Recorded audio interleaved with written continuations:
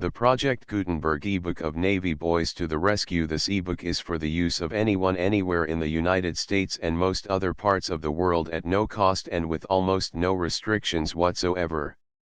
You may copy it, give it away or reuse it under the terms of the Project Gutenberg license included with this ebook or online at www.gutenberg.org.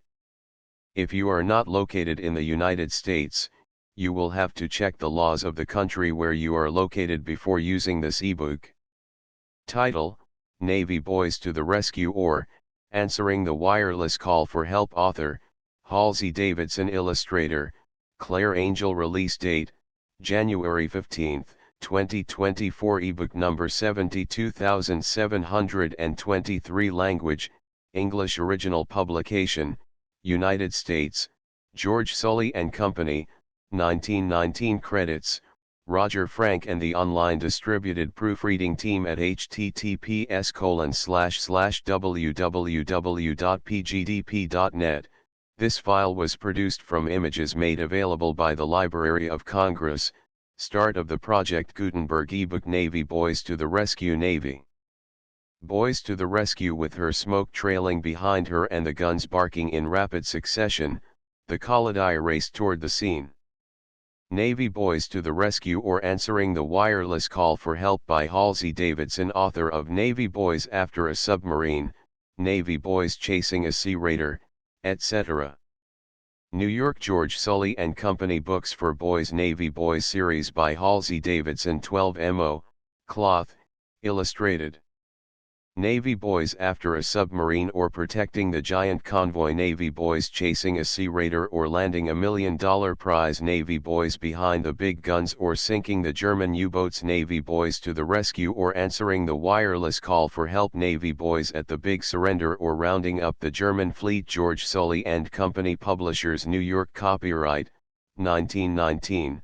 By George Sully and Company. Navy Boys to the Rescue. Printed in USA. Navy Boys to the Rescue. Contents: I, the friendly grip. I, the Hun in his fury. I, the missing man. V, the paper chase. V, the trickster. V, I, work ahead. V, I, on the gray waters. V, I, the Yankee way. 9, Schmarty. X, the terror of the seas. X, I, action. X, I, wireless whispers. X, I, the super submersible. X, V, the mirage. X, V, combing the sea. X, V, I, stations. X, V, I, the Spitfire. 18, ghost talk again. X, a difference of opinion. X, too late again. X, I, the mystery message. X, I, the wireless call for help. X, I, the sea pigeon in sight. X, V, the blind chase. X, V, a new convoy. Navy Boys to the Rescue. Chapter I.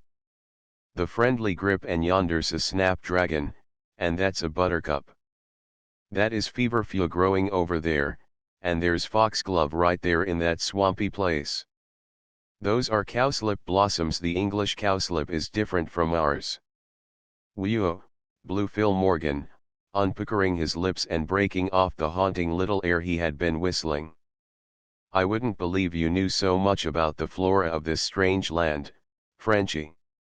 Oi, oi. Is it Flora he's bragging about? Then Frenchie's got a new girl. Sounds to me, mumbled Al Torrance, who lay along the flower-bestrewed bank with his hat over his eyes, that he was discussing the fauna of the country with his snapdragons, and foxes' gloves, and cows slipping. Ignoramus that you are, scoffed Michael Donahue, otherwise Frenchie. I am talkin' to Whistler. He knows something and appreciates the profundity of me learnin'. Yes, drawled Torrance, otherwise Tory, as their leader began droning away, his lips puckered again. He knows just enough to whistle the same awful tune for an hour. What is it, anyway, Phil? The tune the old cow died on, I guess, suggested Icky Rosenmeyer. It's a tune Phoebe was playing on the piano a good deal the last time we were home, said Whistler with some gravity. Wish I'd hear from the folks again. I am worried about Phoebe. He spoke of his eldest sister, who during the last few months had not been well. Although, like many brothers and sisters, Philip Morgan, by his chums usually called Whistler, and Phoebe had their differences, now when far from home, the folks seem nearer and dearer than ever in his mind. Philip Morgan lay with his chums on a bank beside a tiny trickle of water called a brook in that shire, although it was nothing more than a rill. They were high up on the downs, overlooking a port in which the American destroyer Colladile lay at anchor amid a multitude of naval vessels of three nations.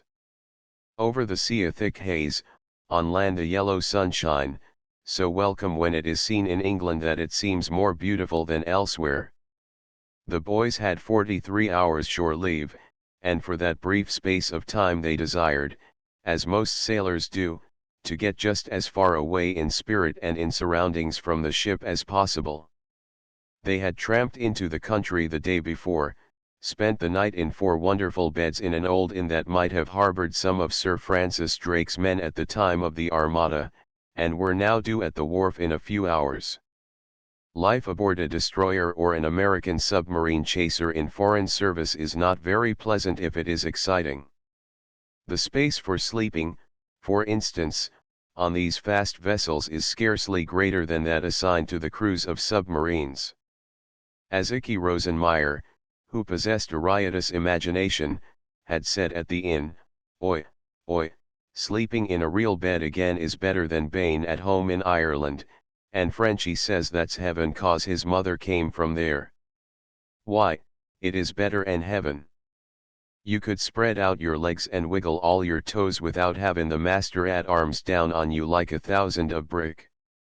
Frenchy, in a dreamy and poetic mood, not infrequent when the romantic Irish blood in his veins was stirred, was gazing off over the sea at the fog bank.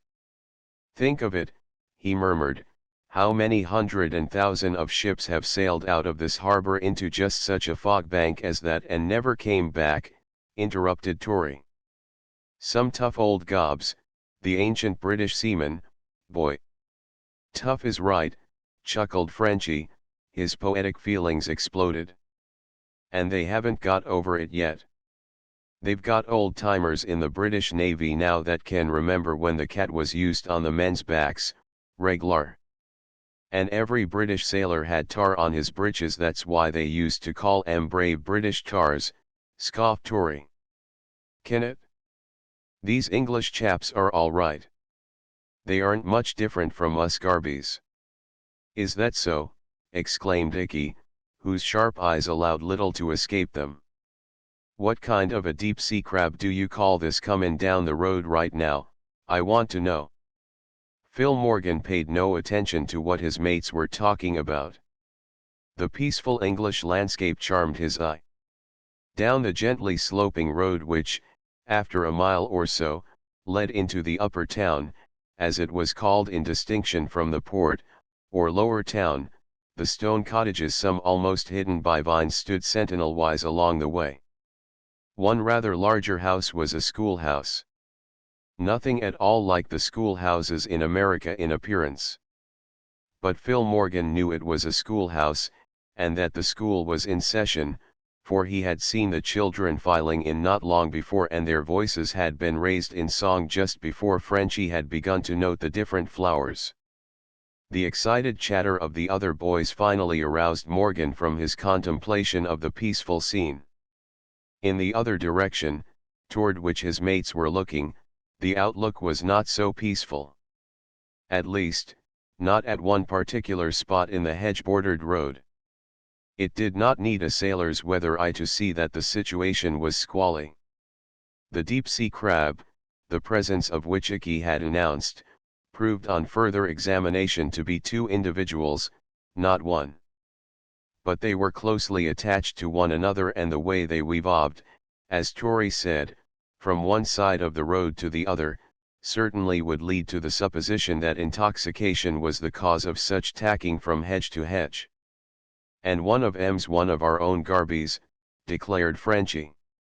"Isn't that a shame? But look at that big feller, will you?" gasped Icky. "Why, he must weigh a ton." "You're stretching that a bit, Icky," admonished Whistler, breaking off in his tune to speak.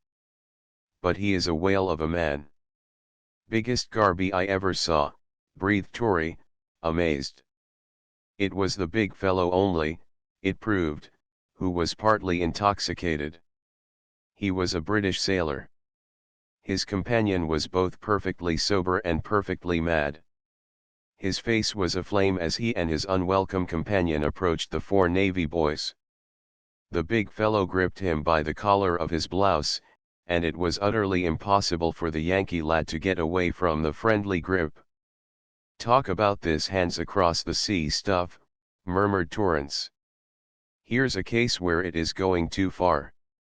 We'll have to rescue a brother Garby, won't we?" "Believe me, that's a reg'lar mama's boy. Johnny Bull has got his grip on, too," chuckled Frenchy. "Hush up, you fellows," advised Phil Morgan, with sudden interest. "I believe I know that fellow." "Not Goliath yonder," cried Icky Rosenmeyer. "I didn't know you sailed with such craft." "The other chap," Morgan explained. "If he's a friend," began Torrance, commencing to roll back his sleeves suggestively. "Sit down," advised the older boy, sharply. "We'd look nice piling onto that big fellow, wouldn't we?" "And the whole of us couldn't handle him," murmured Frenchy. "You never know till you try," said the optimistic Torrance. "This is a case for strategy," stated Morgan. "Now, don't any of you fellows lose your heads." Then he hailed the two tacking along the road, "Ahoy! Hey, you!" The American lad who was held in durance by the British sailor looked up and showed something besides the red flag of annoyance in his countenance. "I say, you fellows," he cried. "Help me out of this, will you?" At this the huge British seaman for the first time appeared to see the four boys on the bank beside the road. "My hi," he bellowed, standing still, but wagging his head from side to side in a perfectly ridiculous way. "My hi. Here's a old bloomin' shipload of 'em. Ahoy, me earties," let the Eagle scream, and he led off in a mighty cheer that awoke the echoes of the heretofore peaceful countryside. Frenchy and Icky, in great glee, sprang up and cheered with him. But the expression in the countenance of the giant's captive caused the two older Navy boys to smother their amusement. "That's the way he's been going on for 4 hours and more," groaned the captive. "Why, he hung on to my collar all the time we were eating dinner up there at that inn. Made the barmaid cut up his victuals for him. Paid her a shilling for doing it." "Say, is her name Flora?" Icky asked, at once interested. "Is that the girl Frenchy was just talking about?" But Torrance quenched him with a hand on his mouth. The situation of the Yankee youth in that giant's hand seemed more serious than they supposed. The grip of the big hand never relaxed. "'Ere we are, all together, me earties," rumbled the giant. "Hi am glad to know ya. Hi am Willem Johnson, I'm that 'ad a barrow in the old Kent Road before the war." "Hand jolly well knowed Hi was to the Perlis," confessed the man frankly. "Hit alus took 6 bobbies to take me in, lads. Hand now one o' the bloomin' hofficers makes me walk a chal klein, hey board ship. Hi tell ya, ain't this war terrible?" "That's what it is," admitted Frenchy, staring at the man with wide open eyes. "Come over here and sit down and tell us all about it," Whistler Morgan said, beckoning. "Hi'll go ya," declared the giant seaman. "And so will me friend, one o' the nicest little Yankees Hi ever come across." The strange Yankee sailor was too much disturbed by his situation to look very closely at Phil and his comrades. The vice-like grip of the semi-intoxicated giant on his collar was the principal thing in the victim's mind. Almost as soon as the British seaman sprawled on the grassy bank, his head began to nod and his eyes to close. "He's going off," whispered Al Torrance. "You'd think he would," returned the victim of the over-friendly seaman, in the same tone, "if you could have seen him eat and drink. You never saw such an appetite. He had everybody at that inn standing around and gaping at us. It was evident that the young sailor felt his position deeply. He was a nice-looking fellow, very neat in his dress, and with delicate features. "How did you come to fall in with him in the first place?" Al asked, as the giant began to snore. "Why," explained the stranger, "I started to walk down to the port because it was so pleasant. He was sitting outside the place where I stopped for tea and muffins after I'd walked away. I had no idea he was so far gone. But he must have been drinking for days," casting a disgusted glance at his close companion whose ham-like hand never relaxed. "He learned where I was going, and he at once got a grip on my collar. He hasn't let go since. I never saw such a man," concluded the stranger morosely. "His hand will drop off when he gets sound asleep," Whistler said comfortingly. "Then we'll sneak." "Don't you believe it," whispered the other in vast disgust. "He fell asleep after dinner, but his fingers are just clamped onto my collar. When I tried to wriggle away, he awoke. See?" He tried to pull away from the friendly grip. At once the British seaman half aroused, but his fingers never relaxed. "William Johnson is my name, seaman's my havo cation. Hi am in this war for a penny bun hand, so is all my nation." "Hooroo," mumbled the gigantic sailor, and fell asleep again. "Now, what do you know about that?" demanded the victim of brotherly love. "And me, well, I'm due aboard the Kaladia today." "The Kaladia," exclaimed the four Navy boys in chorus. None of them wore a designating mark, for they had on their white service caps. But the Kaladia was the Yankee destroyer to which Morgan, Torrance, Donahue, and Rosenmeyer belonged. The four gazed on the stranger with increased interest at his statement. "Say," Whistler asked, "aren't you George Belding? Didn't you and your folks come up to Sea Cove from New York 5 or 6 years ago and spend the summer in the old Habershaw house?" "I'm Phil Morgan. We lived right next to the Habershaw house." "My goodness," exclaimed the strange youth, sticking out his hand to grab Whistler's. "And your father, Dr. Morgan, and mine went to college together. That's what brought us up to Sea Cove." "Sure. My mother wasn't well. We all got fat and sassy up there. I declare I'm glad to see you, Phil Morgan." "Me long-lost brother," whispered Frenchie to the others. "Have you still got the strawberry mark upon your arm?" But Al Torrance was quite as serious as Whistler and the newly introduced George Belding. "Say, fellows," Al said, "if he's going to be one of us on the old destroyer, we've got to help him out of this mess." "Go ahead." "How?" demanded Icky. Al produced a pocket knife which he opened quickly. It had a long and sharp blade. He approached the snoring giant on the bank. "Oi oi," gasped Icky Rosenmeyer. "Never mind. Don't kill him in cold blood. Remember, Tory, it's Germans we're fightin', not these Britishers." "What are you going to do?" demanded Belding. "Cut your collar away," said Torrance. "That's about all you can do. If he wants to hang on to the collar, let him." "It'll spoil his shirt," objected Icky. "Sh. Go ahead," murmured Belding. "It's a good idea. I couldn't get at my own knife and do it, with him hanging onto me so tightly." "Take care, Al," advised Whistler. "And you other fellows stand aside. Be ready to run when George is free." His advice was good. The giant seaman still snored, but it would not take much to rouse him. The five boys were now so much interested in the attempt to get Belding free that they took no heed of anything else. So they were all shocked when a chorus of steam whistles and sirens suddenly broke forth from the port below them.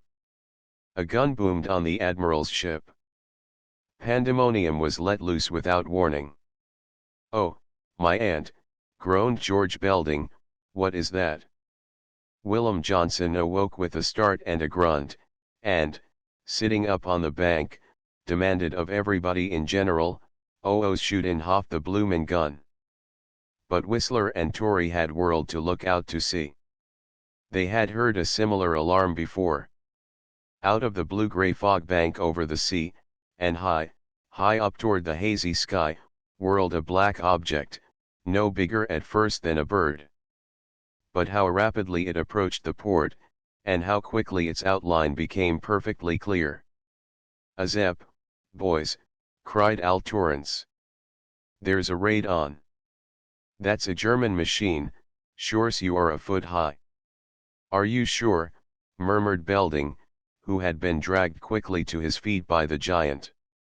"Hit's the bloomin' UNS, no fear it ain't," ejaculated the big British seaman. "Ah! There goes the Ahiri guns." Splotches of white smoke sprang up from several shoulders of the hill that overlooked the port. The watchful coast defense men were not unprepared, but the enemy airship, rapidly growing bigger in the boys' eyes, winged its way nearer to the land, boldly ignoring the shells sent up to meet it. "She's going to drop her bombs right over the town," gasped Whistler, grabbing Belding, who was nearest. Chapter 2 The Hun in his fury wheeling up from behind them on the higher shoulder of the hill, an airplane spiraled into the upper ether, in an attempt to get above the huge machine that had, 2 minutes before, appeared out of the sea fog. But this attempt to balk the Hun, like those of the anti-aircraft guns in their emplacements about the port, promised little success. The fog had made the close approach of the huge Zeppelin possible, and now the rumble of the motors of the enemy machine could be heard clearly by the 4 Navy boys on the hillside and their 2 companions. "Oh, cracky," gasped Al Torrance. "She's coming." "And right this way," gulped Icky Rosenmeyer. "If she drops a bomb, good night," completed Frenchie in a sepulchral tone. "Let's get under cover," cried George Belding, striving again to get away from the friendly grip of the British sailor, Willem Johnson. "Hold on," commanded Whistler Morgan. "No use losing our heads over this. If one of those bombs lands near us, we'll likely lose more than our heads," grumbled Tory. "Wait. If we run like a bunch of scared rabbits, we are likely to run right into danger rather than away from it." "Those horns down there say find a cellar," whispered Frenchie. "Oi, oi," added Icky. "There ain't no cellars up here on this hill yet." "Keep cool," repeated Whistler. The other boys were used to listening to him, and to following his advice. He was a cautious as well as a courageous lad, and his chums were usually safe in following Philip Morgan's lead. These 4 boys, all hailing from the New England coast town of Sea Cove, had begun their first hitch, as an enlistment is called, in the United States Navy as apprentice seamen, several months before America got into the Great War, and some months before the oldest of the 4 was 18. They had now spent more than a year and a half in the service, and their experiences had been many and varied. After their initial training at Sagarak, the big naval training camp, the 4 chums, with others of their friends and camp associates, had been sent aboard the torpedo boat destroyer, Kaladaya, one of the newest, largest, and fastest of her type in the United States Navy. The Kaladaya's first 2 cruises were full of excitement and adventure for the 4 Navy boys, especially for Philip Morgan, for he fell overboard from the destroyer and was picked up by the German submarine U-812, and his experiences thereon and escape therefrom, are narrated in the first volume of the series, entitled, Navy Boys After the Submarines, or, Protecting the Giant Convoy. The second of the series, Navy Boys Chasing a Sea Raider, or Landing a $1 Million Prize, relates the experiences of these 4 friends on a longer and even more adventurous cruise of the Kaladaya. Under the command of Ensign McMasters, the Navy boys as members of a prize crew, took the captured Graf von Posen into Norfolk, and their experiences on the captured raider made a dramatic and exciting story of the day-by-day work of the boys of the Navy.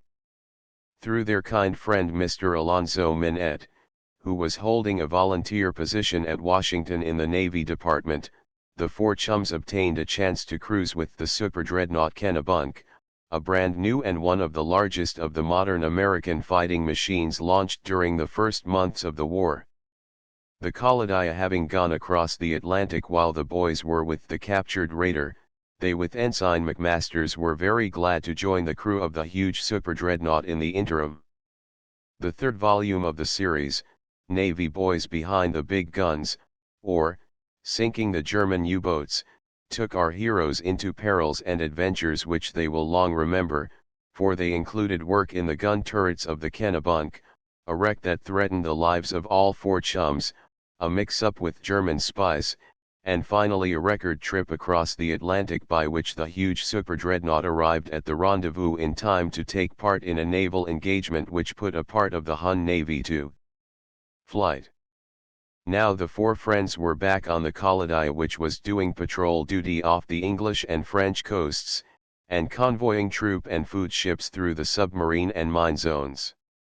The base of the squadron of which the destroyer was a member was at this English port, on the hillside above which Philip Morgan, Alfred Torrance, Michael Donahue, and Icky Rosenmeyer have been introduced just as they met the American sailor lad, George Belding, and his doubtful friend, the giant ex-coster, Willem Johnson. "Keep cool," Whistler urged again, as the Zeppelin sailed inland. "There is no use running." His further speech was smothered by a terrific explosion from the port below. A lurid burst of flame, stronger than the sunlight, shot into the air where a wharf and warehouse had been. Smoke followed, instantly hiding the mark the bomb from the Zeppelin had found. This daylight raid was the boldest the Germans had attempted. The enemy must have supposed the fog was over the land as well as the sea, or he would never have risked the attack. Again a nerve-wracking explosion following a flash of light that seared their eyeballs, and the middle of the town, the marketplace, was shrouded by thick smoke. "The dirty 'ounds," bawled the British seaman, suddenly finding his voice. "The dirty 'ounds. They're killin' women and kids down there. Lemme get my bloomin' 'ands on 'em." He dropped George Belding's collar at last and would have started in a clumsy run down the hill. It was Whistler who stopped him, with a two-handed grip on the Englishman's collar now. "What good would you be down there, man?" the American youth demanded. "You'd only get yours, too, maybe.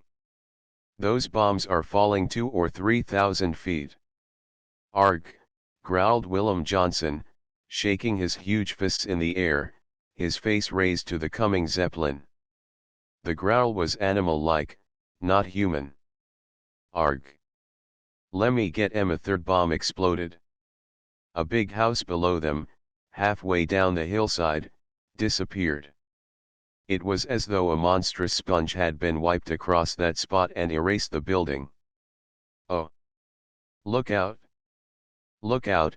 sobbed Frenchy, and covered his eyes with his hands. His chum Icky shook beside him, but could not close his eyes to the horror. The Zeppelin was curving around, evidently determined to make for the sea and the fog bank again. Beneath it, on either side, even above it, the bursts of white smoke betrayed the explosion of aerial shells the defense guns were firing at the enemy machine. And all the time the single British airplane on duty was climbing skyward. "If that thing can only get above the Zepp," murmured Al Torrance. Suddenly the airplane darted toward the sea, in a sharp slant upward. Bravely the pilot sought to cut off the Zeppelin's escape into the fog bank out of which she had burst 5 minutes before. Guns from the Hun's airship began to bark. They were firing on the British plane. The latter's guns made no reply as she continued to mount into the upper air. The course of the Hun machine was changed again. In approaching the hills surrounding the port, the Zeppelin was brought much nearer to the earth. The ship was indeed a monster. Swung landward to escape the mounting airplane, the Zeppelin, its motors thundering, came closer and closer to the spot where the American sailor boys were standing. "Blee me," roared the apparently fast-sobering Britisher. "They are goin' to drop one o' them blursted buns on our bloomin' eads." "Buns is good," groaned Al. "Here she comes." It seemed as though the great airship was directly above them. The boys actually saw the bomb released and fall. There was no possible mistake on the part of the brutal crew and commander of the Zeppelin. They knew very well the bomb would fall upon no warship in the harbor, or any possible storage place of munitions. Up here on the hillside were nothing but little dwellings and the schoolhouse. As though it were aimed at that house of instruction, the great shell fell and burst. If teacher and pupils had descended into the cellar at the first alarm of the horns and guns, it would scarcely have availed to save them. The shot was too direct. One moment the green-tiled, freshly whitened walls of the schoolhouse stood out plainly against the yellow and green landscape. Then, with a roar, it was wiped out and a huge balloon of whitish-brown smoke took its place. The explosion shook the air and the earth. The group of Navy boys were struck to the ground. Only the gigantic figure of Willem Johnson remained erect, and he wavering on his feet and mouthing threats at the enemy. "They killed him! They killed him!" he bawled, when he could be heard. "The women and the kids!" He started on a staggering run, up the road this time, as though trying to follow the wake of the fast-descending Zeppelin. The British airplane was above the enemy machine and was raking it with machine gun fire. Some damage had been suffered by the Zeppelin. She was descending, out of control. But Morgan ran down the hill, toward the bombed schoolhouse or the place where it had been. The other boys followed him. Frenchie was frankly crying, and Icky clung to his hand as though afraid to let go. Chapter 3: The Missing Man. The smoking ruins of the schoolhouse and its outbuildings were now visible.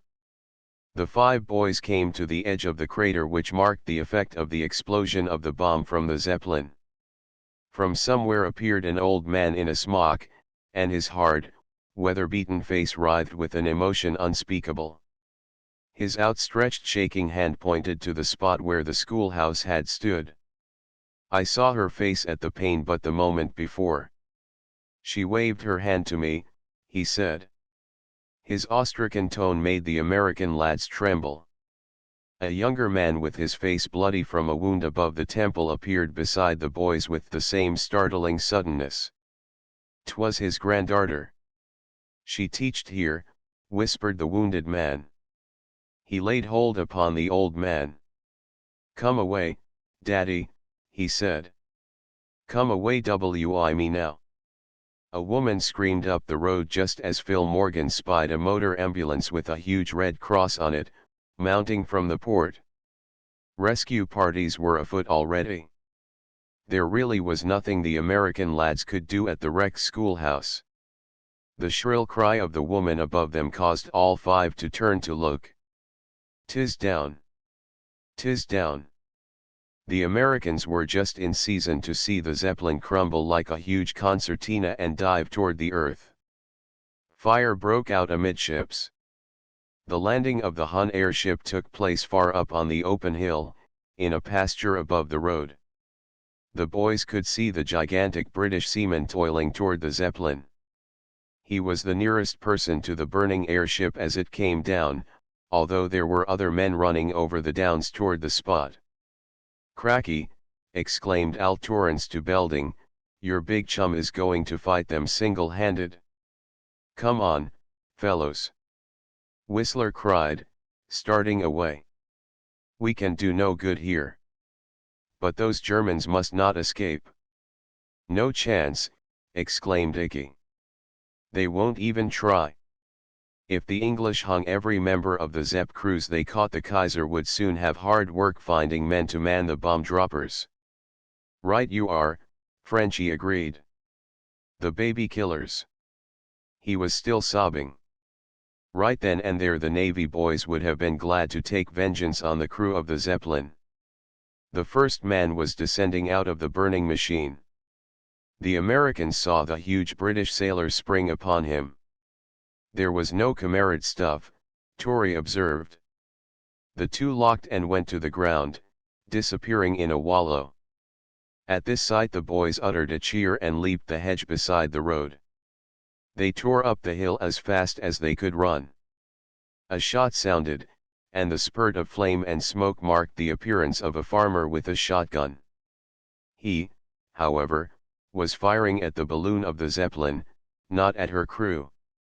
From the machine a second figure dropped to the ground, and just as the farmer fired his second barrel, this second member of the crew darted away from the burning wreck and disappeared into the firs that covered the summit of the hill. "That Heine's running away, Whistler," cried Al, but kept on himself with the younger boys toward the airship. Belding looked at Whistler. "Shall we let him beat it?" the former asked the Sea Cove boy. "Not on your life," Whistler cried. "Come on. If we're not a match for one Heine we two." Then they turned directly up the hill, and in 2 minutes were over the ridge. Instead of the smooth pasture land they had just crossed, the side of the hill was of barren soil and covered with boulders. To follow a trail here was scarcely possible, but the two American boys soon found traces of the Hun, where he had broken through the bushes on the summit. "We don't know this country," Whistler said cautiously. "There may be lots of hideouts around here."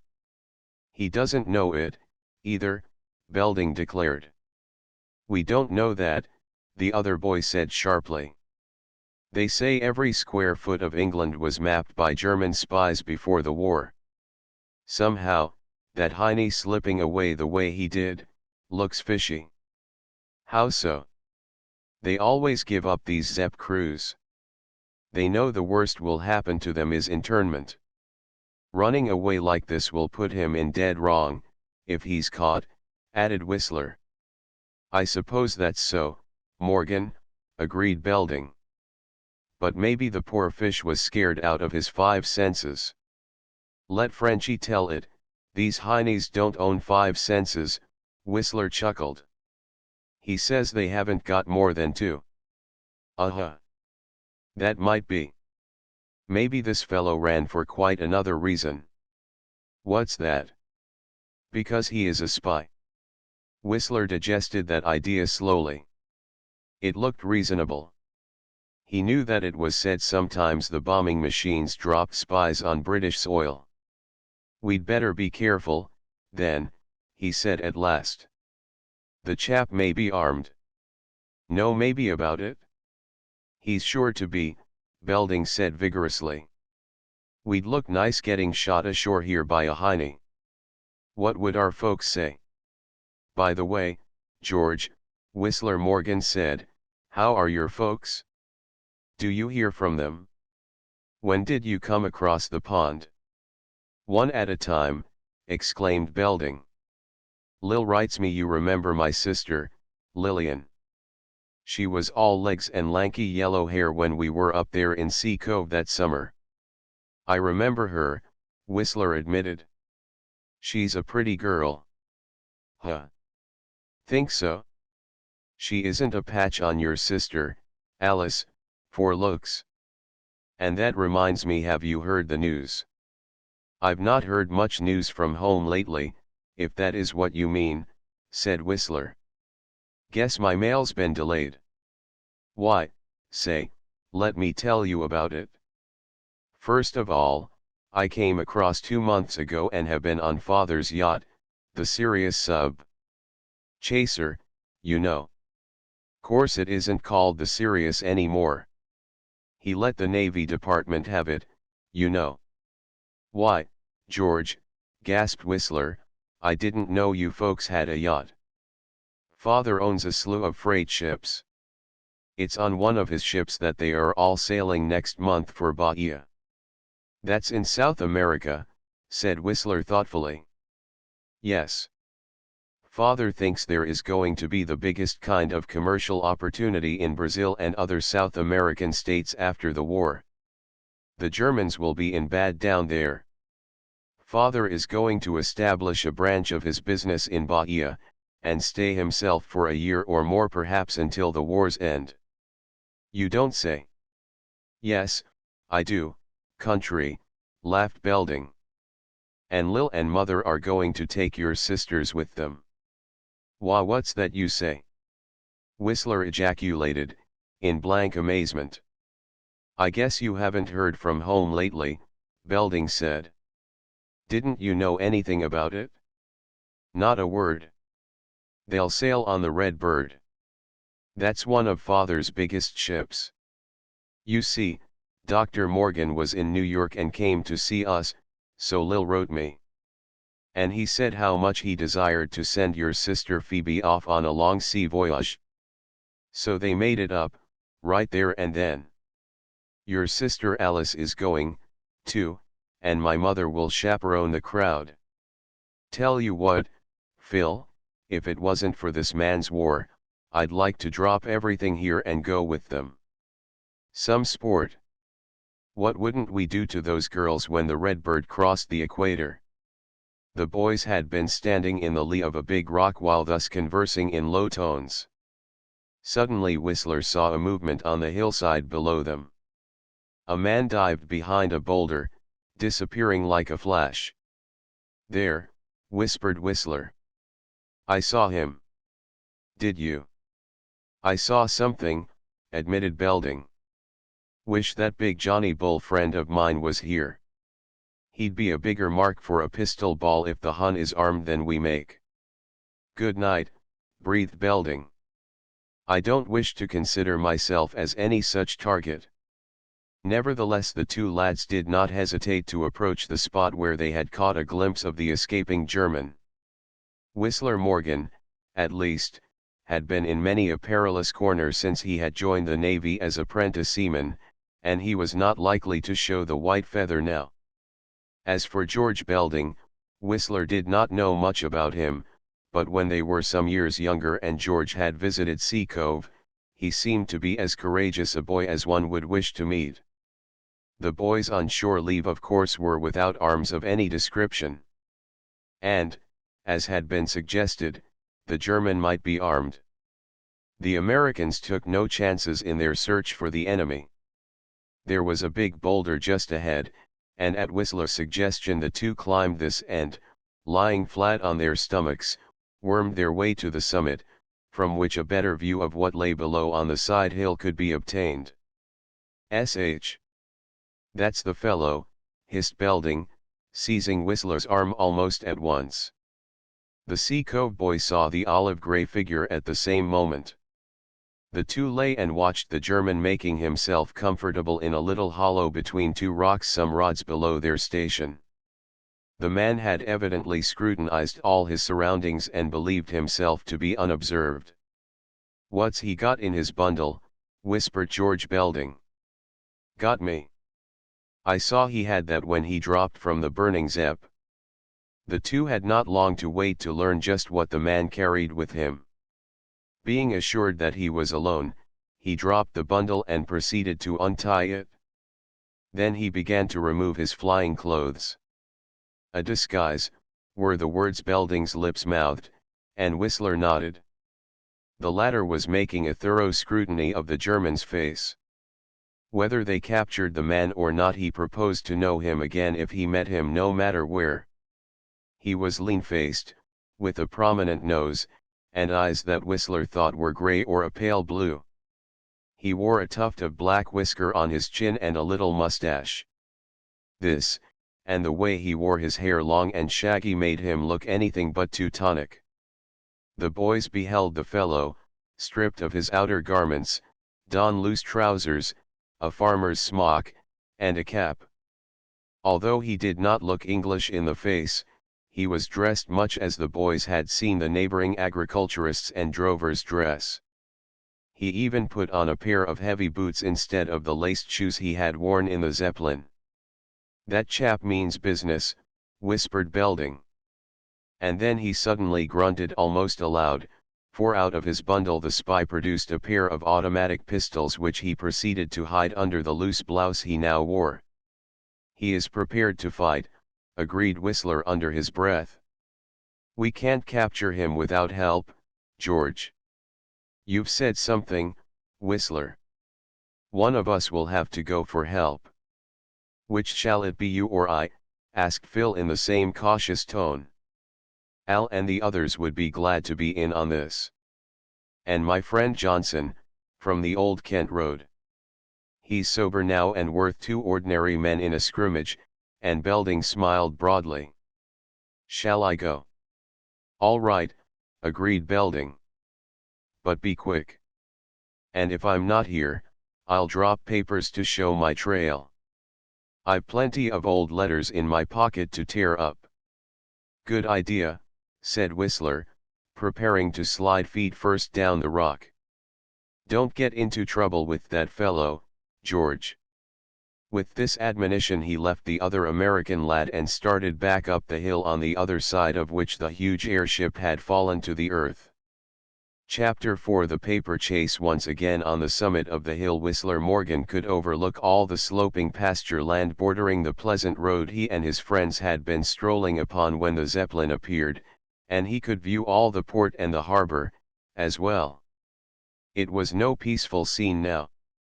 The bombing of the port had done no damage to the shipping, but there were fires burning in 3 places in the town, as well as on the site of the schoolhouse and where the Hun airship had fallen.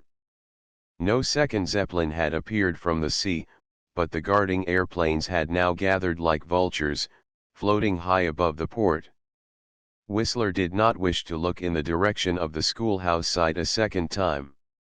The shock of the destruction of all those innocent children was too fresh in his mind for him to be willing to view the spot closer. The crowd gathered about the steaming ruins were made up for the most part, probably, of the bereaved parents and friends of the victims. In the opposite direction, up the road, where the twisted wreck of the Zeppelin lay, the American lad could distinguish the figures of some of his friends. He hurried in that direction, and as he drew near he saw that the crowd here gathered was very much excited. The man who had previously used the shotgun was waving his weapon threateningly, and some of the other people of the countryside were shouting at the group of gray-green figures that was plainly the crew and officers of the wrecked airship. One of these Germans, a big fellow, showed marks of a serious beating. He was the fellow, Whistler was sure, that Willem Johnson had attacked. The giant British seamen and the Kaladia boys were right up in the forefront of the threatening crowd facing the Germans. But Whistler saw that there was a British naval officer and several constables in charge of the prisoners. "Remember, my man, that you wear the King's uniform," the British officer was saying to the giant as Phil approached. "I shall have to report your attack upon this prisoner." They all gave themselves up and they were all armed, every one of them, put in Frenchy, sotto voce. The officer glared at him, but it gave Willem Johnson courage to add, "Who says they didn't try to escape? Hi got the first bloke out of the machine, hi did. Then hother folks run up and 'twas all over." "I saw one run," Frenchy declared, looking boldly at the naval officer. "So did I, sir," added Al Torrance. "You mean that one of these Germans tried to run after the seaman here made his unwarranted attack upon them?" asked the officer sharply. "Bill jumped on the first fellow out of the machine," Al said with confidence. "The second chap ran up over that ridge and disappeared." "Nonsense," exclaimed the officer. "Here are 14 all that were in the crew, so their commander says. And I wouldn't believe him if he swore hid on a stack of Bibles as I as a ooze," cried the coster. Just at this juncture Whistler Morgan interfered. He said very respectfully to the Navy officer, "Beg pardon, sir, but the German that escaped is over behind the hill now. One of my chums and I chased him, and do you mean to tell me there were 15 members of the crew of this Zeppelin? I'm not sure of that.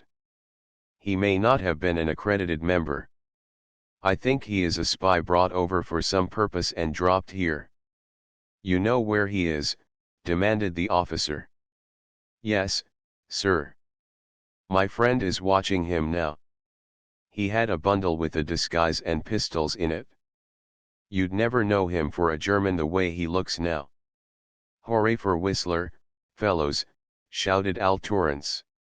Let's all go after the Heine. The boys from the Collidia started away from the wreck at once, but the British naval officer called after them, "Hold on, my lads. I can't have you going alone on such a mission. If there really is a spy at large, he's at large." "All right, sir," Morgan interposed. "Give us Willem Johnson and we'll get the fellow, sure." "Aye, lad," cried the giant sailor. "We'll get him, dead or alive." "You see that you get him alive, Bill," said the officer, sternly. "No mistake about that. I'll have to explain you're pounding this fellow all up." "Blee me," said Johnson, "I didn't begin to treat him rough enough." But this was under his breath and after he had turned away to follow the four Navy boys. The officer did not hear the comment. By Whistler's advice they all stooped at the summit and crept over the ridge among the bushes and rocks, endeavoring to keep their bodies out of the view of anybody below on the hillside, where Phil had left George Belding and the German spy. "It's a fair chance, lads, they seed me," remarked the British seaman. "But mebbe they'd spot me for a bloomin' cow." "Where's that other fellow, Whistler?" asked Al Belding. "Did you call him?" "Yes. You ought to remember him, Tory. He was all one summer at Sea Cove. And say, his folks and my folks are in the most wonderful mix-up. Wait till I get a chance to tell you all about it."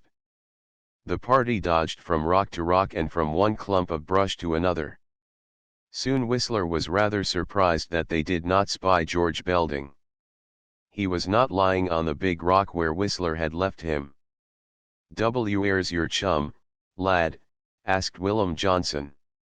"I guess the spy must have moved." "George would follow him," Whistler said with confidence. "But how shall we know which way they have gone?" "We're no Red Indians on the trail," Frenchy observed. "Oi, oi," added Icky Rosenmeyer. "It's near sunset, too." "Don't be afeard, lad," advised the big sailor, wagging his head.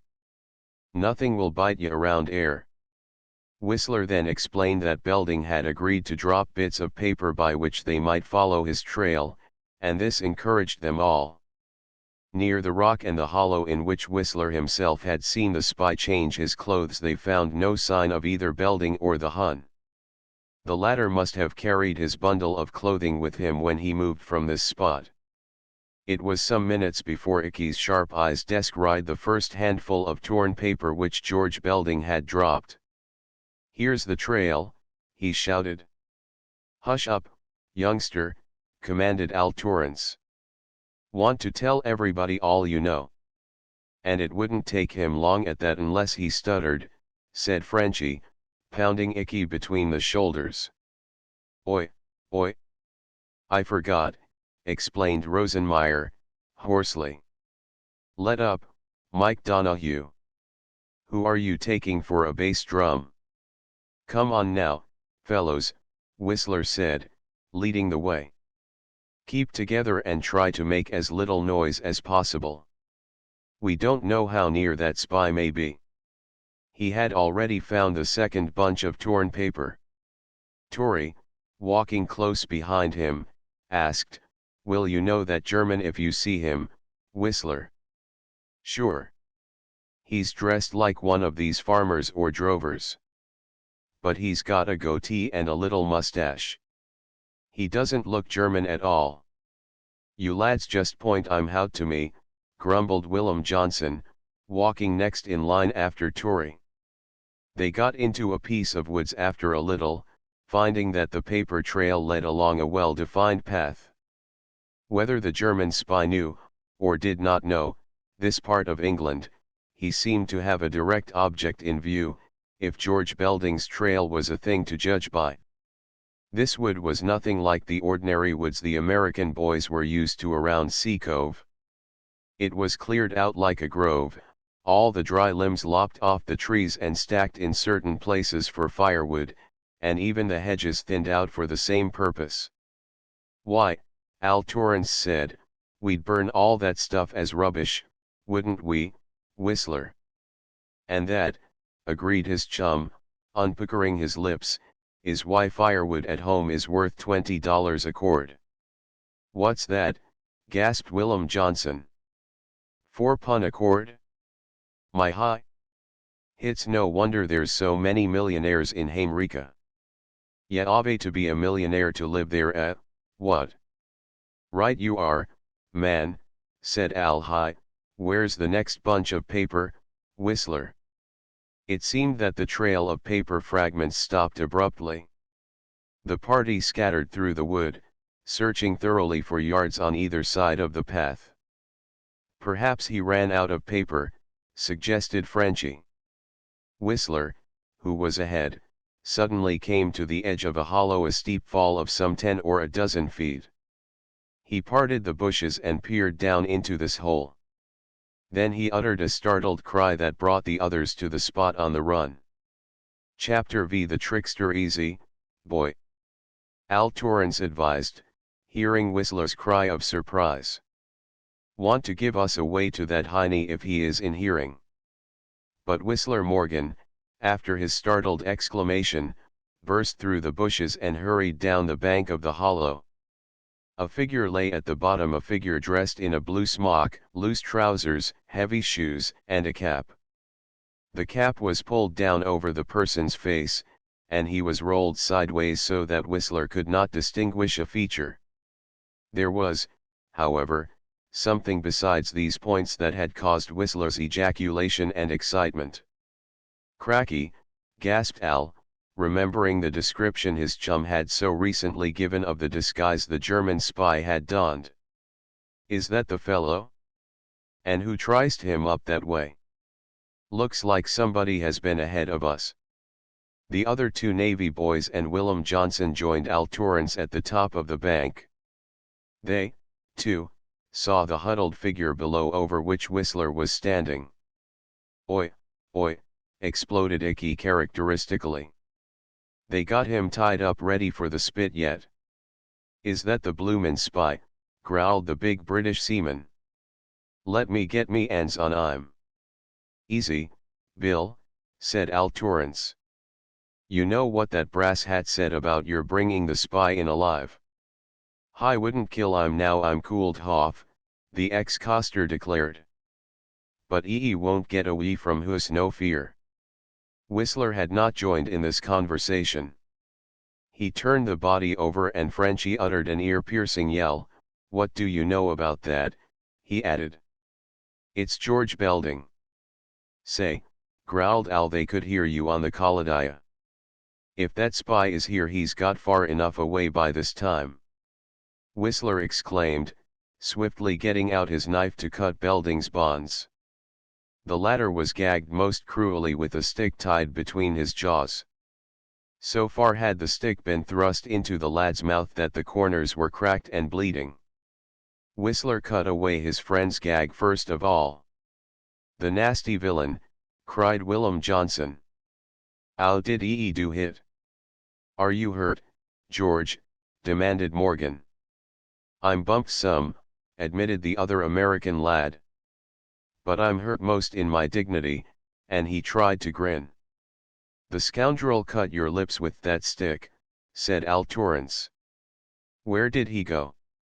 "Ask me something easier. I only know he went, and if he kept on the way he started he's a long way from here by now." "But where are your clothes?" demanded Whistler Morgan. "What do you think?" cried Belding. "The dirty hiney is wearing them." "Good night," gasped Frenchy. "Is it a U.S. sailor he wants to be?" "Tell us," commanded Whistler earnestly. "Why, you see," Belding responded, getting up now after having rubbed his chafed ankles. "It was like this, just as soon as you got out of sight, Morgan, the hiney began to travel. I started right after him, and he came down here into this wood. I believe I wasn't very smart, or he was smarter than I guess. That is pretty well proved, isn't it?" And Belding smiled wryly. "I had in mind all the time that he had 2 pistols under the smock he wore, so I tried not to attract his attention. You can see I failed in my attempt." "How did it happen?" Whistler asked. "I stepped on a stick. I suppose that was what put him wise to me. Anyway, the stick cracked. I jumped behind a tree. I could see him ahead of me in the path, and he did not turn his head or apparently hear the crackling stick. But he must have been sharper than I thought.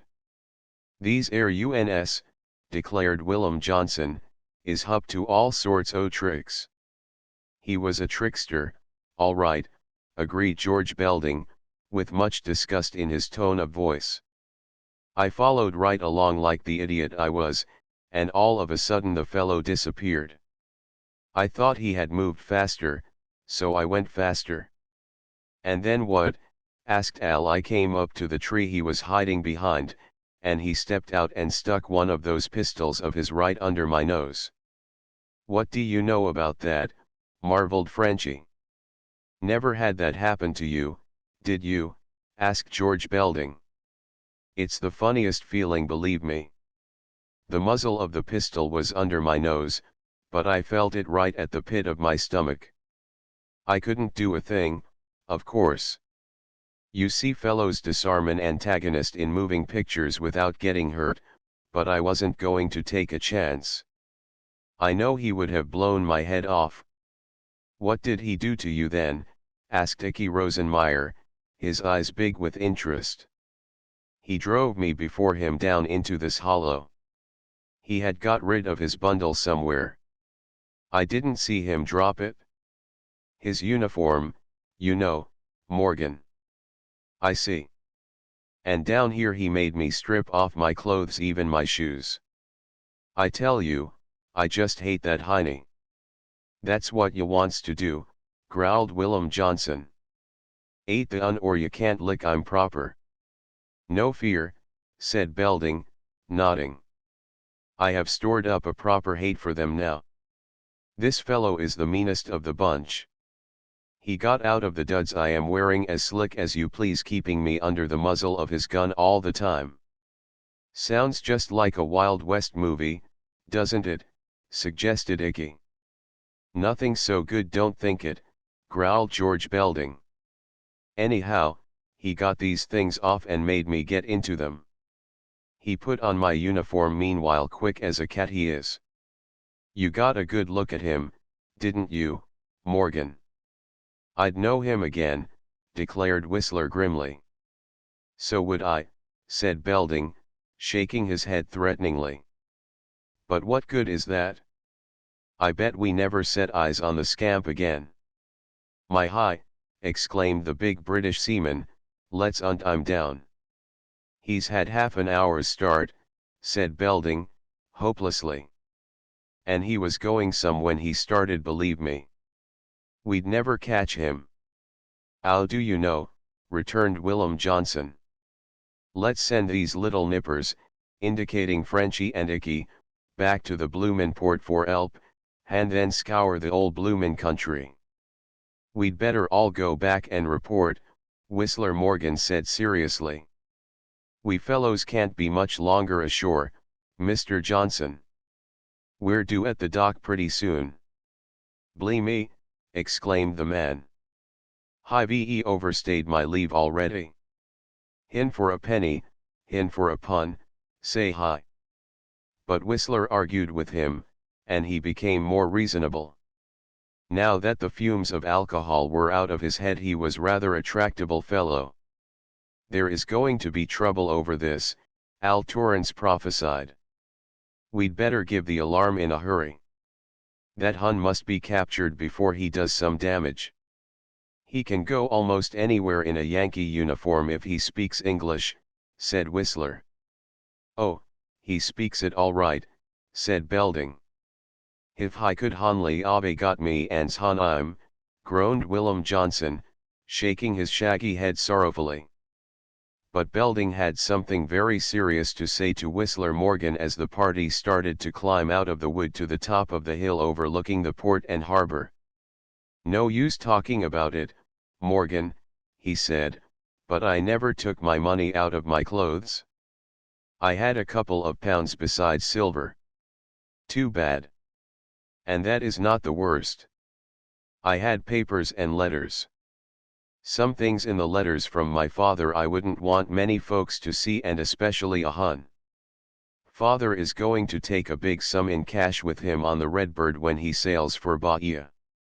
Gold, Morgan, thousands and thousands of dollars in gold coin. Whew. Some prize for a Hun U-boat. And think of my folks and your sisters aboard the Redbird. It's going to worry me until I know this scoundrel is captured and I get back my papers." Chapter 6 Work ahead. When the four Navy boys and their friends came over the summit of the hill behind the English seaport which the Zeppelin had so recently raided and where it had come to grief, the bomb-set fires in the town had become controlled. Even the conflagration at the point where the Zeppelin had fallen was now entirely smothered. Fortunately, neither the Marine Hospital nor the Port Admiral's headquarters had been hit by the Hun bombs. The first named was crowded with refugees from merchant ships sunk by the Hun submarines or blown up by floating mines. Almost daily the remnants of the unfortunate crews were brought in, for by this time the Germans had begun shelling the boats as they escaped from sinking ships, striving to carry out their masters' orders, that no trace be left of such breaking of the international law agreed to long since by all civilized nations. But if the hospital was not hit, damage enough had been done in all good conscience. The crowds were gone from about the wrecked Zeppelin and from the bombed schoolhouse. The shelling of open boats at sea was not a greater crime than the indiscriminate dropping of bombs on this unfortified town, and the wiping out of that school teacher and her pupils could never be forgotten.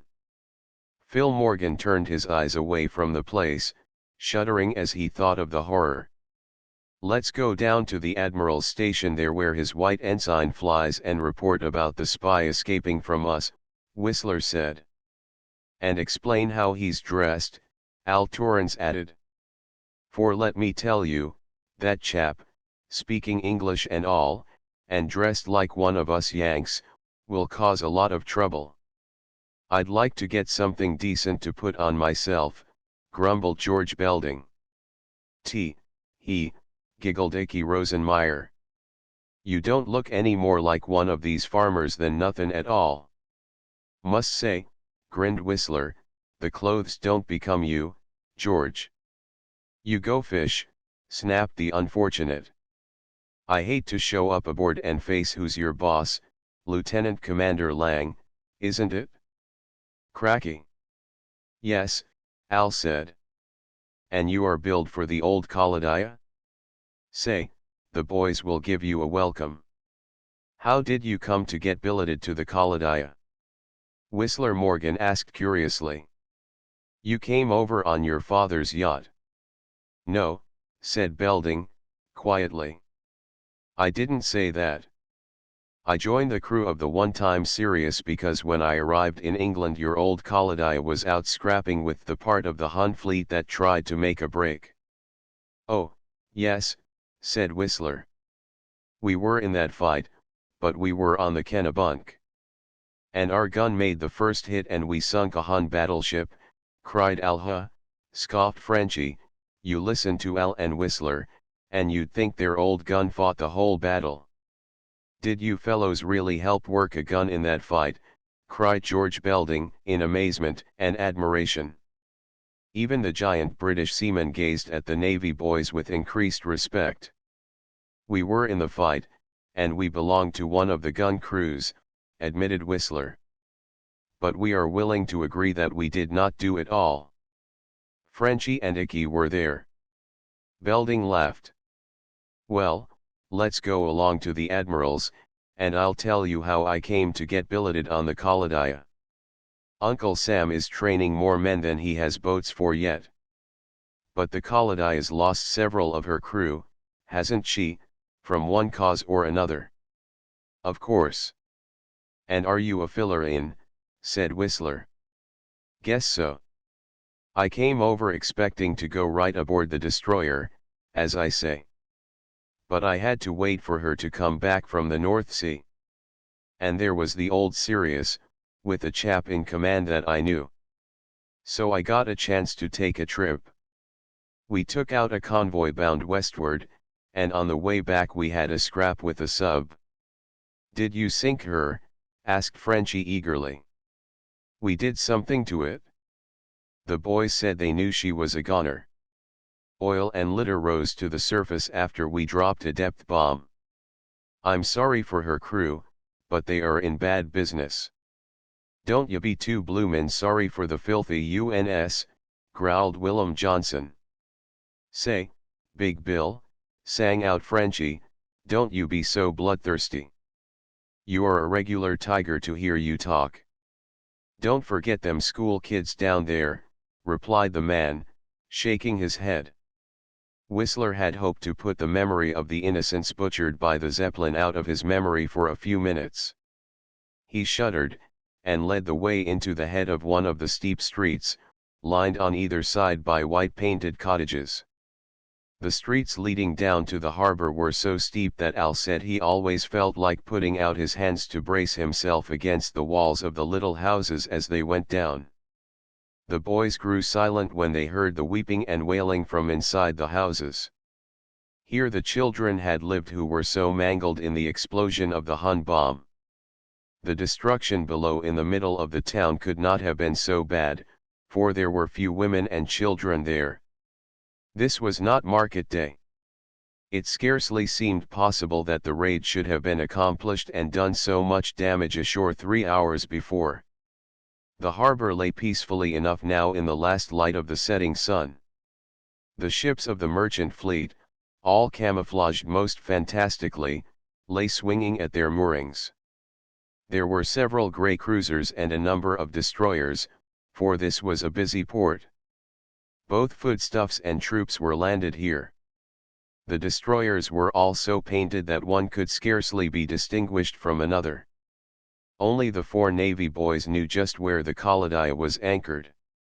The party arrived at the Admiral's station and were stopped by the sentinel at the gate. The Admiral was not at his desk, for he was out viewing the damage the bombs had done, and to interview the prisoners brought in. But there was an officer who heard the boys' report and thanked them for what they had tried to do. George Belding gave a complete description of the daring spy who had landed from the Zeppelin. It was pretty sure that he and Whistler Morgan would know the fellow if they ever came face to face with him again. The ex-coster would have to face punishment when he got aboard his ship. "Hits me for the dungeon," was the way he expressed his expectation of spending some time in the ship's brig. "Goodbye, lads," he said on parting from the Americans.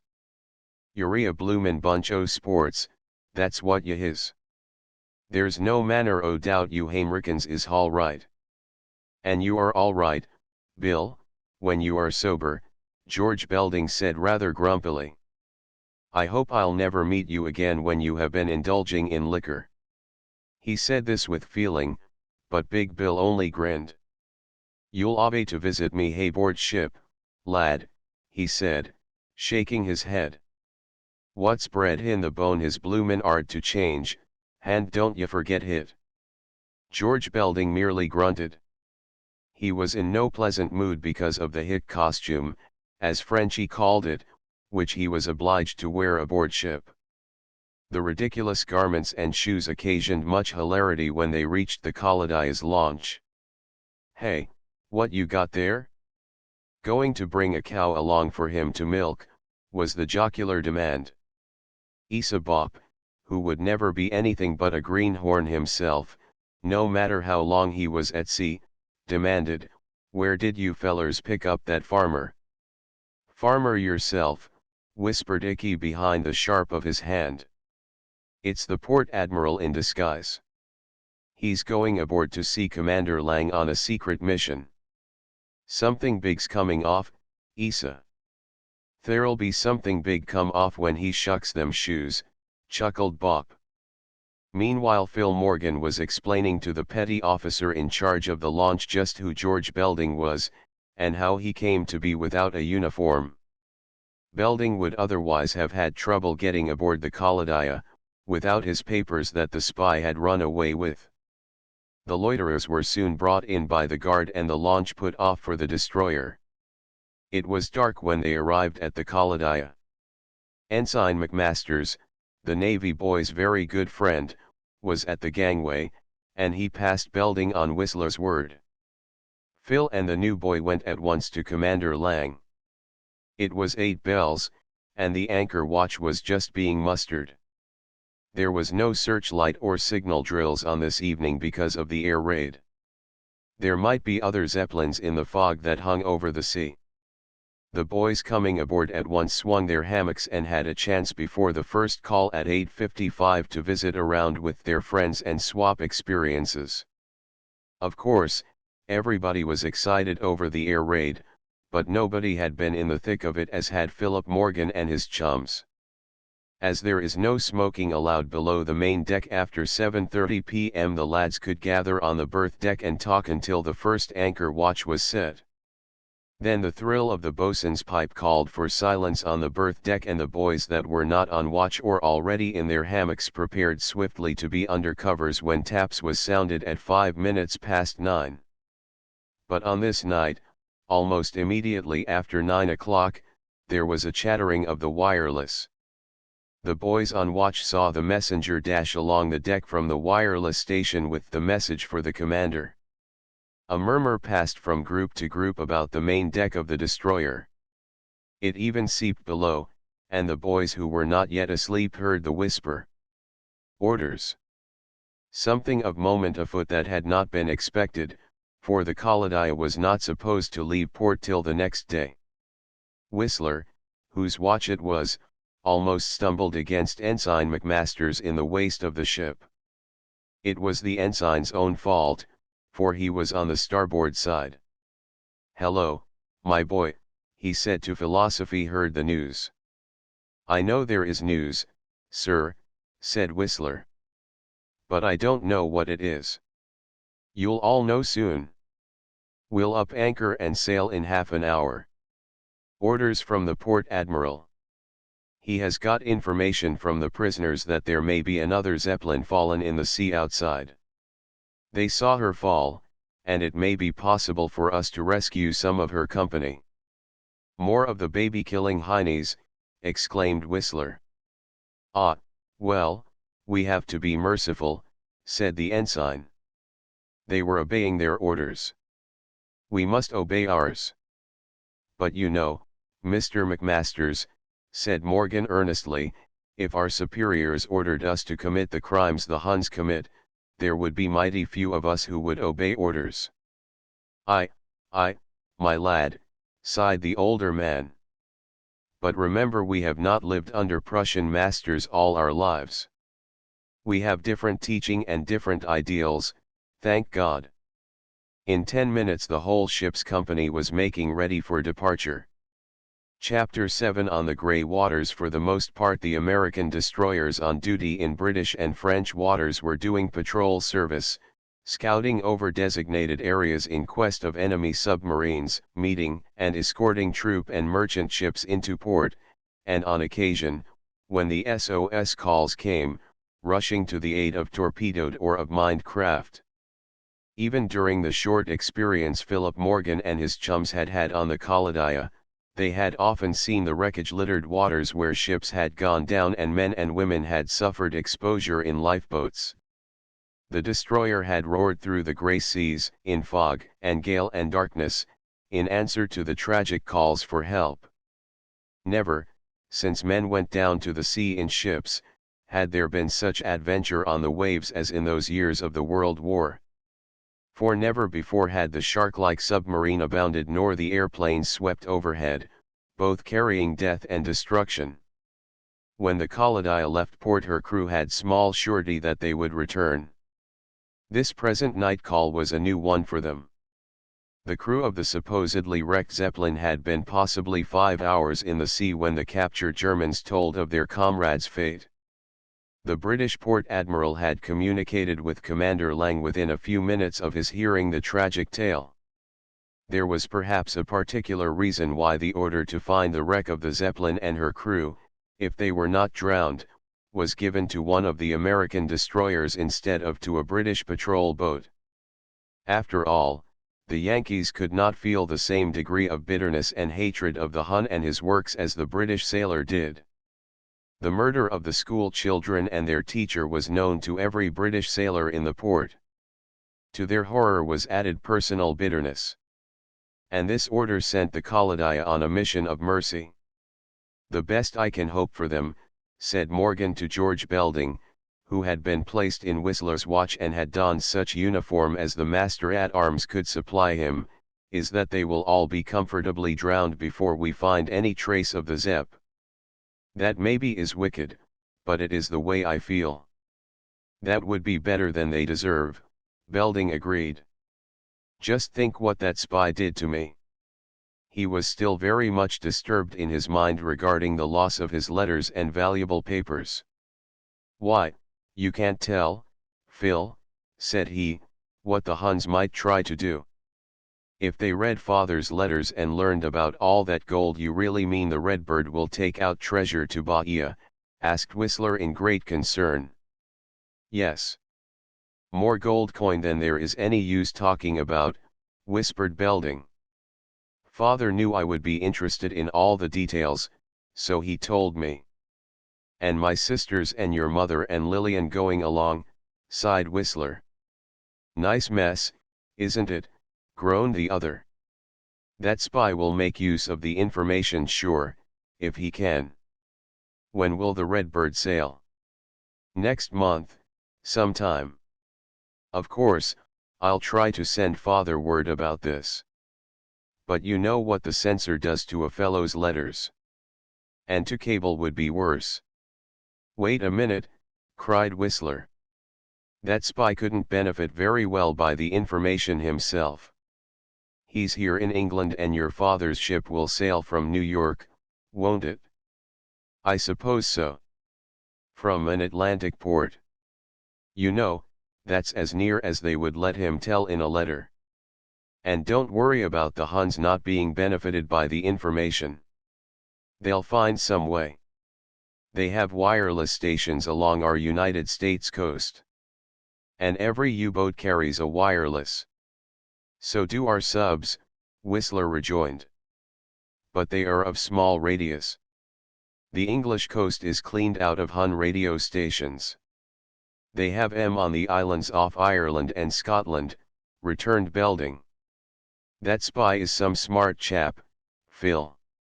I'm awfully worried. I'll write Father, of course, as clearly as the censorship will allow. But it may be too late. The Redbird may have sailed or a U-boat may sink the mail ship. You don't want to lose your courage over it," advised the Sea Cove youth. "We mustn't expect the worst. Of course, with Phoebe and Alice aboard I shall be worried until we hear that they have arrived safely at Bahia. And it takes a long time for a sailing ship to reach that place from our North Atlantic seaports," responded Belding. They talked thus in whispers while hanging to a wire stay. The Kaladia was running without lights, every inboard lamp carefully screened, although the night was black. Before Whistler and Belding went off watch it had begun to rain, and a fierce, chill wind was blowing. The sea was beginning to kick up, and a sailor had to be a good acrobat to get into his hammock on the destroyer. The new watch went on deck in rubber boots and slickers, and the gun crews, who were always on duty at sea, day or night, sought such cover as they could find. It was a nasty voyage, and they were not inspired with the thought that they might be able to save the Germans' lives. The bearings of the spot where the second Zeppelin had fallen had been given to the port admiral and by him transferred to Commander Lang with precision. It was a long run to this point, the boys knew. The destroyer could not possibly make the point indicated before daybreak. Yet most of the younger members of the crew, whether it was their call or not, were up in season for 5 o'clock coffee. The excitement grew as the light became stronger and more could be seen of the gray, tossing sea. It was a bad lookout for rescuing anybody. To put out a boat in such a sea would be a task that the hardiest of the Kaladia's crew shrank from. Now and then a comber rose over the destroyer's rail and tried to wash her deck. But the 1,000-ton fast steamer escaped most of these old he waves, as boatswain Hans Herdig called them. Herdig was from Sea Cove, too, and was a particularly good friend of Whistler and his chums. 7 Knot was his nickname aboard the Kaladia, and the boys had had many adventures afloat and ashore in his company. "I ain't got much use for them squareheads," Hans declared, "and after what they done back there, I dunno as these fellers, what would have done the same had they reached land, should be helped yet." "Not much likelihood of our finding them at all," one of the other men said. 10 hours in the water now? And the bag of the Zepp is bound to fill with water and sink the whole framework. Those heinies will be kicking about in pretty wet water." This was the attitude of most of the crew, yet there was great curiosity among them to see what was left of the Zeppelin that had fallen into the sea. Commander Lang conferred with the navigation officer and his other chiefs. The Kaladia had reached the spot indicated in their orders from the port admiral. Now all they could do was to sweep in circles about the designated place and keep an extra sharp lookout. In fact, every man who could get on deck was watching the tumbling seas for any sign of wreck or castaway. After all, as the minutes passed and nothing at all was descried where they had expected to find survivors of the Zeppelin, even the roughest members of the crew stopped growling about the heinies. It was one thing to give vent to the bitterness they felt against the Germans in speech, it was another thing to think of those 14 or 16 men struggling for so many hours in the icy water, and finally being drowned so miserably. The hammock stowers had just stopped down the hammock cloths and the boys had got their mess gear preparatory for breakfast at 7:30 a.m. when there came a hail from the mast. One of the lookouts had descried something in the east. He pointed, and excitedly yelled his directions to the watch officer. The Kaladia's engines began to speed up. When she went her full 30-odd knots her hull shook as though she would rattle to pieces. The life of a destroyer in such work as the Kaladia had been doing since she was launched, can be only a few months. Commander Lang was already talking to his officers of the time when she would have to be scrapped. Meanwhile her record would amply repay the Navigation Bureau for building her. There was no doubt of that. Now she pounded away at top speed for the point where the lookout had seen something afloat on the tumbling seas. All through this trip, not only the destroyer's commander, but many of the more thoughtful members of the crew, had half suspected a German trick. It would not be outside of possibility, or probability, for the crew of the Zeppelin brought down ashore to send a rescue ship to sea into a trap arranged with the usual German ruthlessness. It was possible that there had been no second Zeppelin at all, but that the Kaladia was steaming at her best pace to a rendezvous with a U-boat prepared to torpedo her. Tricks quite as vile had been played before by the Hun. Commander Lang, with his binoculars to his eyes, got the spot on the sea that the lookout had observed and kept his glasses trained there. It certainly was not a periscope they saw, yet it might be some wreckage held together for the special purpose of masking a periscope. The gun crews were at their stations and the men handling the depth bombs were ready on either side and fore and aft, to drop the deadly explosives if it was found that the Kaladia had run into a trap. Chapter 8 The Yankee Way. The sharp hull of the 300-foot destroyer cut through rather than rode the waves. She was seaworthy enough, but in a cross sea like this, she rolled and dipped tremendously, as well as bucking right through the combers after the fashion of a pilot fish. One had to be well seasoned to her habit to stand such a tumbling about as the Kaladia gave her crew. If George Belding felt any qualms, he was able to repress them. He was a good sailor anyway, and having just come from a stiff cruise in the Bay of Biscay in his father's transformed yacht, he proved himself to be a tolerable seaman. Belding was a manly fellow without being as rough as many of the sailors. Like the four Navy boys, he was greatly interested by the view they all acquired very soon of the floating debris that had first been spied from the mast. The distance being so great, they could not immediately be sure whether the wreck was that of a boat or an airship. It was at first merely a blotch of darker color on the tumbling gray sea. "Looks more like a dead whale with a framework of scantling about it than anything else," Ensign McMasters told the boys. "It might be a whale at that," commented Al Torrance eagerly. "They say that many a whale has been killed by depth bombs." "Hi," ejaculated Frenchy Donahue. "There's a flag flying from a staff." "I can see it." "No dead whale would be likely to fly a flag," Whistler said, smiling. "Commander Lang had better have a care," grumbled George Belding. "This may be a trap, after all." The Kaladia steamed on at undiminished speed. The outlines of the wreckage grew clearer despite the raging rainstorms that swept now and then across the gray waves. The vast hulk of a collapsed bag of silk cloth it was never canvas could have belonged to nothing but one of the German airships. "Half-sunken Zepp, sure as you are a foot high," declared Al Torrance. "No argument on that score," admitted another of the boys. "Do you suppose any of the poor chaps can be alive?"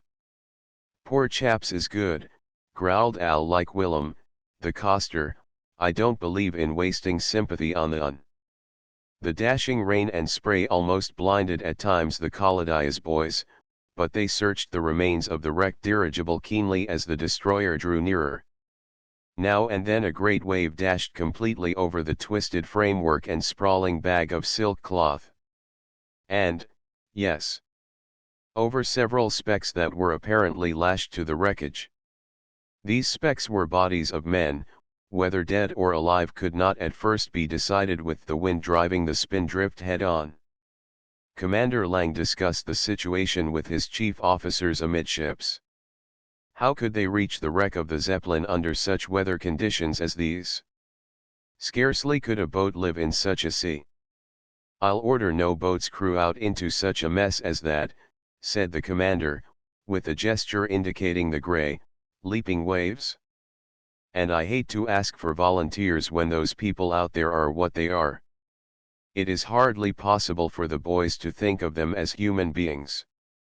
They are set aside from us, they belong to another race, a race that has shown neither mercy nor compassion." "It will have to be volunteers, if anybody," said one of the other officers. "But I've a wife and children. If I am ordered, I'll go. But no volunteering to get those Huns, for me." Among the crew the indications were that they felt about the same as the officers. Said Hans Herdig, "Who would volunteer to save them squareheads yet?" "Not me." "What would they do if they were in our place?" another of the seamen asked. "They can watch women and babies drown. Why should we worry about them?" "Because we're Americans, I suppose," said Al Torrance gravely. "It's not done anymore, not by real folks. Yankees to the rescue, old man. Somebody's got to go and pick those heinies off like ripe blackberries off the vine." But more than a few of the seamen shook their heads and said, "Not me." Of course, volunteers had not yet been asked for, nor did anybody seem to know just what course should be pursued in striving to rescue the crew of the Zeppelin. Whistler Morgan and George Belding, standing well forward, looked long and earnestly at the imperiled men on the wreck, then they looked into each other's faces. "What do you think?" Belding asked, his lips making no sound that Phil Morgan could hear, but his words easily read by Whistler. "If the Kaladia shoots beyond the wreck, asked Whistler, moving his lips in the same way so that George could read what he said. I could drift down to it with the current. In a boat? Asked Belding doubtfully. With lifebuoys, Whistler explained. Belding understood the scheme and nodded. Whistler said, I'll speak to Mr. McMasters. He went aft immediately to find the ensign. Finding Belding close at his shoulder, Whistler said, You don't need to get into this, George. What would your folks say? Just about what yours will say if you chuck your life away for the sake of a lot of heinies, returned Belding briefly. You can't do it alone.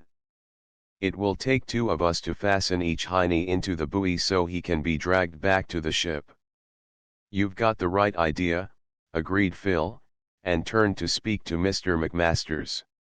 What do you two chaps want to do? Throw your lives away for scum like them, was the ensign's first comment upon Whistler's proposal. McMasters had risen from the forecastle himself, having won his billet by hard work. He was apt to look upon most things from the sailor's standpoint.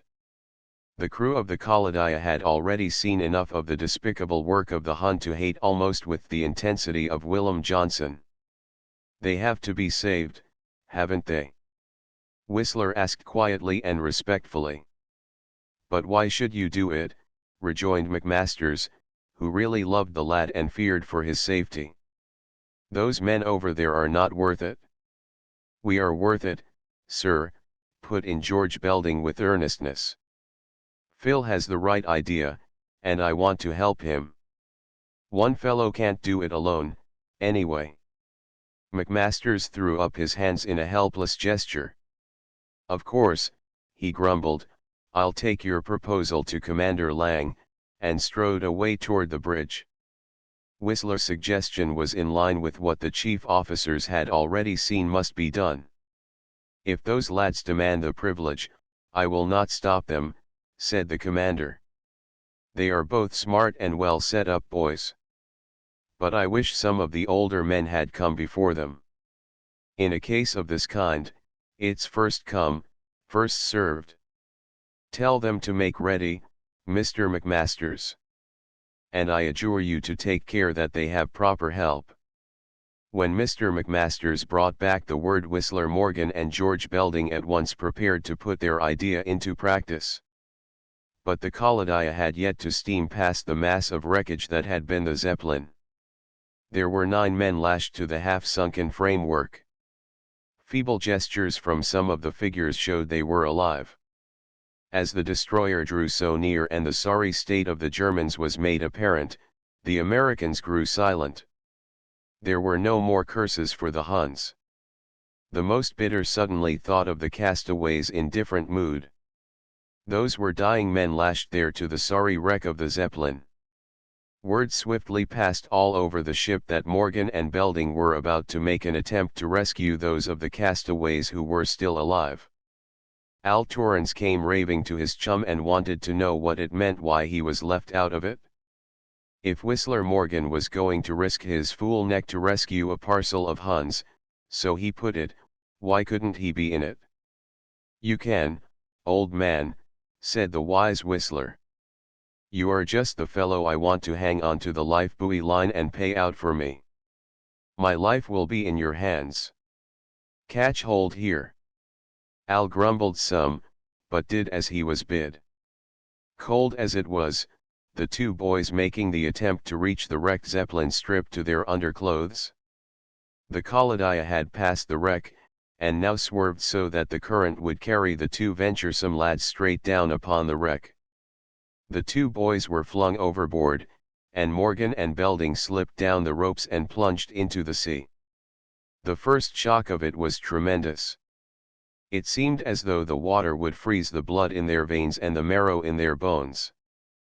But they cheered each other, each diving and coming up within the ring of the buoyant life buoy assigned him. Al and others paid out carefully but swiftly. All realized how icy the waters were. This rescue, if it was to be successful, must be made in quick time. The 2 rescuers whirled down upon the wreck. The framework was raised high upon first one wave and then another. There was danger of its parting and carrying away the men lashed to it. Phil Morgan and Belding knew that they had to do their work swiftly if they would accomplish the task they had set out upon. Chapter 9 Schmarty The Kolodia was drifting more than a cable's length from the wreck of the German airship that had fallen into the sea. Philip Morgan and George Belding were some minutes in dropping down to the wreck, each upborne by his life buoy, the lines of which were paid out by their comrades on the destroyer's deck. The rope soon grew very heavy, and had the ship been much further away the two boys would have found the life rings of little aid to them. However, when the waves swept them against the twisted framework of the Zeppelin, they were still held well above the surface of the sea and were able to seize parts of the wreckage. Whistler signaled those on the Kolodia to cease paying out. Then he turned to look up at the struggling men above his head. George Belding cried, "All right, Phil." He bawled the query so loud that Whistler heard him above the noise of the sea and the creaking of the wreckage. "Hunkadory," he returned. He pointed above, and Belding could easily read his lips. "Which of these heinies shall we get first?" One man was already letting himself down toward the rescuers. By the trimming on his uniform the American boys were positive he was an officer, perhaps the commander of the Zeppelin. "Tell that fellow to pass down those who are injured," Whistler yelled so that his friend could hear him. "I believe he's going to try to hog one of these boys." Belding put up a hand to stop the German. The latter addressed the two American lads in English. "I am Herr Hauptmann von Hausen. I am in command. Will your comrades draw me aboard in the bight of that rope?" "Not now, mein Herr," shouted Whistler. "You've got gall to want to leave your comrades who may be helpless. Get some of them down here and have a care that you do help them, too, or I'm not so sure that you will ever get to the destroyer at all. Impudence! I shall report you to your commanding officer," declared the Zeppelin's captain fiercely. "Believe me," exclaimed Whistler, "that will do you a lot of good. Look out for this fellow, George. Let's see that he is hauled in last just for that." "I'm with you," agreed the other American. "Can you reach that young chap just above your head?" "I believe he's got a broken arm." Whistler had managed to climb out of the sea and stood upon one stay, clinging to another. Now he reached up to aid the fellow George Belding had spoken of. The German was no older than the lads from the destroyer, a thin, pale fellow, his face drawn with pain, and his left arm strapped clumsily to his side. "He's got a broken arm, all right," Whistler shouted. "When I pass him down, George, do you unbuckle his belt and fasten him with it to the ring. Then he won't be swept away, even if he has but one hand to cling with. All ready." "Here, you," exclaimed Belding, addressing the Herr Hauptmann in no respectful tone. "Lend a hand, will you? If you don't I'll cut you adrift." Belding had out his knife to cut a lashing, and he looked as though he would carry out his threat. The Zeppelin commander slid down the stay and aided in lowering the younger German out of the wreck. In 5 minutes they had him lashed as Whistler suggested to the life buoy, and the young German was on his way to the destroyer. A third inflated ring had been floated down to the tangle of debris drifting in the rising sea.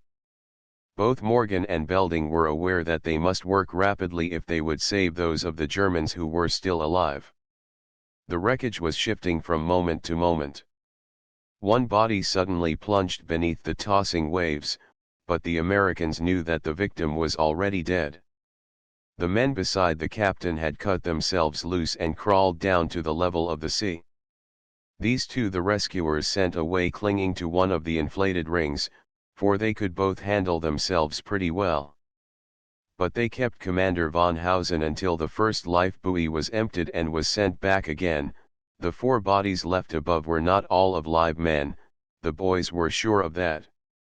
And when they had got the first quartet of castaways started for the destroyer, Belding climbed up to cut away the nearest man. He was very weak, and after he was loosened from the stays he proved to be unable to help himself. The situation of the two boys from the destroyer was now becoming very precarious indeed. They could not hang on here for much longer themselves. "One of us will have to go back with this fellow," declared Belding. "You take him, Phil. I am in better shape than you are." "Who told you so?" demanded the Sea Cove boy. "You take him. I'll get that other fellow up there and follow you. Al and the others are floating another buoy down to us." "No," said Belding. "I'll lash this fellow here and he'll have to take his chance until we get his mate. Those two beyond are dead, aren't they?" "Sure," returned Whistler. "Poor things. Just think of their hanging on here for so long." "Oh, yes," growled Belding, but with some scorn. "You can see just how much good it's done that captain." They were close together or they could not have heard each other speak. The wind shrieked and the waves roared, making a chorus of sounds that well nigh drowned their voices. With great difficulty they brought the second man down. Then, having lashed each sufferer to a life buoy, Whistler, Morgan, and Belding set out to swim beside them to the destroyer. The waves were much higher now and the two lads were not so strong as when they had come out to the Zeppelin. They never could have reached the Kolodia without help, and, withal, they were pretty well exhausted when they were drawn to the side of the pitching destroyer. Cheers greeted them. The crew was generous always in acknowledging the individual bravery of its members. However, when it was all over and Phil and Belding had been treated by the doctor and were between blankets, Frenchy was inclined to josh a little. "By St. Patrick's Piper that played the last snake out of Ireland," he cried, "it will keep you broke for Polish to shine up all your medals, Whistler. If Commander Lang reports this to the Port Admiral, you and Belding will get some junk to wear on the proud young chests of yes. And there's the medal ye got, Whistler, for grapplin' with the depth bomb and sub-chaser 3/8. Whistler tossed a boot at his tormentor's head, but Frenchy dodged it and escaped from the sick bay where the doctor had ordered Morgan and Belding to remain for the time being. They were kept there with the German lad with the broken arm until the next morning, when the friends were ordered to appear before Commander Lang. The latter said with a quizzical smile, "I hear a bad report of you young chaps on one point. The Herr Hauptmann Frederick Wilhelm von Hausen says you were not sufficiently respectful to him." "We weren't, I guess," admitted George Belding. "How about it, Phil?" "I am afraid we did not pay sufficient attention to his high mightiness, sir," rejoined Morgan. "You see, sir, we sent the wounded boy over first. That captain was in too big a hurry." "Yes." "Well," drawled the commander, "I suppose I shall have to pass this complaint along to the proper authorities.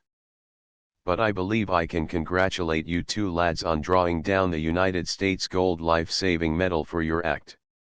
You, Belding, have made an excellent mark for yourself on joining the Kolodia. We already knew what sort of metal Morgan was built of. Thank you, my lads. If the surgeon gives you a true bill, you may turn to with your watches." The boys saluted and departed for their stations. The destroyer was making for port and the headlands were visible. But the storm had not blown over and the ship was rolling 45 to 50 degrees. If an ordinary merchant ship rolls 40 degrees, her crew think that the end has come and they will be wrecked. 40 degrees is ordinary for a destroyer to roll in the sea. Often moving about the Kolodia was almost like climbing a sheer wall. The two boys who had done so brave an act the day before were commended on all sides, but their mates' approbation took the form of good-natured joking, for which both Morgan and Belding were thankful. They heard much comment regarding the German captives from the other members of the crew. Especially did they learn certain things about the youth with the broken arm whom they had first sent off to the destroyer from the wreck of the Zeppelin. He was named Franz Eberhard, and he was in the sick bay instead of being confined with the other prisoners. Here Hans Herdig rail about him, that feller is a schmarty, one o' them German schmarties what you hear about. I would like to have him workin' on this Kaladia. We would work some of the schmartness out of him yet. What's the matter with him, bosun? Demanded Al Torrance. Huh. He tells me the Germans ain't begun to fight yet. Sure. They will lick all the world, let him tell it. He is one Prussian. Phil Morgan got a chance to go down to the sick bay and interview the young prisoner. The latter knew that Morgan was one of those who had rescued him and his mates, but there was a certain arrogance about his manner and speech that was not likely to make him friends among his captors. "Aren't you worried about your position at all?" asked Whistler, when they had talked for some time. "Me," repeated the German in very good English. "Why should I fear? I am an Eberhard. My uncle lived long in England and has friends there. I shall make friends. The English do not dare treat us Germans badly, for they know that in the end they will be beaten and we will punish them severely if they treat prisoners unkindly." "Oh, yes. Say," drawled Whistler, "where do you get that stuff? You must have caught it from that von Hausen. He wanted to push you out of the way and take your place in the life buoy." "Yes," admitted the German youth simply. "He is Hauptmann." "Why not?" "Good night," growled Whistler. "Our officers don't do that. They would consider it beneath them to be saved before their crew." Eberhard, who was sitting up, shrugged his shoulders. "Yes," he repeated. "But of course, they are not Natage Herren." "That means noble sirs," scoffed Whistler. "No, thank heaven, we do not have such a caste as that in America. You have some very rich men, very rich.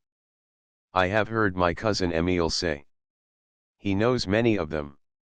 Many are from German blood.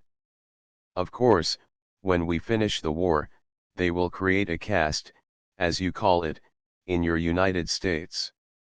"Cousin Emil says who is your cousin Emil?" demanded Phil Morgan, more amused than angered after all, by this kind of talk. "Is he in the States now?" "Not yet," said young Eberhard, slyly looking at his inquisitor. "But he is going." "Before the war ends?" "Not much chance of that." "Poof," rejoined the German youth. "You cannot stop Emil. What he wants to do, he does. He is a great man. He has been decorated by the Emperor. What department does he fight in?" "Ah, he is greater than a fighter," said young Eberhard, shaking his head. "He goes hither and yon where he chooses. In France, England, Italy, and now to your country, America." "A spy," growled Morgan. "Call him as you like. Cousin Emil is a wonderful man. Why, to fly from our bases in Belgium to this England is nothing to Cousin Emil. He has so traveled a dozen times. But this was my first trip." "You were not traveling with your cousin in that Zepp, were you?" "Ah, no. You say our sister looked shift she is fallen." "Smashed all to pieces," declared Whistler with satisfaction. "And her crew prisoners all but one." "Ah," breathed Eberhard, slyly smiling again. "And he who escaped?" "What do you know about him?" asked Whistler in surprise. "That fellow is a spy, I bet." "He was not a regular member of the Zepp's crew." "No? You saw him?" "Yes." "Is he a man with a very sharp eye, a mustache like our emperor, a tiny beard here, touching his lower lip?" "That's the fellow," cried Whistler. "Do you mean to say he is your cousin Emil, and a spy?" "Oh, no, my friend, chuckled the Schmarty. Oh, no. I do not say that. I merely say that man with the little beard on his lip, a goatee, do you call it, plays the cornet. You know, most cornet players wear the little goatee, isn't it so? Eberhard laughed again and wagged his head, refusing to say more. As for thanking Whistler for what he and Belding had done toward saving his life, such a thought never seemed to enter the German youth's mind. Chapter X The Terror of the Seas. Phil Morgan, on thinking over the conversation with Franz Eberhard, was not at all sure that he should have discussed the wreck of the other Zeppelin so freely with the prisoner. Yet Eberhard was a prisoner, and was not likely to be in a position to use any information he might have gained to benefit his nation for a long time to come. If Eberhard's cousin was a spy, perhaps this young chap was one too. The hint Franz had dropped about the man who had escaped from the Zeppelin that had been brought down on land, Whistler passed on, through the proper channels, to the commander of the destroyer. He could do no more than that. Possibly the man who had tied up George Belding and escaped in the latter's clothes, might be the cousin Emil of whom Franz was so proud. The Kolodia steamed into the port at which she was stationed to find the convoy, and most of the naval vessels cleared out to accompany the merchant craft. The American destroyer would be held for any emergency call, and there would be no present shore leave for her crew. Phil received a long letter, one long delayed, from his sister Alice. The whole story of how the Beldings had come to invite Whistler's two sisters to accompany them to Bahia was here set forth, and the young fellow's mind was much relieved when Alice assured him that even the suggestion of the voyage had so delighted Phoebe that she already showed improvement in her health. Kind words from many neighbors and friends were included in the letter for the other Sea Cove boys. Of course, Alice did not know at the time of writing that George Belding was booked for a billet on the Kolodia, too, or she would have sent a message to him. No thought that the Redbird might come to grief on her voyage to the South American port seemed to trouble Alice Morgan's mind when she wrote to her brother. At that time it was thought all German raiders and U-boats were driven from the western Atlantic waters. However that might be, the Huns were active enough in the waters through which the Kolodia plied. It was only 2 days after Whistler and George Belding had saved the living remainder of the Zeppelin crew when an SOS call was picked up by the port wireless station and transmitted to the destroyer. It was possible that the ship in peril was too far away for the Kolodia to be of service, nevertheless she started out of the harbor within 10 minutes of the reception of the aero plea for help. The weather was rough, and the ship barely dropped the headlands below the horizon at sunset. They were bound, doubtless, on a useless night trip. And yet, such ventures were a part of the work of the destroyers and must be expected by their crews. When night had fallen there was only a pale radiance resting on the sea while broken wind clouds drove athwart a grey and dreary sky. No stars were visible. From behind the weather screen of the bridge, where the two watch officers were stationed, nothing could be seen ahead but the phosphorescent flash of waves otherwise as black as ink. These flashes, where the waves broke at their crests, decreased rather than aided the powers of vision. The crew of the Kolodia were by this time so well used to their work that there were few false alarms as the ship tore on through the dark seas. Such errands as this were part of the expectation, almost of routine. The destroyers at night fairly smelled their way from point to point. Now and then a porpoise shot straight toward the Kolodia, leaving a sparkling wake so like that of a torpedo that the lookout might be excused for giving a mistaken warning. But the men knew the real thing now, and the gunners did not bang away at fish or floating debris as they had in the beginning. Why, even Isa Bach has not for a long time raised a flivver, said Al Torrance, discussing this matter with George Belding and Whistler. And Icky has stopped straining his eyes when he's off duty. One time he would have hollered wolf if he'd seen a dill pickle floating 300 yards off our weather bow. That's all right, said Whistler. but Icky won the first gold piece for sighting a German sub when he first went to sea on this old knife blade. He's got eyes for something besides dill pickles, has Icky. The crackling radio was intercepting messages from other ships, all kinds of ships. The SOS call was no longer being repeated, but the Kaladia's officers had learned the position of the vessel that called for help at the start, and the destroyer did not swerve from her course. She roared on through the dark sea directly for the spot indicated. "There's nothing fancy in this job, George," Phil Morgan said to their new chum. "Nothing like a good, slapdash battle with the Hun fleet, such as we had a few weeks ago, or even chasing a Hun raider out of Zeebrugge, or Kiel. But the old Kaladia has had well done signaled her by the fleet admiral more than once." "You bet." Al Torrens put in. "We've sunk more than one of the U-boats. We're one of the terrors of the sea, boy, like the song tells about. That is what they call our flotilla." "Ah, I've heard all that before," Belding said, in some disgust. "I want to see action." As it chanced, he saw action on this very cruise. First, however, came the conclusion of the incident that had brought them out of port, chasing a phantom SOS. A light burning low on the water was spied about 10 o'clock. It could be nothing but an open boat, and the Kaladia's prow was turned more directly toward it. The sea was really too rough for a submarine to be awash, yet the Huns had been known to linger in the vicinity of their victims so as to catch the rescuing vessel unaware. A sharp lookout was maintained as the Kaladia steamed onward.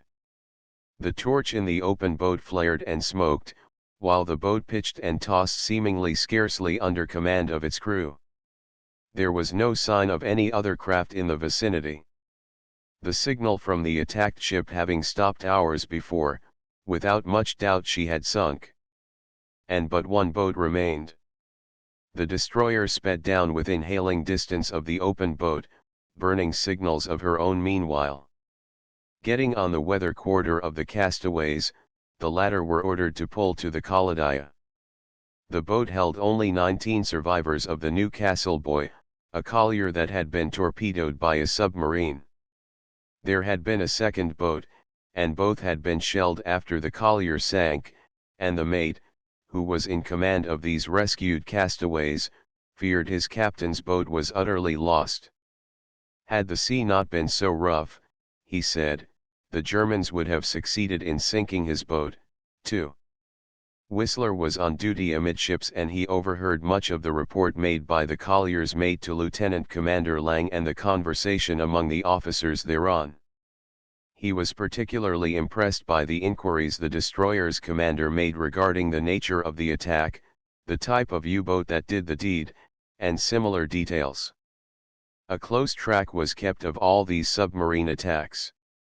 The methods of certain submarine commanders could usually be traced.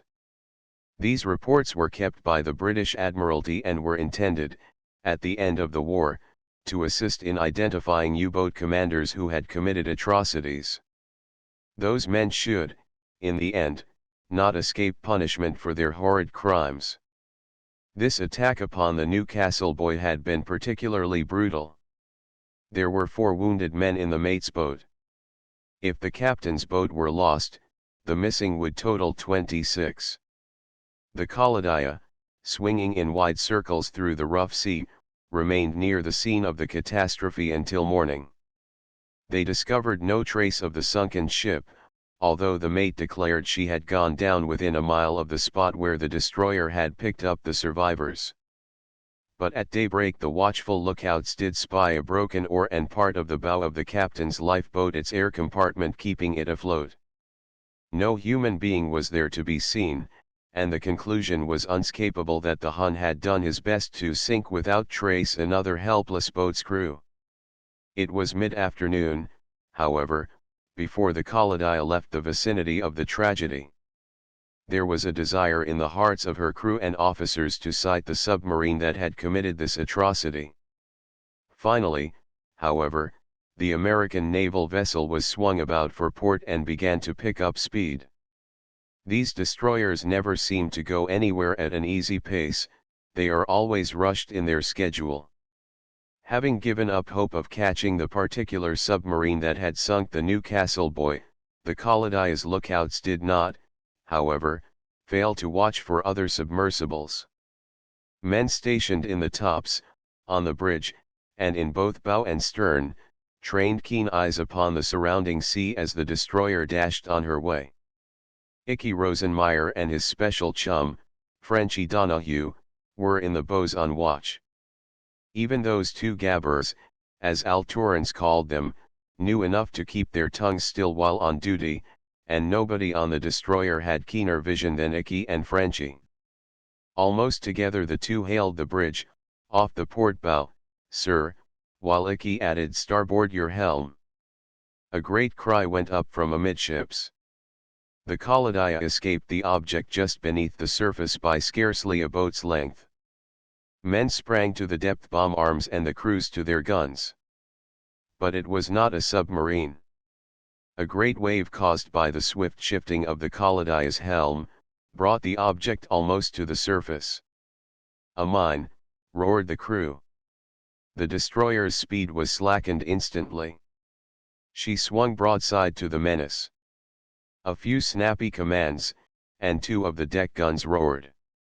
Instantly a geyser of water and smoke rose from the sea. The explosion of the mine could have been seen for many miles. Had the destroyer collided with it, we'd have gone to Davy Jones' locker, sure enough, fellows, said Al Torrance. Those mines the Huns are sowing through these seas now would blow up the Brooklyn Bridge. Suppose the Leviathan, troop ship, scraped her keel on that thing. There was much discussion all over the destroyer about the mine. It suggested that the submarine that had sunk the Newcastle buoy might be a mine sower. That fact would help identify the submarine, for all types of German submersibles are not fitted with mine wells. "You see how it is, George," said Phil Morgan to their new chum. "These seas around here are just as safe as a powder factory just about. How does it make you feel?" "Shaw," returned Belding, "didn't I tell you we almost caught a sub when I was out on the Sirius? I don't believe the Heinies have got so many of 'em, after all." "Never you mind," said Whistler. "They've got enough if they have but one, believe me. Just think how we fellows used to gas about submarines and all that. Before the war, I mean. We never dreamed any country would use them as the Germans have." The tone of the whole crew after the narrow escape from the mine was intense. They were on the lookout for almost anything to happen. Before mid-afternoon, while still out of sight of land, the top hailed the deck officers. "Steamer in sight, sir." The position and course of the stranger was given, and immediately everybody who had glasses turned them in the indicated direction. The destroyer's course was changed a trifle, for everything that floated on the sea was examined by the Allied patrol. Soon the high, rusted sides of an ancient tramp steamship hove into the view of all. She was a two-stack steamer, and despite her evident age and frowsiness she was making good time toward the Thames. "Taking a chance," Ensign McMasters said to Whistler and his friends. "That is what she is doing. She's not even camouflaged. Her owner has found some daredevil fellows to run her and will make a fortune in a single voyage or lose the ship, one or the other. Great gamblers, some of these old ship owners." "Gamblers with men's lives," said George Belding. "I should know. My father is in the business, but he does not take such chances as that." "Not even with the Red Bird," whispered Whistler anxiously. "I don't know about Phoebe and Alice sailing on her." "Oh, Shaw, there's no danger over yonder," declared George. "We've driven all the Huns from the western Atlantic." "Hope so," returned Whistler. Just then a cry rose from some of the men on deck. The destroyer was near enough to the tramp steamship now to observe what went on aboard of her. They saw men running about her deck. Then followed the bang, bang, bang, of her deck guns. The guns were aimed for the far side of the tramp, the object they were aiming at being out of sight.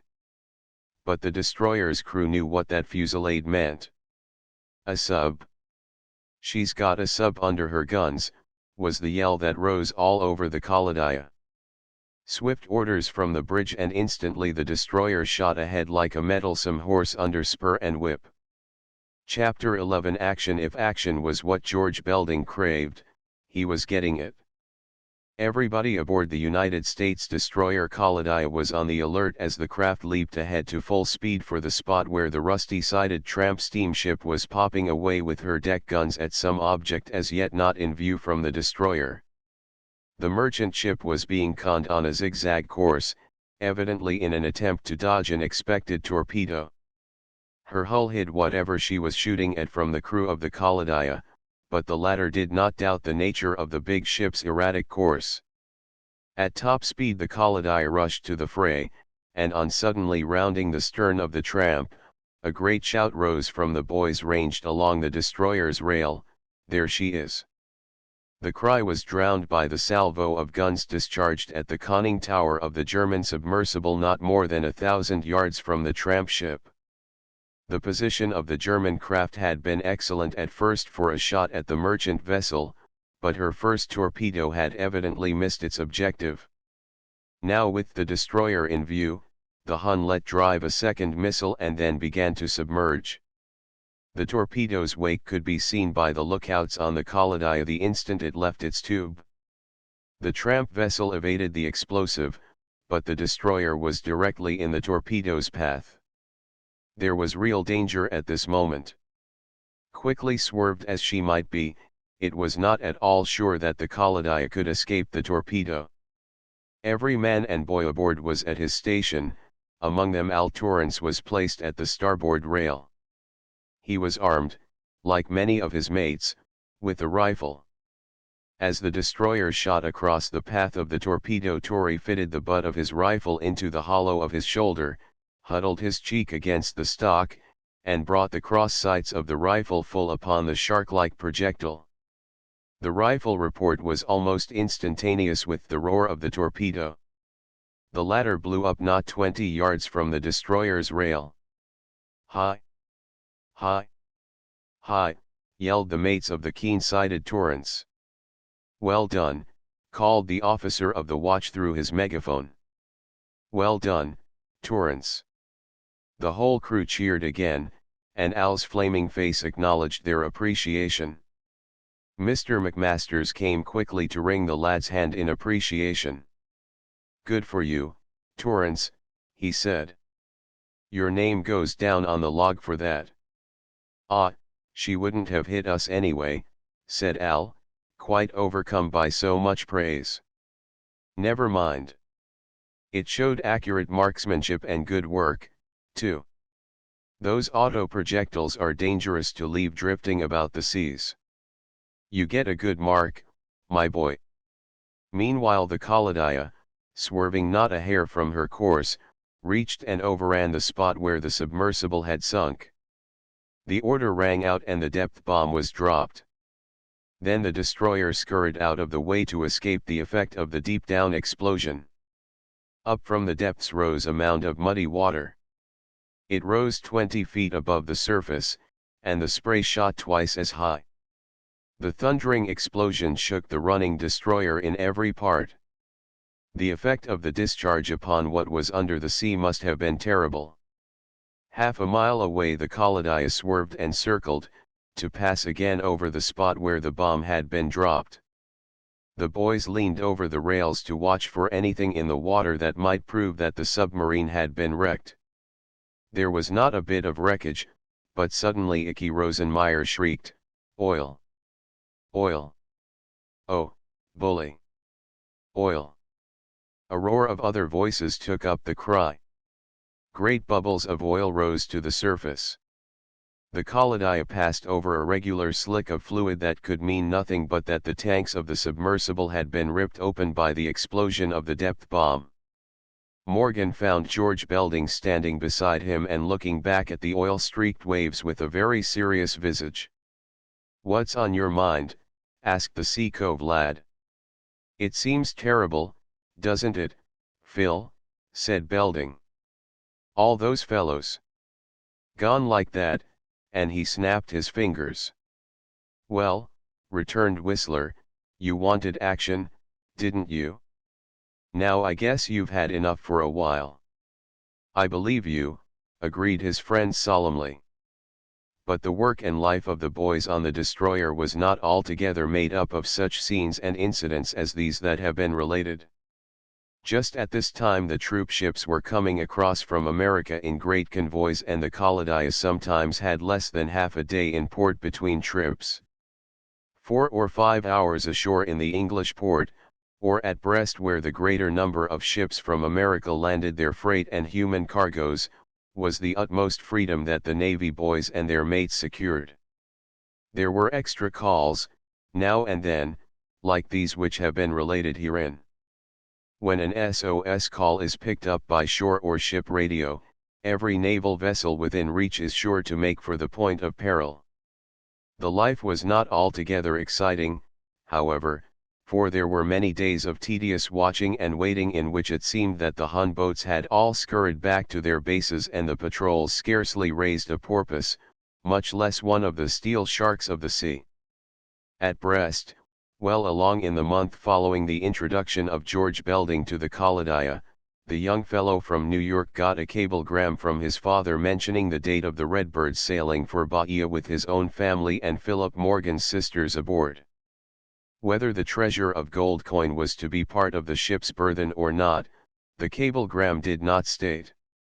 George had written his father about his lost letters and papers and of the probability that the knowledge of the treasure would reach those Germans who would consider the ship bound for South America, and all she carried, their legitimate prey.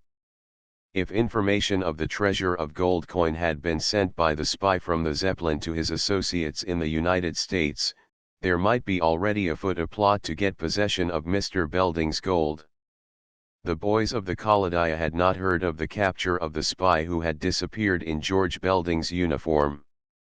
Much as they had inquired in England, they had been able to learn absolutely nothing.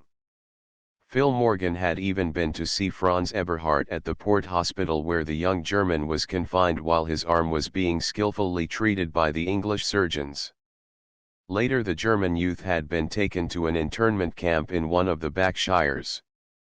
Before he had gone, Whistler had tried to get him to talk again about Cousin Emil. But Franz had become wary. He was no longer acting the schmarty, as Hans Herdig had called him. He had begun to see something of England and had learned something of the character of the English. To be a prisoner, and well treated as he was a much more serious situation than had at first appeared. But he refused to say anything at all of Cousin Emil. Whether it really was Franz Eberhardt's cousin with whom the Navy boys and Willem Johnson had had their adventure, the fact remained that as far as the boys knew, a German spy was at large in England, and he had information in his possession that might possibly injure Mr. Belding and his affairs. The Sea Cove boys were all now interested in the sailing of the Red Bird. If Whistler's two sisters alone had been sailing for Bahia, the others would have felt a personal anxiety in the matter. "Wish the old Khalidaya was going to convoy that Red Bird," Al Torrance said. Fellows.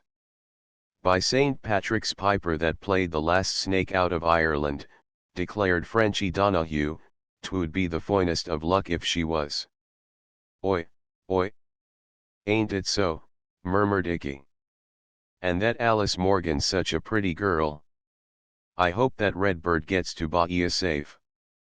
"As far as we can hear," said Whistler cheerfully, "there are neither submarines nor raiders now in the western Atlantic.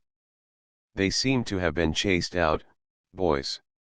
This supposition, however, did not prove to be founded on fact, for on the very next occasion that the Kaladia was in the French port, Brest, there was much excitement regarding a new German raider reported to have got out of Zeebrugge and run to the southward, doing damage on small craft along the French coast.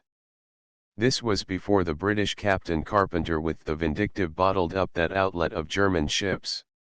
Some denied that it was a raider at all, but a big, new submarine that was built with upper works to look like a steam carrier when she was on the surface. However, she had a name, it being the Sea Pigeon, instead of a letter and number.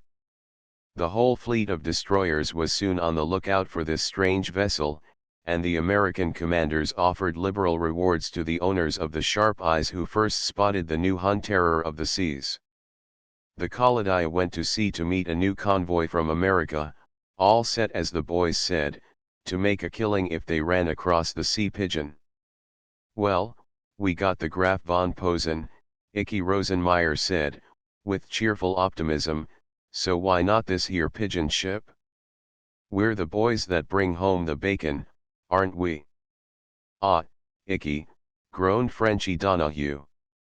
Can't you ever forget you were brought up in a delicatessen shop? Bring home the bacon, indeed. Chapter 12 Wireless whispers on duty with the morning watch, just after sick call at 8:30, Phil Morgan and George Belding met right abaft the radio station. There was half an hour or so before the divisions would be piped to fall in for muster and inspection, and the two friends could chat a little. Well, the folks are on the sea, as we are, Phil, if the Redbird sailed as per schedule, Belding said. I shan't feel really happy till we hear they are at Bahia, responded Whistler, shaking his head. Right-o. But the Redbird is a fine ship, and just as safe as a house. But she's a sailing ship and slow. Not so slow, if anybody should ask you, returned Belding smiling. A four-master. And square-rigged. A real ship. No schooner rig, or half and half. Captain Jim Loder thinks she is the finest thing afloat. Of course, she is 30 years old, but she was built to last.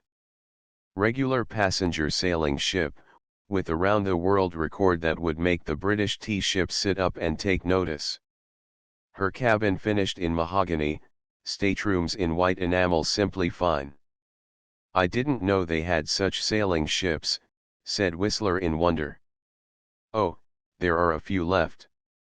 The Huns haven't sunk them all. Nor have the steamcraft put such as the Redbird out of commission. You couldn't get Captain Jim Loder to take out a steam vessel. He abominates the iron pots, as he calls the steam freighters. But sailing ships like the Redbird are kept out of the European trade if possible. Even Captain Loder must admit that a sailing ship is not in the game of fighting subs. That is the way I feel. Wish your folks and mine were going south on a steamer, George. No fear. They will be all right, was Belding's reassuring reply. Just the same I'd feel a lot better if all the Hun subs and raiders were bottled up at their bases. By the way, said Belding, what do you think of the Sea Pigeon we hear so much talk about? Think there is such a craft? Why not? We know that some kind of an enemy vessel slipped along south and evaded our patrol, leaving a trail of sunken and torpedoed ships behind her. But a huge submarine, with superstructure and all that is only a guess, laughed Whistler. Personally, I believe the Sea Pigeon is a raider and no submarine at all. A submarine of the size reported would use up a lot of petrol. That's all right, said Belding quickly. She could get supplies down along the Spanish coast. There are plenty of people that way friendly to the Germans. At the moment they heard the sudden chatter of the radio instrument. Belding turned instantly to put his head into the little room.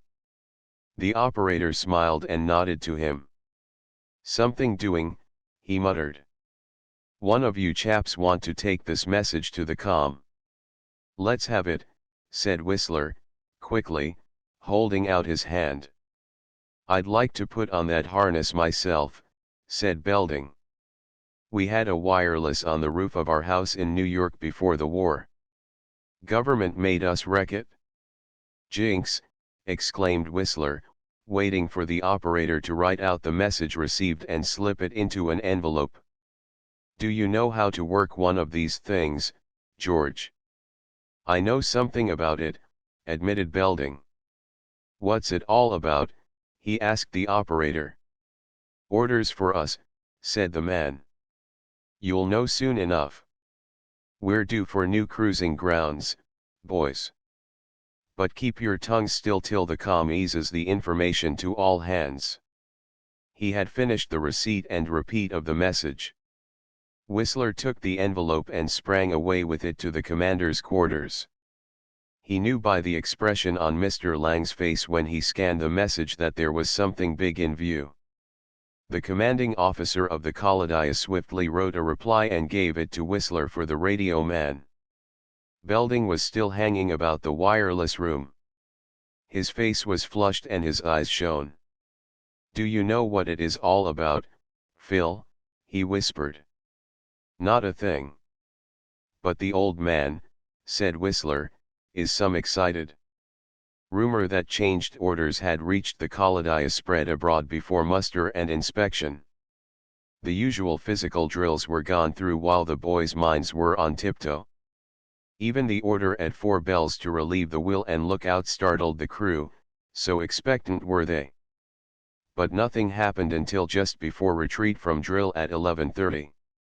Commander Lang then made his appearance. He went to the quarter and addressed the crew. "We have been honored by an order to go freelancing after a suspected vessel, supposed to be a German raider, last and recently reported to be off the Azores," he said. "Because we were successful some months ago in taking the Graf von Posen, we are assigned to this work." At this point the crew broke into cheers, and with a smile the commanding officer waved his hand for the bosun's mates to pipe retreat. The Kolodia was at this time sailing within sight of half a dozen other destroyers bound out to pick up the expected convoy. After a little her wireless crackled a curt goodbye to her companions, and the Kolodia changed her course for a more southerly one. The chances, for and against, of overhauling the Sea Pigeon were volubly discussed, from the commander's offices to the galley, and everybody, including the highest officer and the most humble steward's boy, had a vital interest in the destroyer's objective. To attempt to chase a ship like this German raider about the ocean was a most uncertain task. But if the luck of the Kolodia runs true to form, Al Torrance expressed it, we shall turn the trick. That this Sea Pigeon is a raider and not a submarine, seems to be an established fact, Belding said.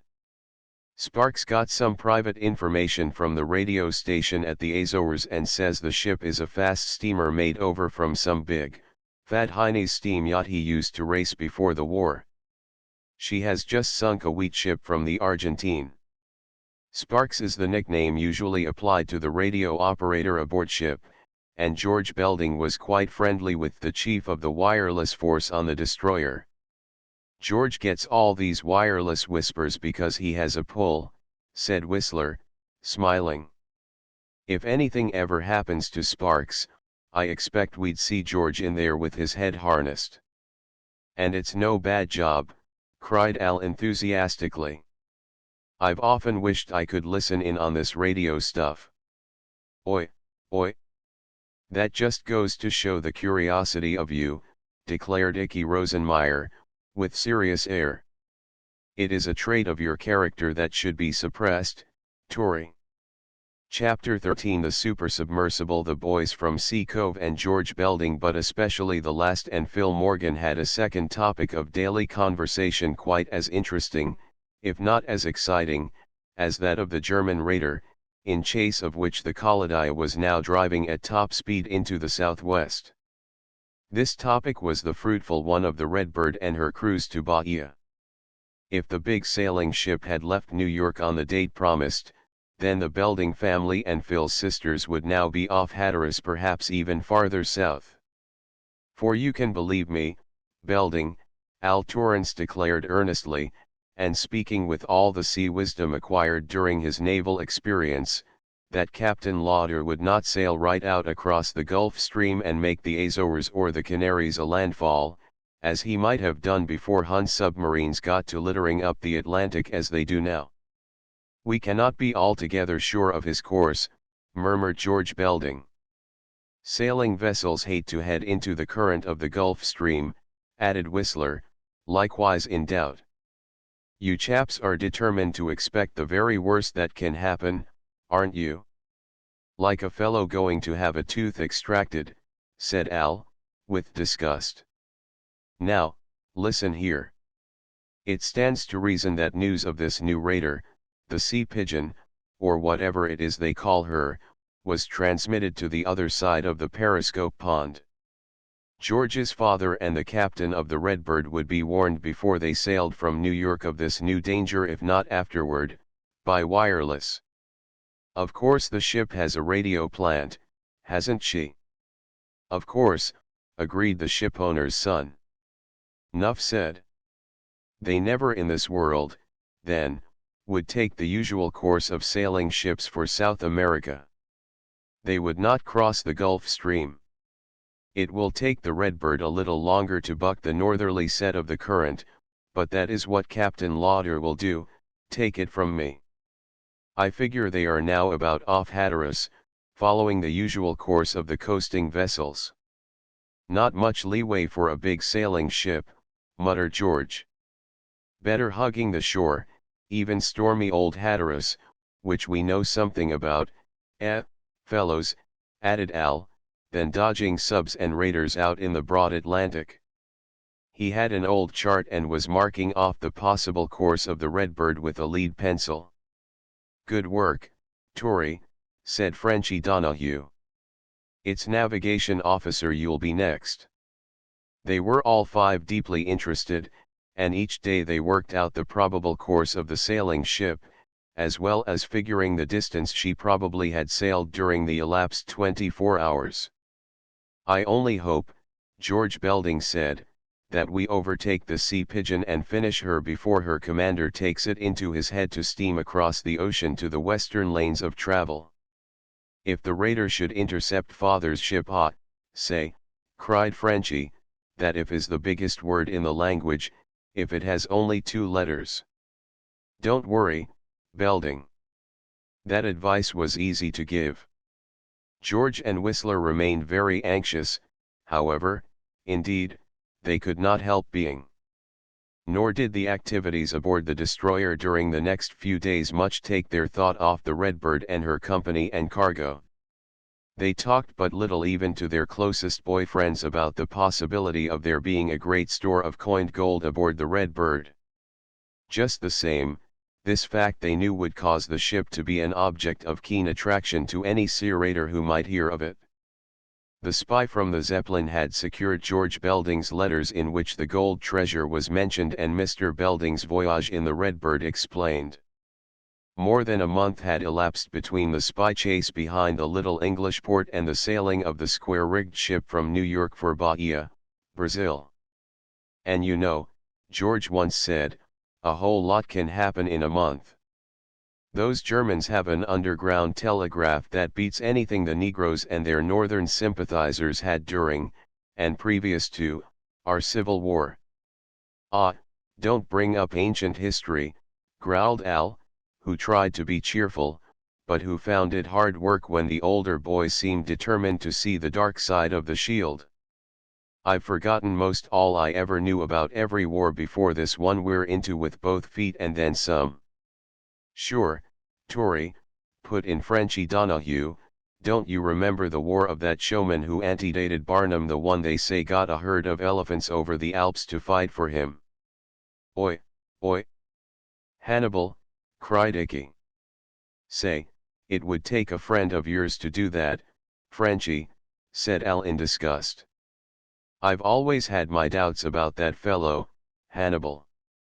Besides, went on Icky, going back to Belding's statement, it's nothing to do with underground or any other telegraph. The Germans use wireless. If that spy got news across the pond right-o, broke in George, with increased good nature and an answering smile. But let's supposing that spy has had ample time to transmit to friends on the other side of the ocean information about the gold my father is carrying to South America. Why, said Whistler, slowly unpuckering his lips, he might even have crossed to New York himself by this time if the British didn't catch him.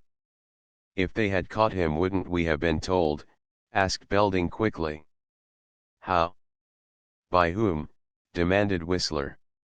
Say, declared Al vigorously, the British War Office makes a clam look like it had a tongue hung in the middle and running at both ends.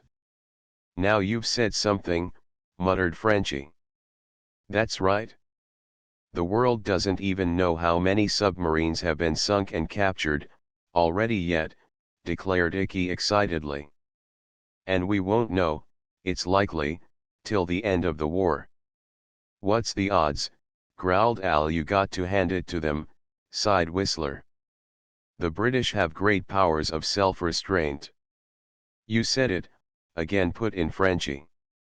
Well, Icky said, more moderately, if that chap that came near sending Belding here west, was that Schmarty's brother cousin, interposed Whistler.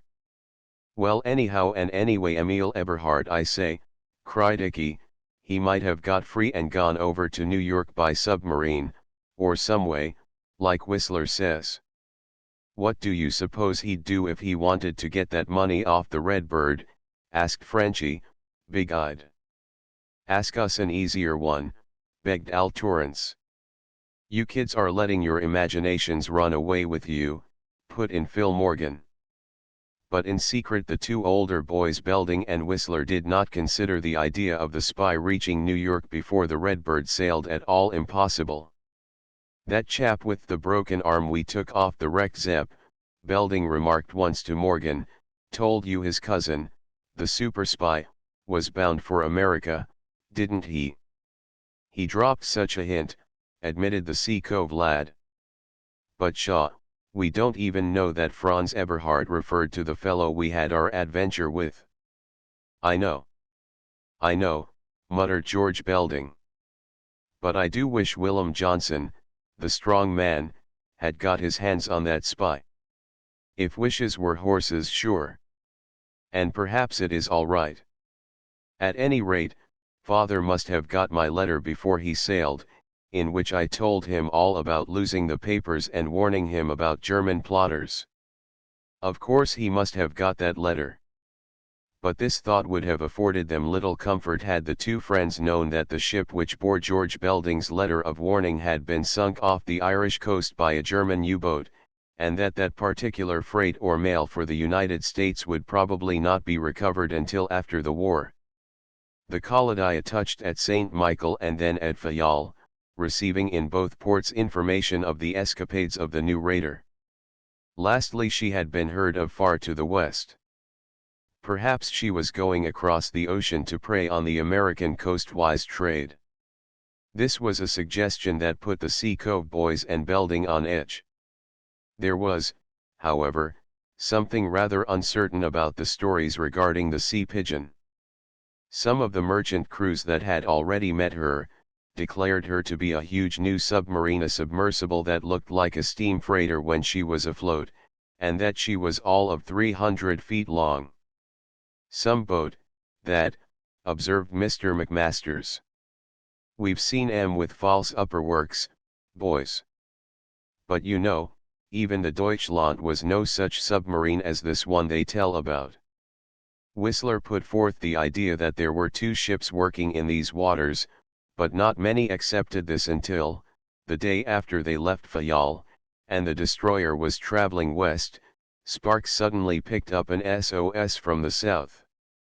The Argentine steamship Que Vita was sending out frantic calls for help. She was being shelled by a monster submarine 200 miles off the port of Funchal of the Madeiras.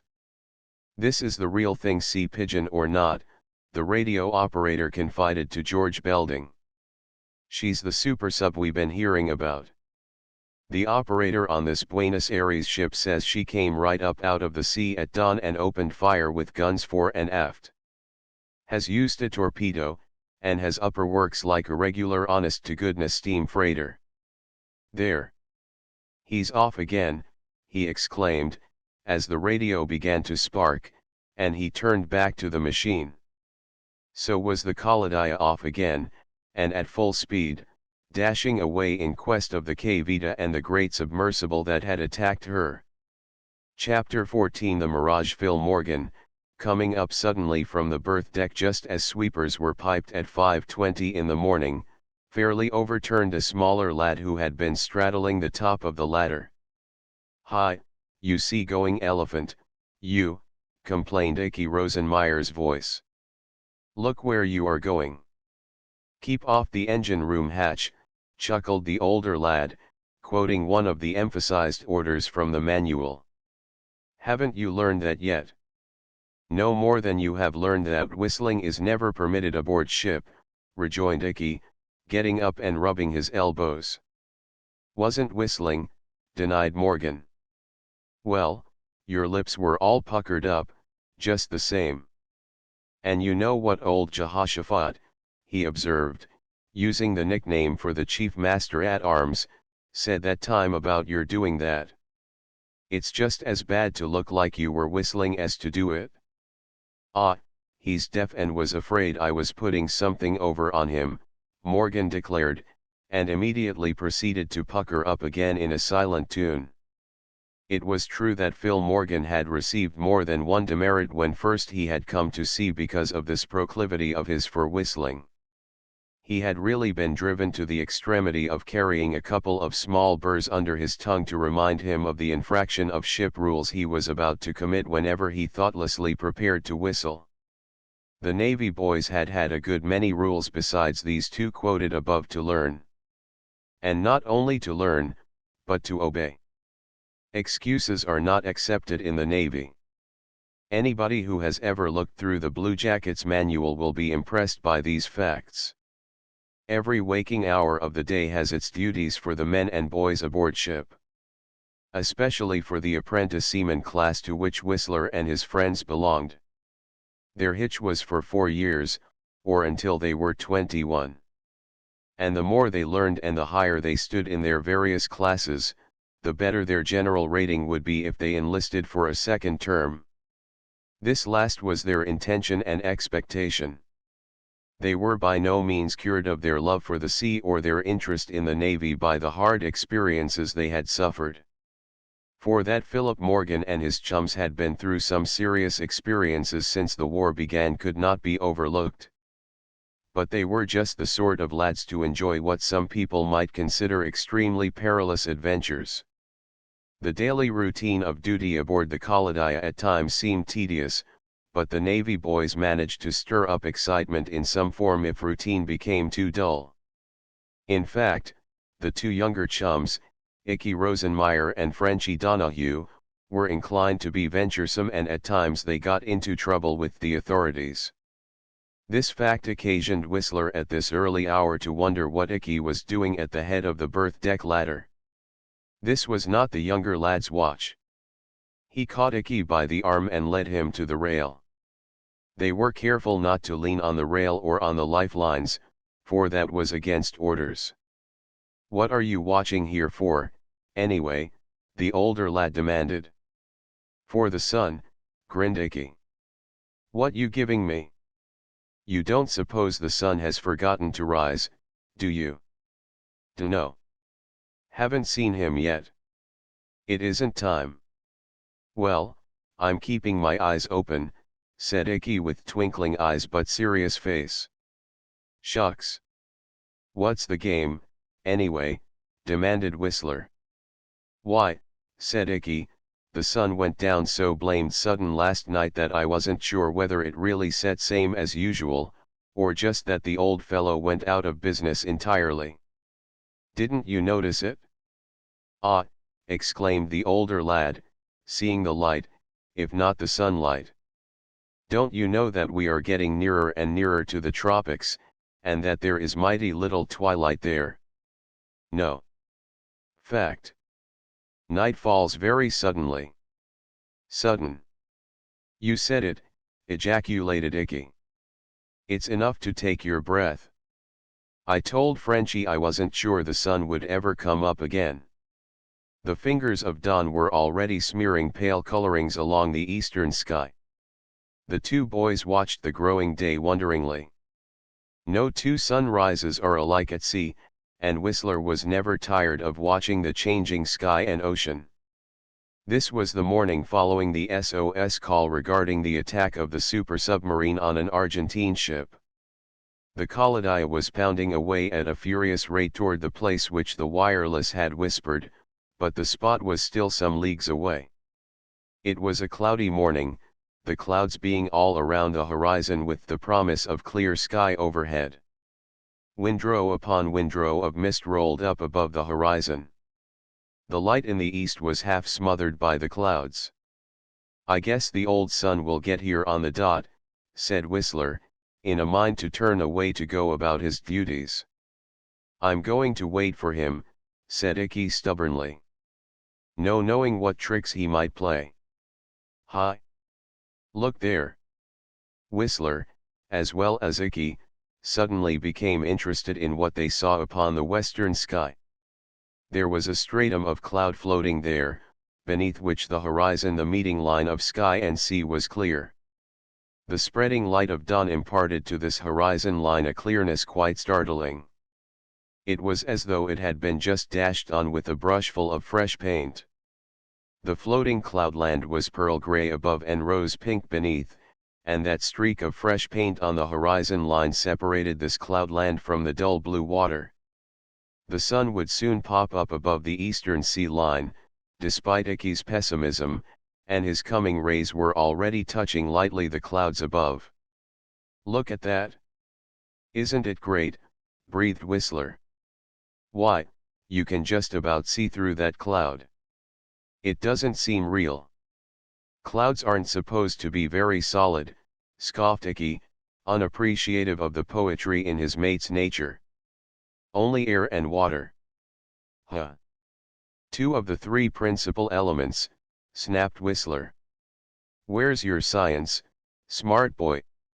And that plane of cloud looks just like the flat sea below it, suggested Icky, his interest growing. You're right, it does, admitted Whistler. See. I believe that cloud is a reflection of the sea beneath. I bet it isn't a cloud at all. Then I guess I was right, chuckled Icky. Nothing very real about it, is there? Mr. McMasters came forward along the Caladia's deck just as Icky made this reply. He addressed the two friends smilingly. What is all the excitement, boys? Haven't spotted a submarine, have you, Rosenmeyer? Whistler turned to the ensign and waved a hand toward the phenomenon in the west. What do you think of that out there, Mr. McMasters? He asked. I am not sure, but I think we are being vouchsafed a sight not often noted at sea and at this hour. It looks like a mirage. Oi, murmured Icky. I understand now why it looks so funny. Whistler said, then that is a reflection of the sea up there in the air. Hanging between sea and sky, yes, said the ensign. A curious phenomenon. But not, in all probability, a reflection of the sea directly under that cloud-like vision. No, sir. Probably a reflection photographed on the clouds of a piece of the ocean at a distance just where one could scarcely figure out even by the use of the highest of higher mathematics, and the ensign laughed. A mirage, repeated Whistler. Well, I never saw the like before. It looks just like a piece of the ocean, doesn't it? Said Icky eagerly. But there are no ships, he broke off with a startled cry. Mr. McMasters and Whistler echoed the ejaculation. Everybody on deck who had paid any attention to the mystery in the sky showed increased interest. Rising slowly and distinctly upon the reflective surface of the reflected sea was an object which the onlookers watched with growing excitement and wonder. It was the outlines of a ship, but not an ordinary ship. It had upper works and the two stacks of a steam freighter. It was of the color of the sea itself, gray, yet its outlines, even the wire stays, were distinct. The sea shown in the mirage had been absolutely empty. Now, of a sudden, this ghostly figure had risen upon it. Whistler Morgan caught Mr. McMasters by the arm. He was so excited that he did not know he touched the officer. "Look at it." "Do you know what it is?" he gasped. "That's a submarine, a huge submarine. She's just risen to the surface." "It's the sub we're looking for," cried Icky, hoarsely. "My goodness, see it sailing up there in the sky." Chapter 15. Combing the sea. Suddenly the red edge of the sun appeared above the eastern sea line. He had not forgotten to rise. For an instant, the length of the intake of the breath, the two astonished boys drew. The mirage painted by nature against the western sky was flooded with the rising glory. Then the wonderful picture was erased, disappearing like a motion picture fade out, and there no longer remained any sign of the startling vision in the sky, save a mass of formless and tumbled cloud. "What do you know about that?" murmured Icky Rosenmeyer, in amazement. "You'll never see the like of it again, boys, not in 100 years, Ensign McMasters said with confidence. "That was a wonderful mirage." "But, Mr. McMasters," cried Whistler Morgan, "that vision was the reflection of something real, wasn't it? An actual picture of a part of the sea." "So they tell us." "Where do you suppose that piece of water lies?" demanded the youth eagerly. "I have no idea." "Somewhere at sea. It may be north, east, south, or west of the Caladia's present position. As I tell you, there is no means of making sure that I know anything about," he added, shaking his head. "Oi, oi," exclaimed Icky. "Then we don't know any more than we did before where that super submarine is." "If that was a picture of her," said Whistler thoughtfully. "It is truly all in the air, boys," laughed Ensign McMasters. "We saw something wonderful. Every mirage is that. But it is a mystery, too. Maybe that wasn't the picture of the submarine, after all," Icky suddenly suggested. "Maybe that was the mirage of a real freighter we saw. 2 stacks and as long as this old destroyer, I bet. Maybe it only looked as though it rose from the sea. I'd wager money on its being a picture of a huge German submarine," said Whistler with confidence. "Why so sure, Morgan?" asked the ensign with curiosity. "You couldn't see the water pouring off her sides as she came up in that mirage," scoffed Icky. "No, but another thing I did notice," Whistler declared, answering both the doubting ones. "She had no flag or ensign flying." "Good point," cried Mr. McMasters. "If she had been a regular steamship, no matter what her business might be, she would have shown at least a pennant. And we would have seen it fluttering, for there is a good breeze." "Right, my boy," admitted Mr. McMasters. "I must report to the chief. But, of course, we can have no surety as to the direction of the craft, nor of her distance from us." The mirage caused considerable excitement and a good deal of discussion aboard the destroyer. Aside from the more or less scientific explanations offered by the old-time Garbies in the crew, Icky Rosenmeyer suggested one very pertinent idea, as he had sighted the ship which 2 other witnesses agreed was a submarine. Was he not entitled to the $20 gold piece which was Commander Lang's standing offer for such a discovery? "Catch Icky overlooking any chance for adding to his bank account," Al Torrance declared. "Why, he's got the first quarter he ever earned and keeps it in a wash leather pouch around his neck." "Bejabbers," agreed Frenchy in his broadest brogue, "and that's the truth. Did yez iver see the little flock of trained dimes Icky's got? When iver they hear the spindin' of money mint Ionede, they clack in Icky's pocket as loud as a police rattle. You certainly can stretch the truth, Frenchy, admonished Belding. Truth in your facile fingers becomes a piece of India rubber. Gab, gab, gab, ejaculated Icky, seriously. It doesn't prove anything. I want to know if I am going to get the 20? I saw the submarine first.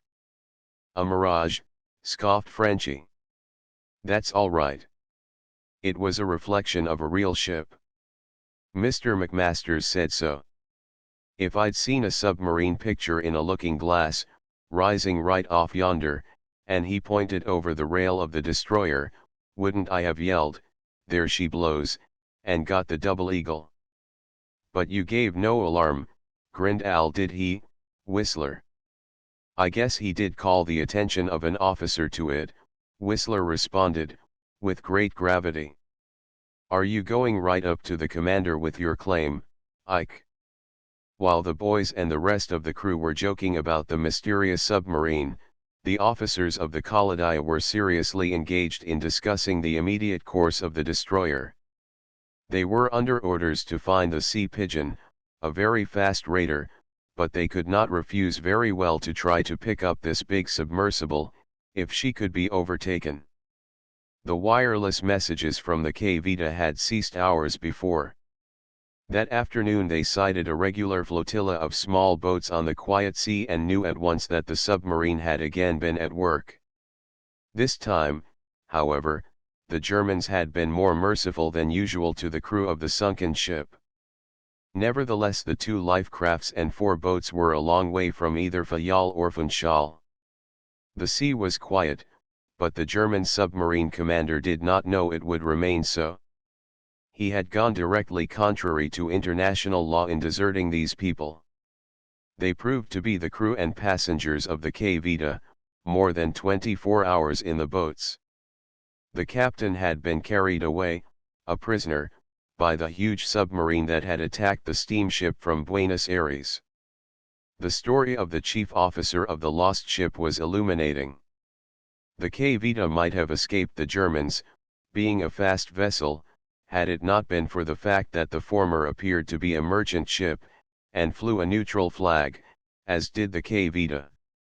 This enabled the submersible to get within gunfire range. Suddenly she revealed her guns fore and aft and threw several shells at the Argentine vessel. The latter was then so close that she was obliged to capitulate immediately. The German then ran down nearer and ordered her victims to abandon ship within half an hour. She sent a boat for the captain of the merchant vessel. When the boats and rafts were afloat, a boatload of Germans on their way to put bombs aboard the Kvita stopped and pillaged each boatload of victims, taking their money, jewelry, any other valuables they fancied, and especially pilfering the woolen garments of both men and women. The Kvita carried some coin and her captain was evidently made to tell of this. The Germans searched the ship before putting the time bombs in her hold. Then, "Seigneurs," said the chief officer, in concluding his story, when the poor Kvita was sunken, the great submarine steamed away with Seigneur Capitan de Cos. Perhaps they have killed him. But you see us. That Great submarine is the most wonderful ship. I would not myself have believed she could submerge did I not see her go down with my own eyes not a mile away from our flotilla. And 300 feet long she is, I assure you. As long as this destroyer, seigneurs. A so wonderful boat. Once we drop a depth bomb over her, we'll knock her into a cocked hat, big as she is, growled one of the Kaladia's petty officers in Whistler's hearing. And the captain of the Spanish ship, what of him, murmured the Sea Cove lad. The taking aboard of the wrecked ship's company caused considerable excitement on the destroyer. These torpedo boat destroyers do not have many comforts to offer passengers, women, especially. "Cracky, Whistler," observed Al Torrance to his chum, "there are girls come aboard the old destroyer." "What do you know about that?" "Well, the old man couldn't very well leave them to drown, could he? Responded Morgan gravely. Spanish girls, too. One is a beauty, but the other is too fat, said Frenchie, who claimed to be a connoisseur regarding girls and their looks. Hold him, fellows. Hold him, advised Icky, sepulchrally. He'll be off again, look out. Ah, you don't forget how he fell for that Flora girl when we were back there in England.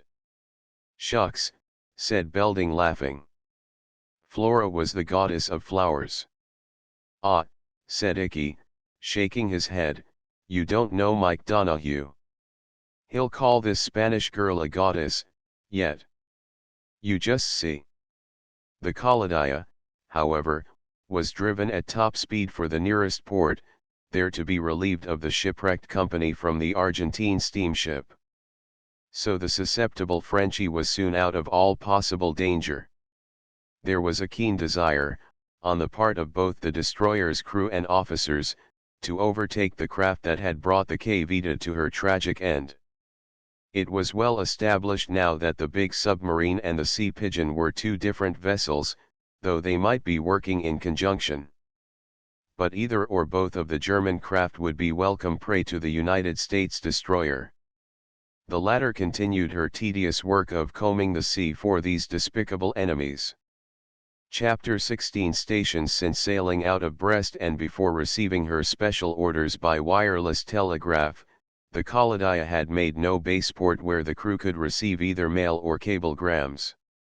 2 weeks and more had passed. Philip Morgan and George Belding had no idea where the Redbird was, or whether or not their relatives were safe.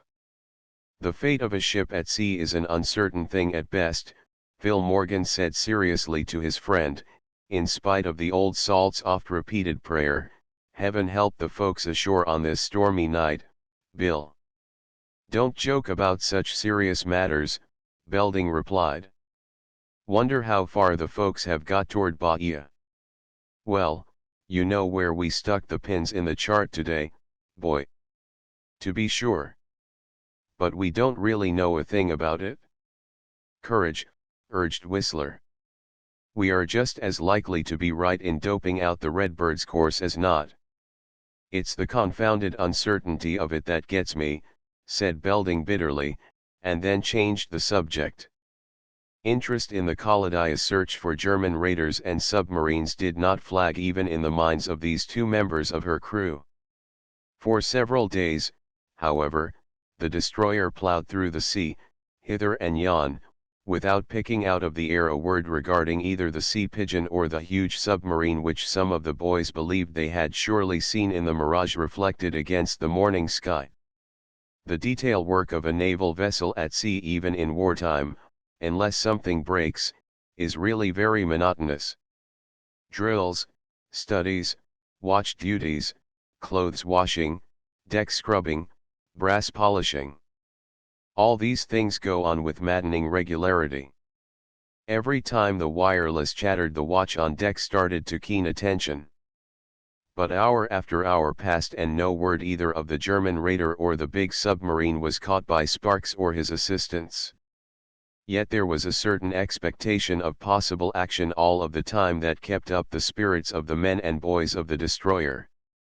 At any moment an SOS might come, or an order from the far distant naval base for immediate and exciting work.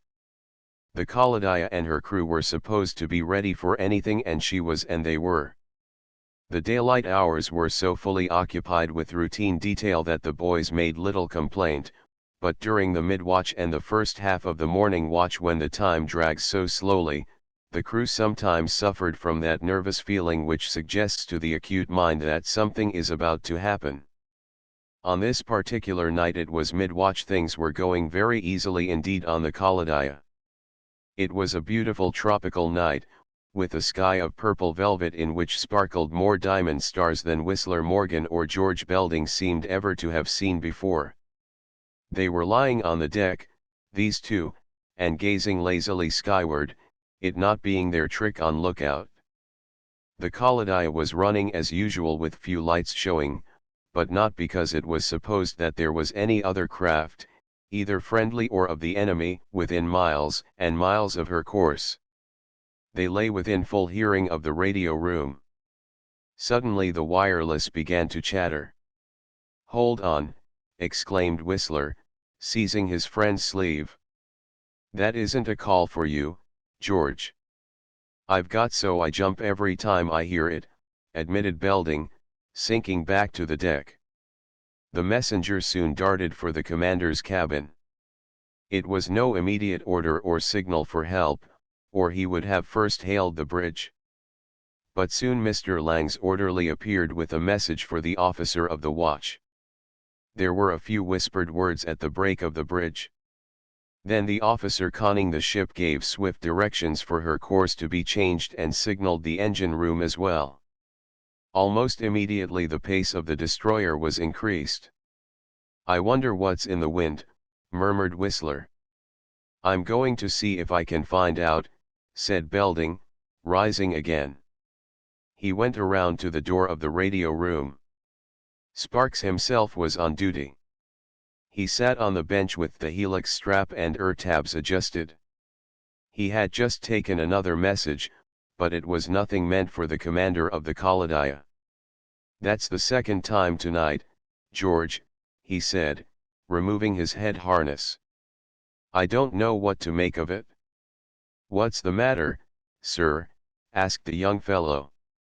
"Why, I guess it's static." "Nothing more, I suppose. Yet it is a regular ghost talk. I can almost make out words." "Goodness! What do you mean?" asked the young fellow, mightily interested. "I never heard of ghost talk, though I know static means atmospheric pressure." "Pa! It means electricity in the air that we can't wholly account for," said Sparks. "But this what?" "Why, I tell you, George, twice tonight I have almost caught something that seemed to be a message in one of our codes and tuned to this length of spark. But I can't really make head nor tail of it."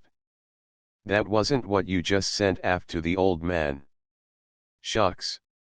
No. I'll give you a tip on that, young fellow," and the radio man smiled.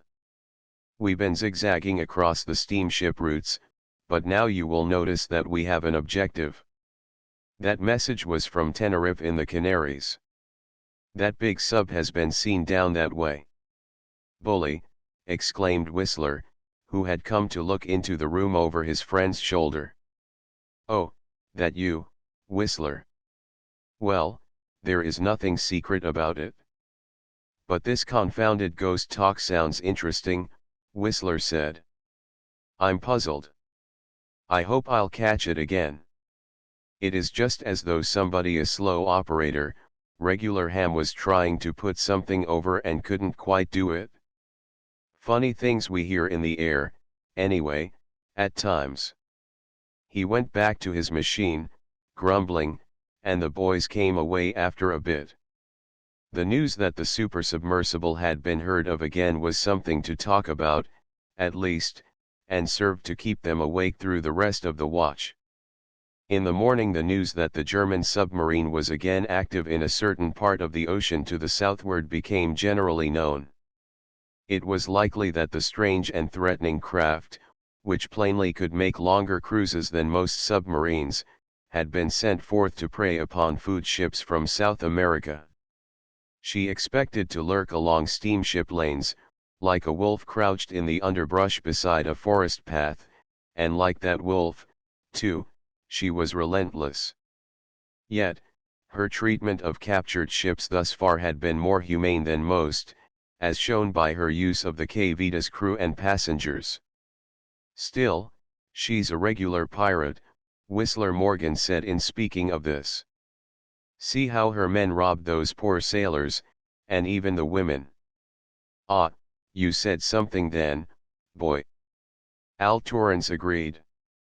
"I wonder," George Belding said reflectively, "if the war should end suddenly, and some of these U-boats are out in the various seas, if their commanders won't become veritable pirates."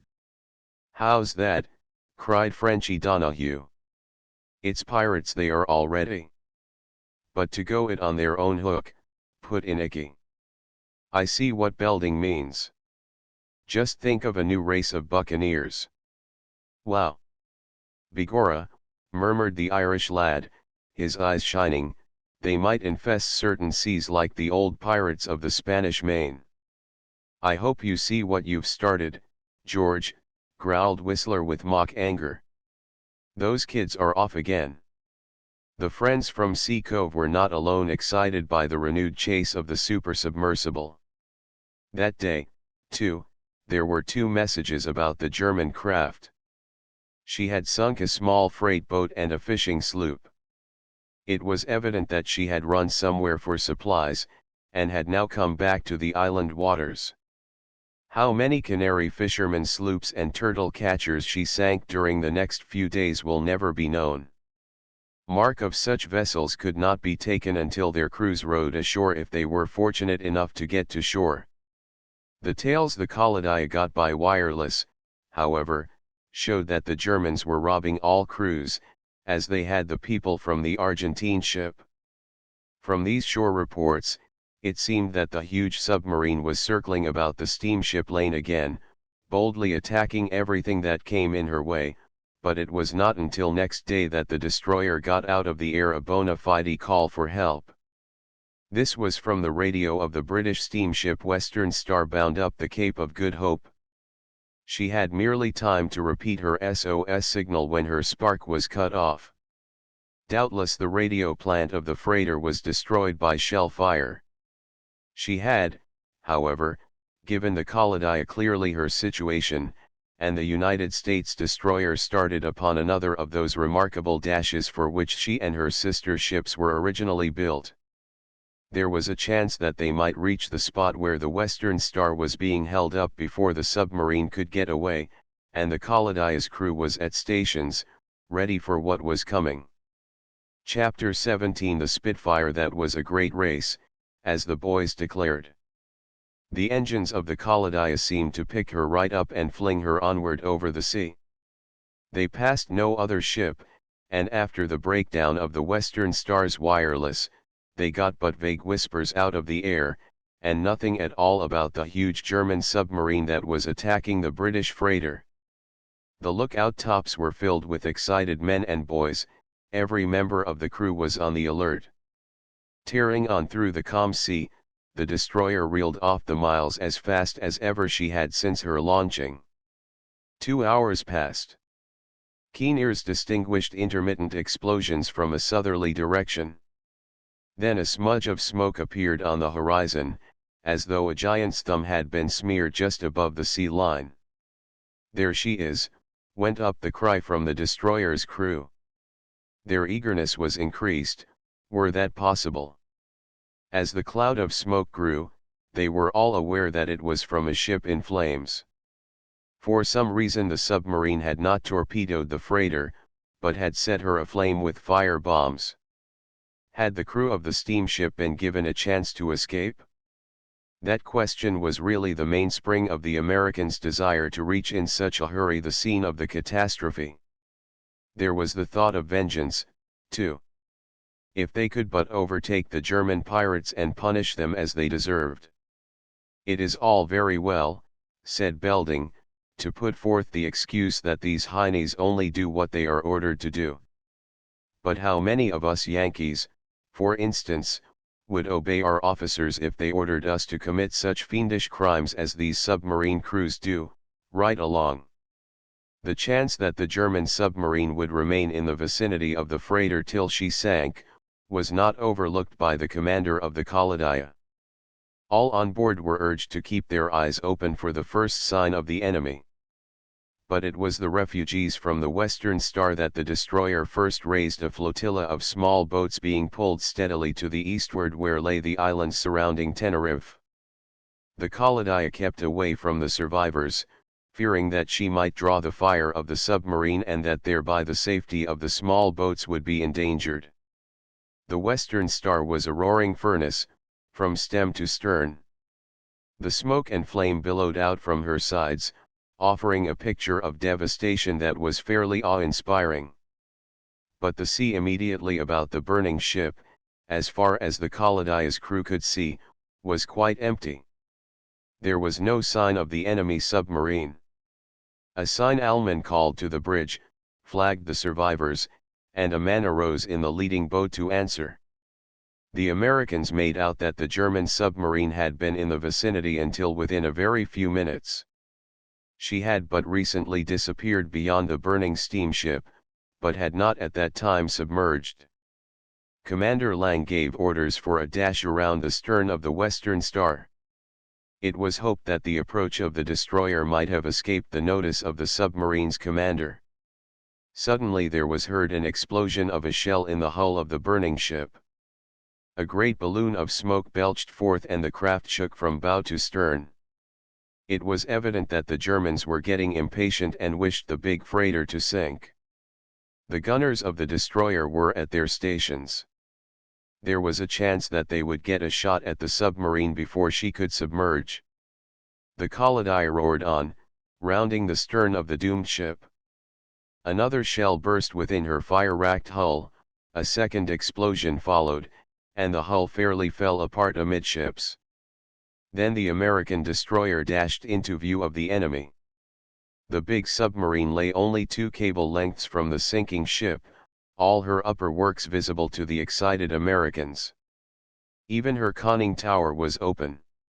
She really did look like a small freighter, even at that distance. She had collapsible masts and smokestacks, and there were more than a dozen men on her deck. It would take some time to submerge such a craft. Plainly the Germans had not apprehended the approach of the American destroyer. "Hurrah, boys," yelled one of the petty officers, "we're going to take tea with Heine." A roar of voices went up from the decks of the destroyer in reply to this cheer. A gun fore and aft spoke, both crews had been ordered to fire at the same object. That was the open conning tower of the submarine. If ever American shells fell true, those two did. Right at the start the submarine's chances for escape were made nil. The conning tower was wrecked and the craft could not safely submerge. But she could fight. Her gunners turned their weapons on the destroyer, and the shells began to shriek through the upper works of the fast naval ship. There were several casualties aboard the Kaladia within the first few minutes. But the submarine's most dangerous projectiles, the auto-torpedoes, could not be successfully used. As the destroyer swept past, the Germans sent one of these shark-like things full at her. But the Kaladia darted between the submarine and the flaming ship, and the projectile passed her stern, landing full against the side of the Western Star. The reverberating crash of the explosion was enough to wreck one's eardrums, so near was it. But all the time the destroyer was giving the crippled submarine broadside after broadside of guns, the upper works of the German craft were fast becoming a twisted mass of wreckage. Again and again the Americans' guns swept the fated submarine. But the latter was a Spitfire. Behind armored fortresses her men fired her guns with a rapidity that could but arouse the admiration of the boys on the Kaladia. "Got to hand it to the Heinies," yelled somebody. "They have bulldog pluck." "Put a shell where it will do some good, boys," begged one of the officers. "We haven't landed a hit in her innards and that is where the shells tell." "My goodness," gasped Whistler, working beside Al Torrance on one of the forward guns, "that shell told something, believe me." The shot he meant seemed to have exploded under the deck of the submarine. Yards upon yards of the armor plate was lifted and splintered as a baseball might splinter a window. The destroyer was rounding the submarine at top speed. Volley after volley was poured into the rocking German craft. One shell wiped out a deck gun and all the Germans manning it. The slaughter was terrible. And yet her remaining guns were worked with precision, with desperate precision. She could not hold the range as the Americans did, but her crew showed courage as well as perfect training. The position of the submarine was hopeless, Yet they fought on. Sweat was pouring into Phil Morgan's eyes as he worked with his crew members over the hot gun. The sun was scorching, anyway. It was the very hottest place he and Al Torrance had ever got into, counting the big fight when they were with the Kennebunk, and all. The destroyer received very little punishment. If the submarine did fight like a Spitfire, her shells accomplished little damage. The Americans saw the big burning steamship fall apart in the middle and sink after the torpedo struck her. Great waves lifted their crests over the spot, and it was at this time the submarine was put in the greatest danger. The spreading billows caught the helpless submersible and tossed her on their crests. Those on the Kaladia saw the Germans running about the deck like ants about a disturbed ant hill. Then a huge wave topped the ship and broke over her. A cheer started among the crew of the destroyer. But it was quenched in a moment. When the great wave rolled past, they saw that the submarine had been flung upon its side and that it was sinking. "She's going down, boys. She's going down," cried George Belding. "Don't cheer any more now." Indeed, the awful sight completely checked cheering. It is all right to fight an enemy, it is another matter to see that enemy sink beneath the waves. And the strangeness of this incident impressed the lads seriously as well. The submarine's own act had sunk her. She had been overborne by a wave from the sinking of the freighter. She brought about her own punishment, remarked Whistler, voicing the general opinion of the crew of the American destroyer. In other words, it was coming to them and they got it. Chapter 18 Ghost Talk. Again the Kaladia was put about, and at reduced speed approached the spot where the submarine had gone down. There was very little wreckage on the surface of the ocean, but several black spots seen through the officers' glasses caused two boats to be hastily launched, and both were driven swiftly to the rescue of the survivors of the German craft. Morgan was in one of these boats. All through the fight he had thought of the Argentine skipper, Captain de Cas of the K Vita. The possibility of his still being aboard the submarine worried the American lad. If there were prisoners, they had gone down with the enemy craft. These were the fortunes of war. Nevertheless, that the unfortunates should be lost with the members of the German crew, was a hard matter. Only 3 survivors were picked up, and one of them, with his arm torn off at the socket, died before the boats could get back to the destroyer. The 2 were Germans.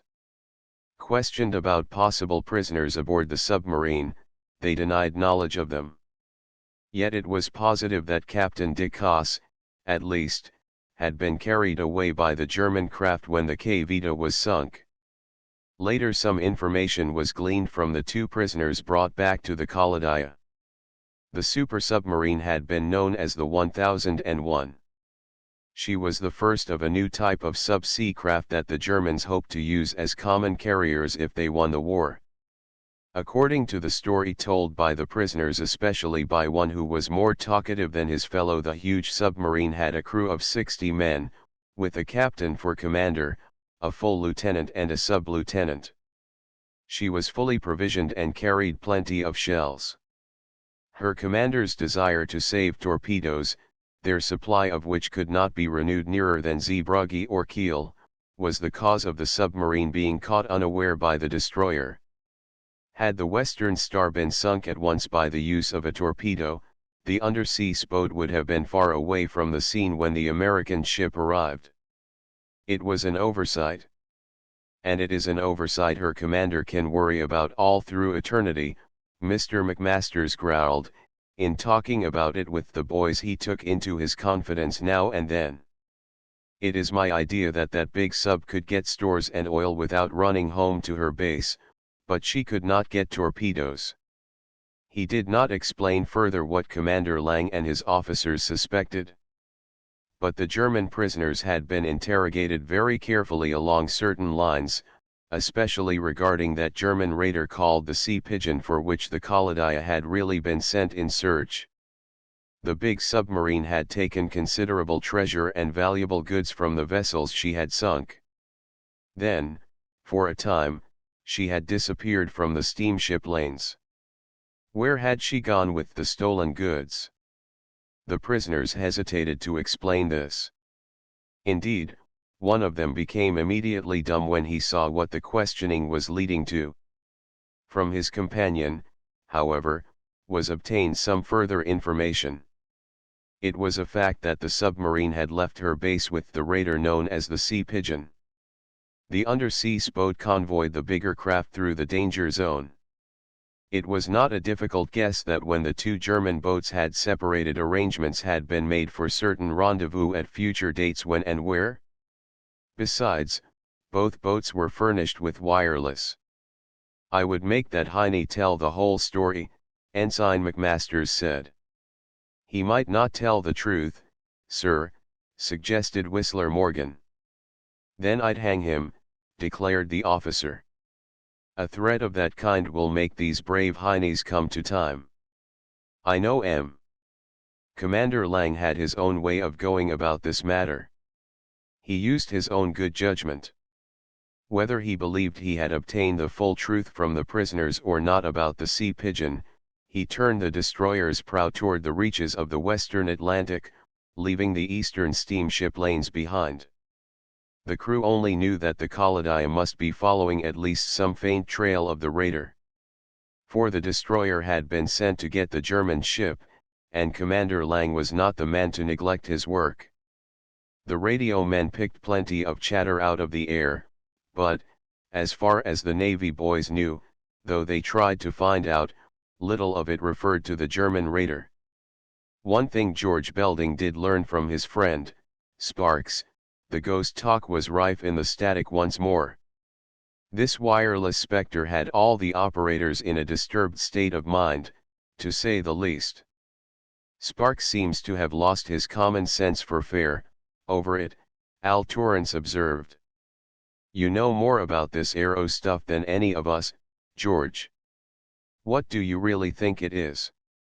Somebody trying to call the Kaladia?" "That is exactly what Sparks doesn't know. He admitted to me that he caught the destroyer's name, but not her number. It's got so now this ghost breaks in at a certain time in the afternoon watch just about the same time each day. One of his assistants says he has spelled out Kaladia, too. But it may be nothing but a game." "How game?" asked Icky eagerly. "Somebody fooling with a machine. Sparks says the sound's great, just like static." "And that is as clear as mud," complained Frenchy Donahue. "Could this unexplained talk be some new German code?" Whistler Morgan asked. "All Sparks got is in English, but it doesn't amount to any sense, he says. If it is a code, he never heard the like before. It might be a German code with English words, put in Al. One word in code means a whole sentence." "I believe you. Wish Sparks would let me put on the harness and listen in on it," grumbled Belding. "I haven't forgotten the wireless Morse I learned back there before the war." "Go to it, George," urged Al. "I wish I knew Morse," added Whistler. "Get into it, George. Get Sparks to let you try around with the ghost talk. He is friendly to you." Thus encouraged, Belding took a chance with the chief of the radio during that very afternoon watch. It was during these hours, it was reported, that the strange and mysterious sounds broke in upon the receiving and sending of the operators aboard the Kaladia. "It is against the rules to let you into this room, boy," Sparks told him, smiling. "I can't give up my bench to a ham." "I'm no ham, Mr. Sparks," declared Belding. "I've shown you already that I can read and send Morse." "I don't know," the radio man murmured, shaking his head. But he was really fond of George Belding, and the latter had to coax only a little more. This, as a rule, was not a busy hour. He allowed the youth to slide in on the bench and handed him the head harness. George slipped the hard rubber discs over his ears and tapped the slide of the tuner with a professional finger. "Plenty of static," he observed, for it was trickling, exploding, and hissing in the receivers. No induction, Sparks suggested. Belding slid up the starting handle. The white-hot spark exploded in a train of brisk dots and dashes. Belding snapped up the aerial switch and listened. The message he was catching from the air was nothing to interest him or the Kolodia. He was sensitizing the detector and soon adjusted the tuning handle for high waves. The chief watched him with a growing appreciation of the boy's knowledge of the instrument and its government. On these high planes the ether was almost soundless. Only a little static, far removed, trickled in. It was in the high waves that most of the naval work is done, and the sending of orders to distant ships is keyed as fine as a violin string and sounds as musical.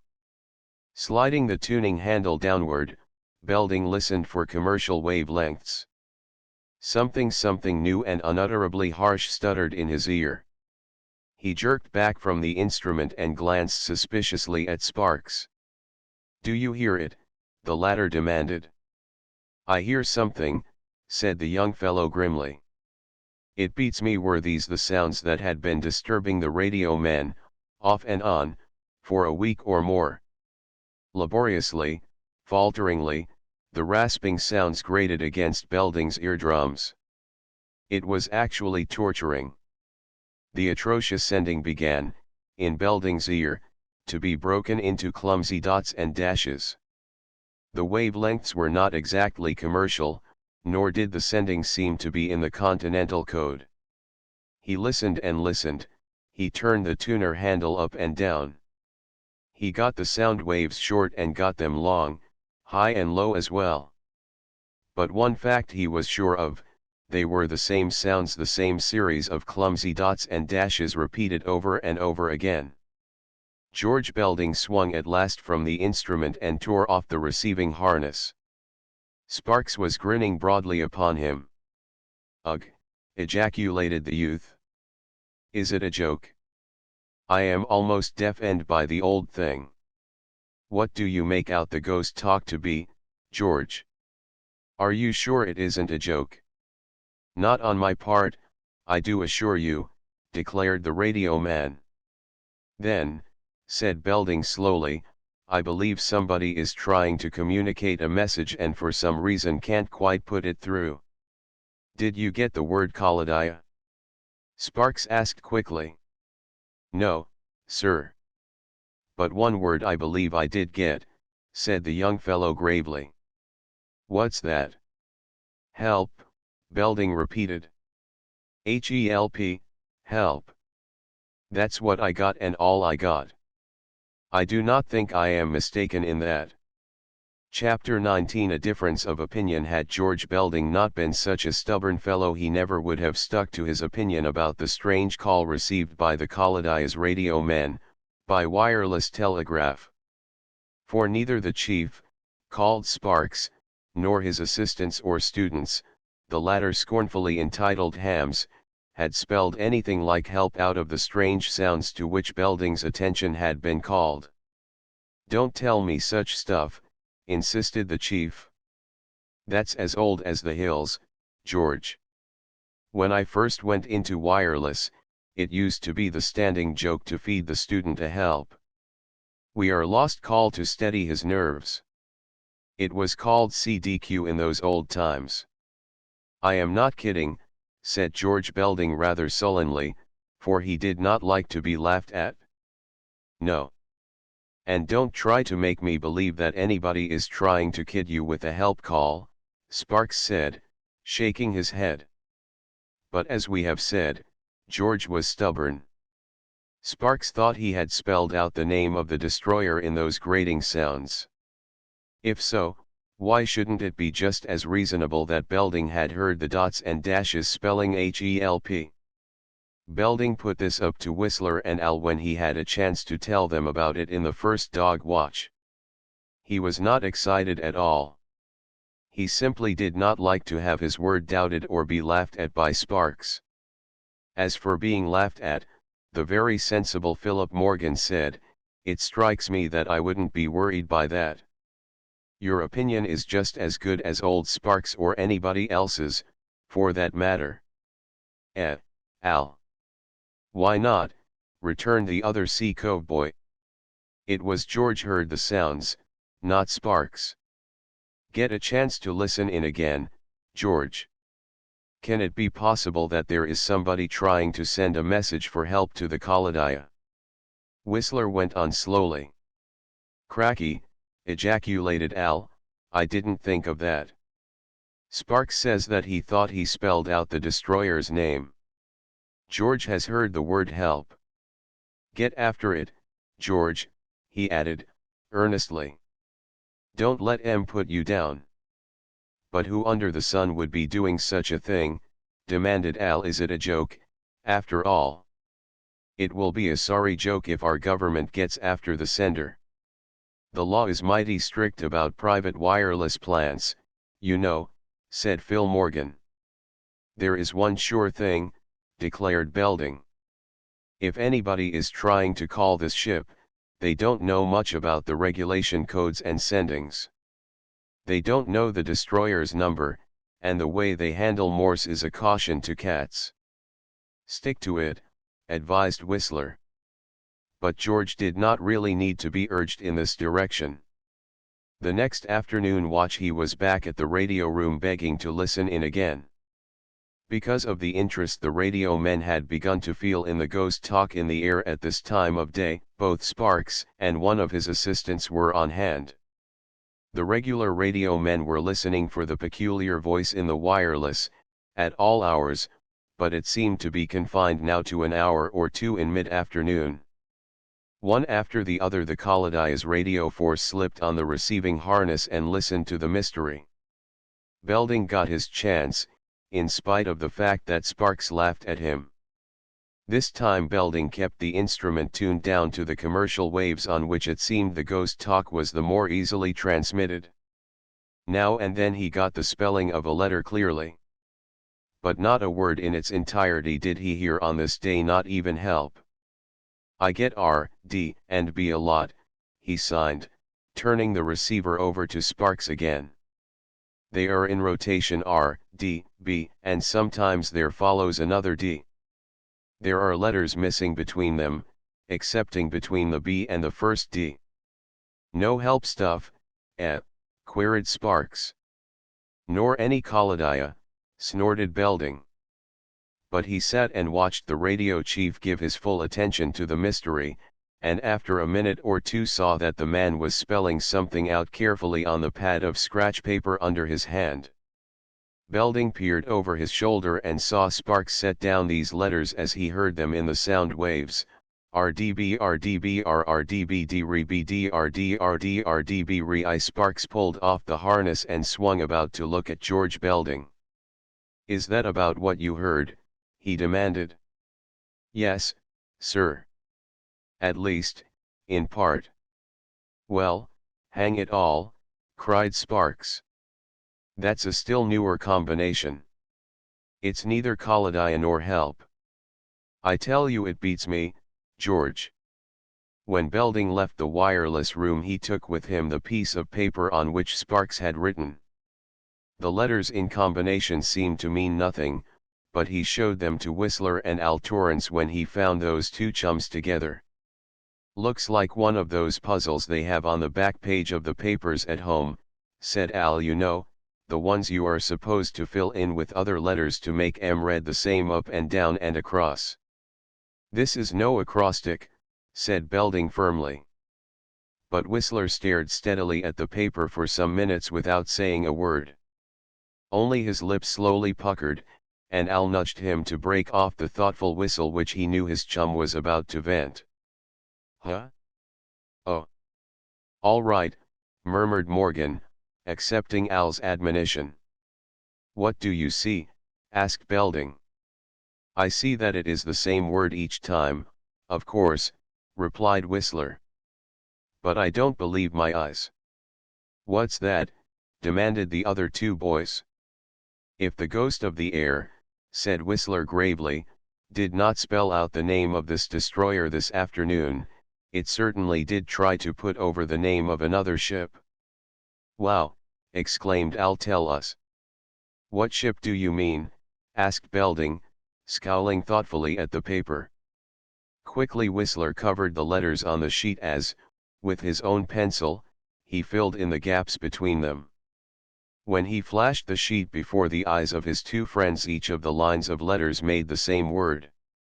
And that word was, Redbird. My goodness. You have gone crazy, Phil Morgan, almost shouted Belding. Cracky, that's the ship your sisters and Belding's folks are aboard, you know, gasped Tory. Why, Whistler, I believe with George that you are crazy. All I see, said Morgan, quite unruffled, is that George brought us some letters that, very easily and sensibly, make the name of his father's ship now bound for Bahia. Cracky, exclaimed Al again. But do you suppose anything has happened to father, mother and the girls? Do you really, Morgan? Who said anything about something happening to them? Demanded his friend with some heat. I am merely pointing out the possibility that the name of that ship is in a wireless message that somebody seems anxious to put over. But who, what exactly? Exclaimed Whistler, stopping Belding at that point. We don't know.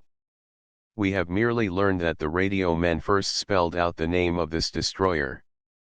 Now you and the chief have caught the name of the Red Bird. The two names seem to be in the combination. Therefore, is it crazy, as you fellows say, for me to suggest that perhaps the mysterious message deals with both of the vessels named? I begin to see your idea, Phil, admitted Belding. But it did shake me. You know, I spelled out help first of all. But you did not get that today, said Whistler quickly. Then he added, we know the Redbird is fitted with wireless. Yes. Perhaps somebody aboard is trying to send a message to us just for fun. For fun, indeed, exclaimed Al Torrance. People aren't fooling with the radio for fun in these times. I don't know. You know how girls are, drawled Whistler. George, does your sister Lillian know anything about Morse and the radio?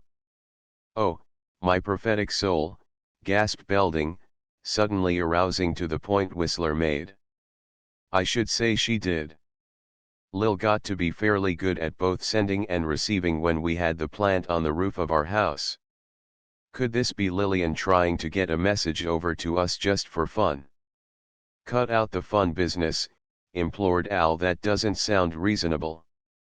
But that was the very idea that caught George Belding.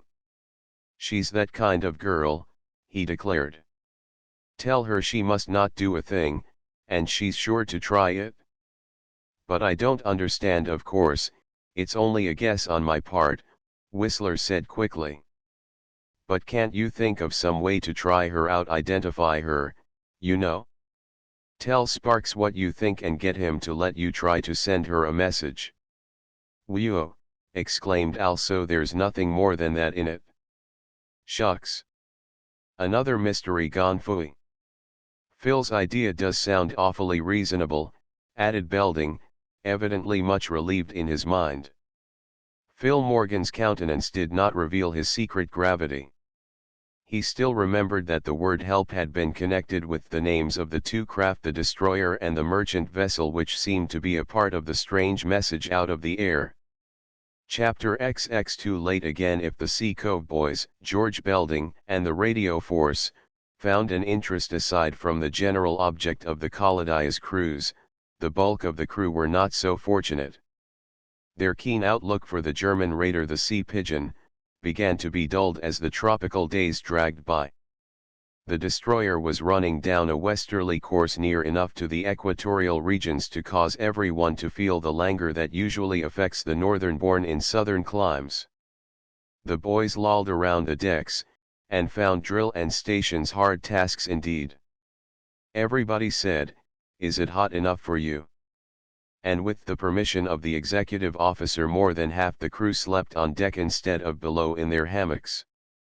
During a part of the afternoon watch, the engines of the destroyer were stopped, A life raft was lowered on the shady side of the ship, and the boys in squads were allowed to bathe, the quartermaster's boat with 2 sharpshooters in it, lying off a few yards on the watch for sharks.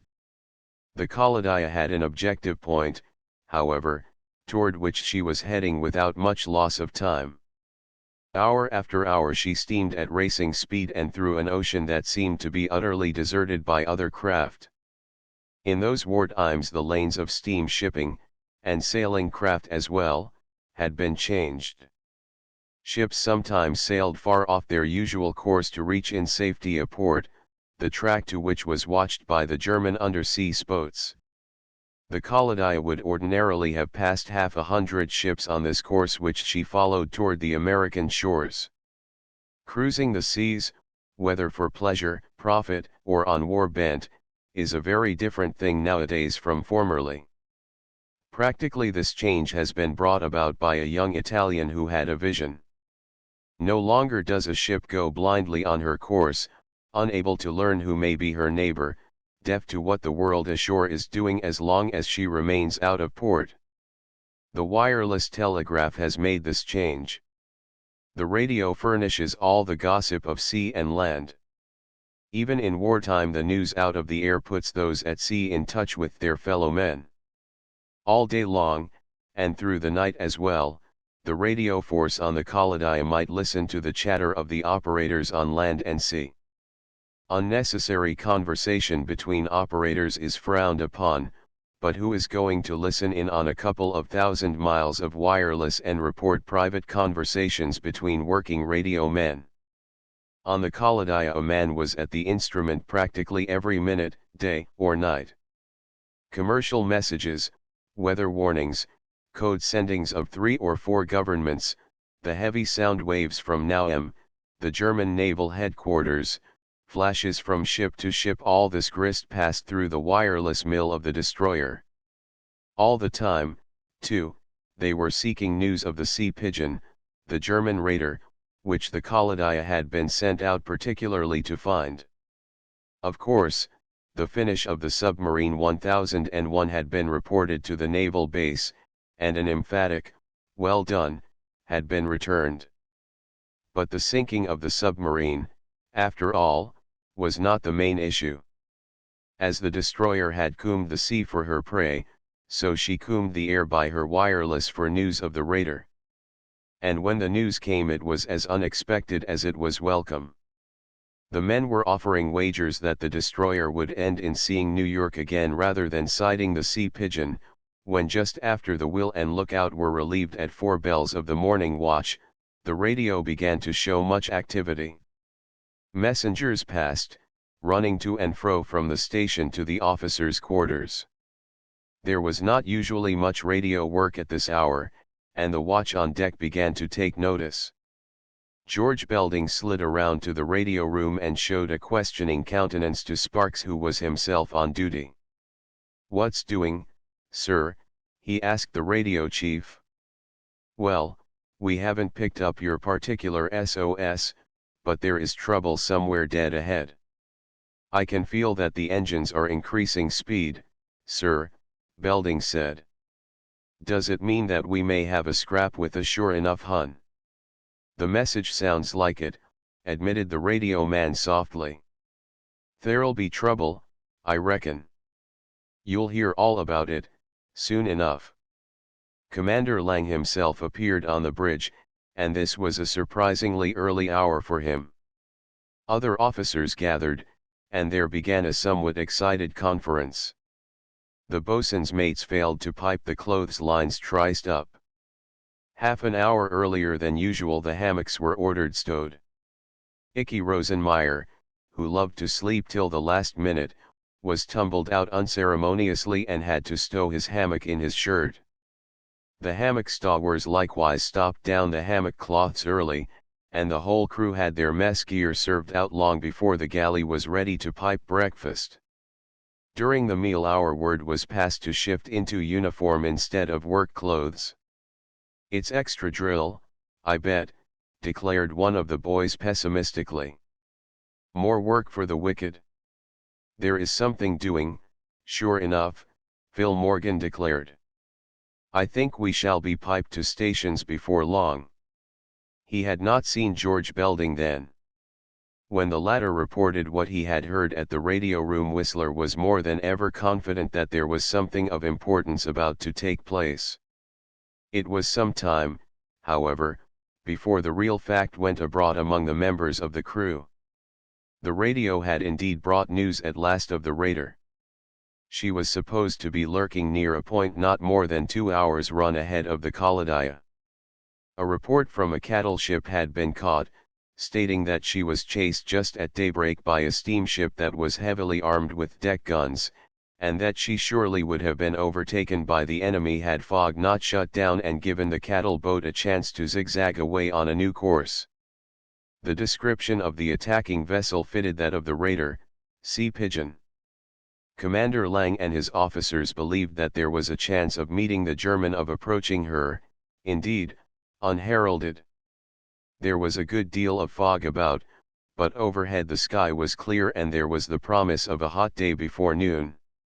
Having the approximate latitude and longitude of the cattle ship when she sighted the raider, Commander Lang believed the Kaladaya had a good chance of overtaking the German ship while she was lingering about on the watch for her prey.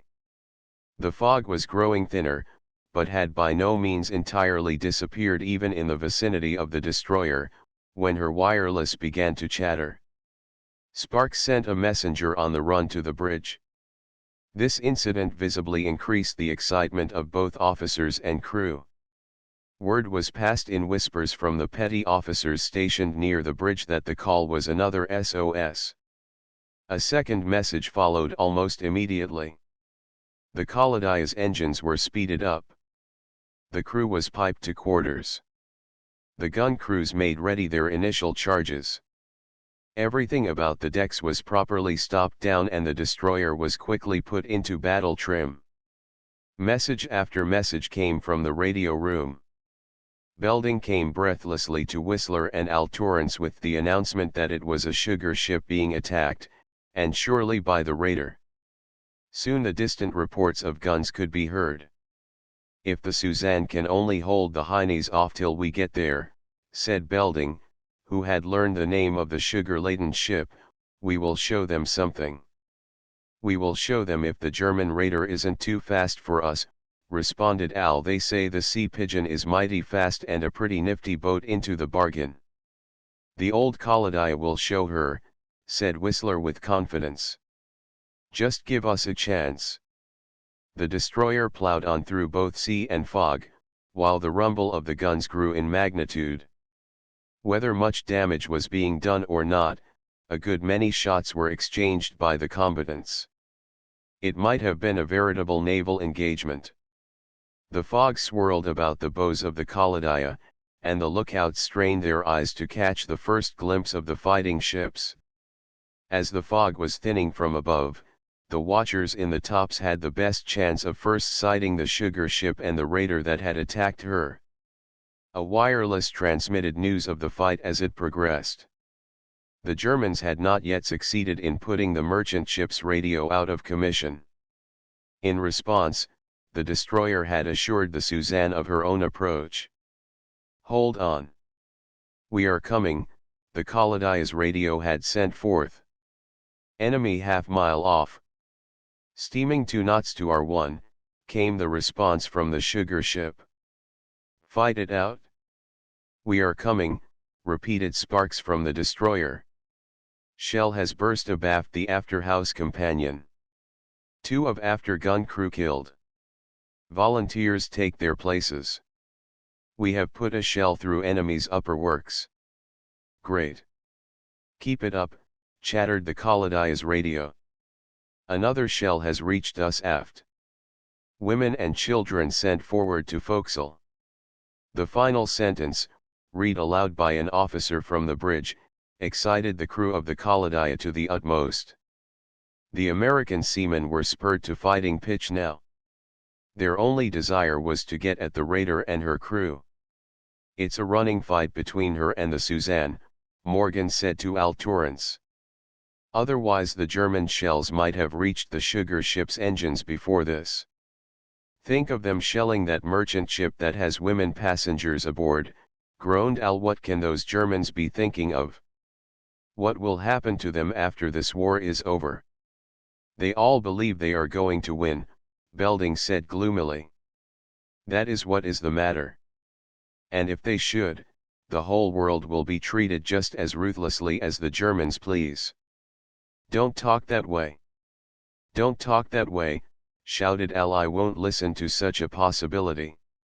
They can't win this war, and that's all there is to it. Quiet, there, admonished the voice of an officer, and the boys subsided to whispered comments, one to the other. Again and again the wireless chattered the cry for help. The guns thundered ahead. Suddenly there arose a rosy light in the sky, spreading through the fog in a wide wave of color. She's blown up, was the general and hopeless ejaculation from the crew of the destroyer. Her engines went that time, sure enough, and her boilers, too, groaned Ensign McMasters, who chanced to stand near the gun crew to which Whistler and Al belonged and where Belding was stationed in reserve. She's helpless now. If we don't get there soon. There were no more radio messages. The calls to the Suzanne were not answered. The melting fog soon gave the lookouts a clearer view ahead. Steamship tops and rigging in sight, sir, was the cry to the bridge. Then, a minute later, she's on fire, sir, and sinking by the stern. Ah, muttered Ensign McMasters. We are too late again. Chapter XXI. The mystery message. In a very few minutes the crew of the Khalidai, all those above deck, at least, gained a view of the burning ship. She was completely wrecked at the stern, and it was probably true, as Ensign McMasters had said, that her engines and boilers had been blown up. She lay helpless and sinking. All her passengers and her crew had been driven forward by the flames. The bow of the steamship was slanting up into the air at a threatening angle. The men were lowering such boats as there remained from the forward davits. The Suzanne's bulk, the smoke, and the last shreds of the fog hid the enemy from the view of the destroyer's crew.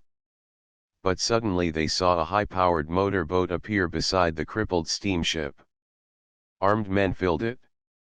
Two stood up as the boat swung in to the steamship's side and caught the hanging davit ropes. They hooked these ropes to the launch, fore and aft. As quickly as one can tell it, the Germans tailed onto the ropes and hauled their own boat into the air. In a minute she overhung the rail of the sugar ship and the Germans swarmed out upon her deck. The forward guns of the Khalidai might have thrown shells into this launch, but such missiles would have imperiled the lives of the people on the Suzanne. The Khalidai's officers through their glasses could see the remaining passengers and crew of the sugar ship lined up against the rail under the threatening rifles of the Germans. There was considerable activity on the deck of the sinking ship during the next few minutes. The destroyer swerved in her course, her commander hoping to get around the Suzanne and mark the position of the raider before the motor launch could get away from the sinking ship. But the Germans worked so quickly that this chance was very small indeed. The destroyer was still a long shot away from the exciting scene. A number of men were seen staggering along the deck of the sugar ship bearing some heavy object. It was hoisted into the launch and then the latter was lowered quickly into the sea, most of the Germans scrambling down as best they might. "It's the purser's strong box," shouted one of the lookouts in the destroyer's top. "And they are going to shoot the poor guy, I bet, for not giving up the combination." Other members of the Khalidai's company had already observed a man's figure, with his hands tied behind him, standing at the farther rail of the Suzanne. The four last men from the raider's launch, all ready to descend into the boat, raised their rifles and fired across the deck at the victim. The man fell, and the murderers swarmed down the rope into the launch. All this the excited crew of the destroyer saw while they were yet too far away to be of any help. Commander Lang might have ordered his guns to open fire, but the danger of hitting the Suzanne was too great. The officer commanding the German launch was too sharp to give the coming destroyer any safe chance of making a hit without damaging the sugar ship. He steered his motorboat right along the hull of the crippled Suzanne, under the shower of flaming debris that had begun to fall, and went out of sight in a cloud of smoke that had settled upon the sea. This smoke offered a splendid bit of camouflage for the raider and the launch. Up to this point the lookouts in the destroyer's tops had caught no glimpse of the sea pigeon. She was a very wary bird indeed. The smoke cloud from the burning ship spread across the sea and supplemented the fast-dissolving fog in hiding the German craft. But suddenly a lookout hailed the Kaladia's quarter, "Steamship's top, sir." 600 yards abaft the sinking ship, sir. Orders snapped to the forward gun crews. They could see nothing but fog and smoke astern of the Suzanne, but their knowledge of elevation, distance, and other gunnery lore, encouraged them to hope for a strike. The guns began to speak, and the shells shrieked over the stern of the sinking steamship, exploding somewhere in the smoke cloud. There followed no shots in reply. The Germans were shy. The thickening smoke shut out again all sight of the sea pigeon. The condition of the Suzanne was threatening. Commander Lang dared not consider a pursuit of the German raider when lives were in such peril here. 2 boats were all that had been put out from the sugar ship. Her other small craft were smashed by the shell fire of the raider. Some 40 or more people were gathered in the bows of the Suzanne, and they must needs be taken off quickly. The big merchant vessel was surely going down. Her 2 boats had already pulled away to a safe distance. Commander Lang would not risk his own small craft near the trembling hull of the Suzanne, but swerved the course of the destroyer that she might run in under the high bows of the ill-fated ship. Signals were passed, and the remaining members of the Suzanne's crew hastened to prepare slings in which to lower the passengers to the destroyer's deck. Volunteers to go up there and help those people. Smart, now, sang out the executive officer of the Kaladia through his trumpet. Icky Rosenmeyer and Frenchy Donahue, who were both free, leaped forward at the call. With 7 knot and 2 other sailors, they swarmed up to the high bows of the imperiled ship. The 2 Sea Cove boys were well trained in the uses of cordage and in knotting and splicing. They seized a coil of rope and, working together swiftly, safely lowered 3 women and a wounded man over the rail to the destroyer's deck before they were piped down from the Suzanne. Even the dead body of the murdered purser was sent aboard the Kaladia. The flames were by that time surging upward, and it was almost too hot to stand upon her forward decks. The bows of the ship were being thrust up as her stern sank. At any minute the wreck might plunge beneath the sea. "Back all!" rose a stentorian voice from the destroyer. Icky and Frenchy went over the rail and swarmed down their respective lines. They were guided inboard to the firm deck of the destroyer. The other workers followed. The Kaladia backed swiftly away. Nor was this done a minute too soon. The wreck was already wallowing from side to side like some wounded monster of the sea. The air pressure blew up the forward deck. Had the survivors remained longer they would have been overwhelmed. A roaring like that of a great exhaust pipe came from the interior of the sugar ship. The sea began to seethe in a whirlpool about her. She stood almost upright on her stern as she sank. Down, down she went, while the destroyer turned tail and scudded away at top speed. To be caught in that whirlpool would have spelled disaster for even as staunch a craft as the Kaladia undoubtedly was. The Suzanne disappeared slowly, with great combers roaring about her. Beaten to a froth, the waves leaped, white-maned, upon her tossing sprit, and finally hid even that from sight. The sea was a cauldron of boiling waters, and that for hundreds of yards around. The 2 boats that had escaped from the wreck had been pulled far away. They were loaded heavily, but were not at the time in any danger. The Kaladia, therefore, did not swing her nose in their direction. Instead, she was speeded into the rapidly thinning smoke cloud which covered the sea astern of the sugar ship. There the German raider was somewhere hiding. It was possible that one of the shells from the destroyer might have done her some damage, or might even have struck the motor launch. These hopes were doomed to disappointment, however. 5 minutes after the Suzanne was utterly sunk, the smoke was so dissipated that the lookouts on the destroyer could view the ocean for miles about. In the distance, and reeling off the knots at most surprising speed, was a steam vessel that could be naught else than the Sea Pigeon. She had picked up her motor launch and escaped. The Kolodia might have followed and overhauled her in a long chase, but she could not desert the 2 boatloads of survivors from the sugar ship here in the middle of the Atlantic. The radio man was sending queries for help for the survivors of the Suzanne, but no ship answered nearer than 200 miles. It was the first duty of the naval vessel to save the helpless, and she could not fight the German pirates and make these people comfortable, too. So pursuit was abandoned, much to the dissatisfaction of her crew, and the Kolodia swung around and approached the 2 open boats. These, with their cargoes of human freight, were picked up. Then the destroyer was headed into the north, there to meet a Mediterranean-bound steamship that would take off the Suzanne's castaways and leave the naval vessel free again. Of course the Navy boys were vastly interested in the experiences of the people from the sunken ship.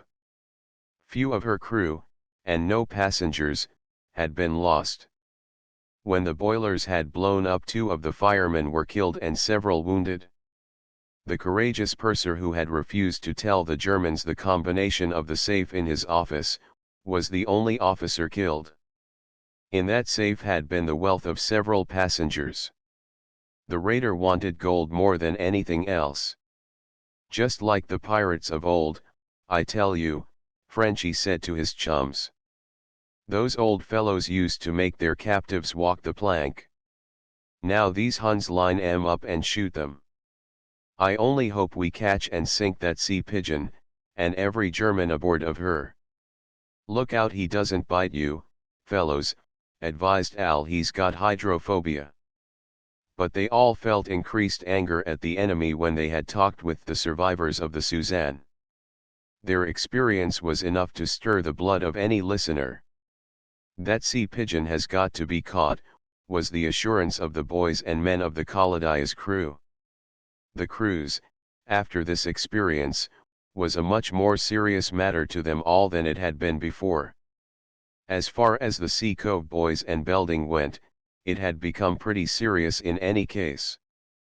The prime reason for this lay in the message of mystery that the radio men continued, at times, to half catch out of the air. George Belding confided to Sparks the name Phil Morgan had made out of the uncertain letters which the chief had written down after hearing them repeated in his ear while at the radio instrument. Redbird, that seemed plain enough. And the Redbird is the ship my folks and Whistler sisters are sailing on to Bahia, explained Belding. Why, she might be right out yonder, not so many miles away, and he pointed into the west. You mean to say your sister can send Morse? She used to be able to. She wasn't quick or accurate, but she could get a message over. There is something altogether wrong with the sending, said the radio man thoughtfully. I know it, sir. She wouldn't know any code. She would probably spell out every letter and word. We only get a part of what is sent. That is, if it is Lillian who is doing this. It is mighty interesting, this ghost talk, the chief said slowly. I can see you are putting altogether too much faith in the possibility that the stuff is real. Why, we often get the most inexplicable sounds out of the air. It is a very long chance that this is a real message, or that it is from your sister, George. It's a message from somebody and from somewhere, and I'm awfully interested, too, declared Belding. I wish you'd let me listen in again. Oh, "I'll do that little thing for you," agreed Sparks. "If there is nothing much doing in radio in the afternoon watch, come around again." With this promise George Belding contented himself. He told Whistler and the other boys he was going to set down every letter of the mystery message that he could comprehend, and see afterward just what could be made out of them, sense or nonsense. Chapter XXII: The wireless call for help. Having delivered the survivors of the Suzanne to the greater comforts of an Italian liner bound eastward, the Caladia's own course was set for the south and west. Her commander and crew hoped to pick up news of the Sea Pigeon once again. At any rate, the German raider had been last seen making off toward the West Indies and the Caribbean. The destroyer was below the Tropic of Cancer now, and the weather was exceedingly hot. A dress of dungaree trousers and sleeveless undershirt was the most popular uniform forward of the bridge, decided Donahue. The brass hats who have to fairly live in their uniforms are greatly to be pitied. Drills were not pushed, and many duties became merely a matter of form. Yet there was a very serious train of thought in the minds of the Sea Cove boys and George Belding, as has been shown. There had been uncertainty enough regarding the voyage of the Redbird to Bahia, but since the beginning of what the radio men called the ghost talk out of the air, the five friends had all felt a greater measure of anxiety. Of course, it was by no means certain that these letters in Morse that suggested the name Redbird had anything to do with Mr. Belding's ship and her company. Yet, not having heard in any form from the party bound for Bahia since the ship left New York, it was not strange that George Belding and Phil Morgan, at least, should be especially troubled in their minds. During the afternoon watch on this day in which George had gone to Mr. Sparks again, the young fellow got relief and approached the radio room. The chief was off duty and one of his assistants was at the instrument. But the older man was lolling in the doorway and welcomed Belding with a smile. "Jim, here," said Sparks, nodding to the student at the instrument, "was just telling me ghost talk is coming over again. He says he gets Caladia as clear as can be." "My goodness. Then somebody is trying to call us, Mr. Sparks," murmured Belding. "I don't know. I've been keeping track, busy as we have been for a couple of days. I really think there is some attempt to put a message over, but whether it is for fun or serious, I would not dare state. Or whether it is meant for us or not. It isn't the same message each time. But you do believe that somebody is trying or something?" "Something is good," growled Sparks. "I've made out Caladia more than a few times myself. And I agree that the letters you caught the last time you were listening in, and which I heard myself, may spell Redbird. Then, you know, you said you heard help." "Well, I did," snorted Belding. The radio chief pushed a square bit of paper into his hand. On it were set down without spacing of any kind the following line of letters: COLODIAHELPREDBIRDLB. "I will be honest with you, George," he said, watching closely the flushing face of the youth. "I really got those letters not half an hour ago. They were repeated in just that order several times. What do you make out of them?" Belding's excitement was growing momentarily. He seized Sparks' pencil and wrote under the row of letters swiftly and surely, "Caladia help Redbird L.B." The chief nodded. "LB being your sister's initials, eh?" "Yes, sir," cried George breathlessly. "Lillian Belding. Get over there on the bench. Jim will give you the harness. Listen in and see what you can make of it now," said Sparks, himself excited. George slid onto the bench and Jim handed him the receivers and strap. The youth fitted the discs to his ears, settled himself on the seat, and opened the key. As usual the static sputtered in the receivers for a little. He tuned down to the short waves and the strange, grating sounds began. It was very bad Morse, clumsy and irregular, but that it was Morse, Belding was confident. There was something wrong either with the sender or with the instrument sending. Belding seized the pad of scratch paper and poised his pencil. For a few moments the ghost talk ceased. Was it all over for the time? He waited impatiently, growing hot and cold with nervousness. There were plenty of other wave sounds in the air, had he cared to listen to them. But he knew the monotonous and rasping letters on a lower plane, even, then the commercial waves were carried only at the level to which he had tuned the instrument. Suddenly, Kaladia. Kaladia. Kaladia. The words were rapped out harshly but briskly, each letter plainly to be read. Then Belding began to set down the unevenly sent letters as he could make them out, with a dash where he failed to catch the letter intended, COLODIAHELPGETANSIZDREDBIRDORB, dot. George could not stop then to see whether these letters made any sense or not. He believed the main trouble with the message was that the sender used no punctuation. For a brief time the mystery ceased. Then again the sounds broke out, the same clumsy, uncertain Morse, so bad, indeed, that at first the listener could make out a letter only now and then, L, LNG, AEREBIR, AINED, TM, TINGER, NSSEIZEDSIHELP. There was silence again as far as the ghost talk was concerned. Belding waited with his pencil poised over the paper. His eyes meanwhile scanned the first list of letters he had set down. At first glance he believed he made out the first 3 words in the message. They were, Kaladia help get. After the break and several disconnected letters the word Redbird fairly leaped at him from the page. Then, after a few misses and letters that made no sense, he got help again. Then he saw as clear as day, L. Belding, his sister's signature. Kaladia help get Redbird help L. Belding. The young fellow shook all over as he sat there before the radio instrument. This was a message from his sister, Lillian. Nothing could thereafter shake his belief in this statement. And that she and the Redbird were in peril Belding was positive. The second combination of letters offered fewer understandable words than the first, or so it seemed to Belding at that moment.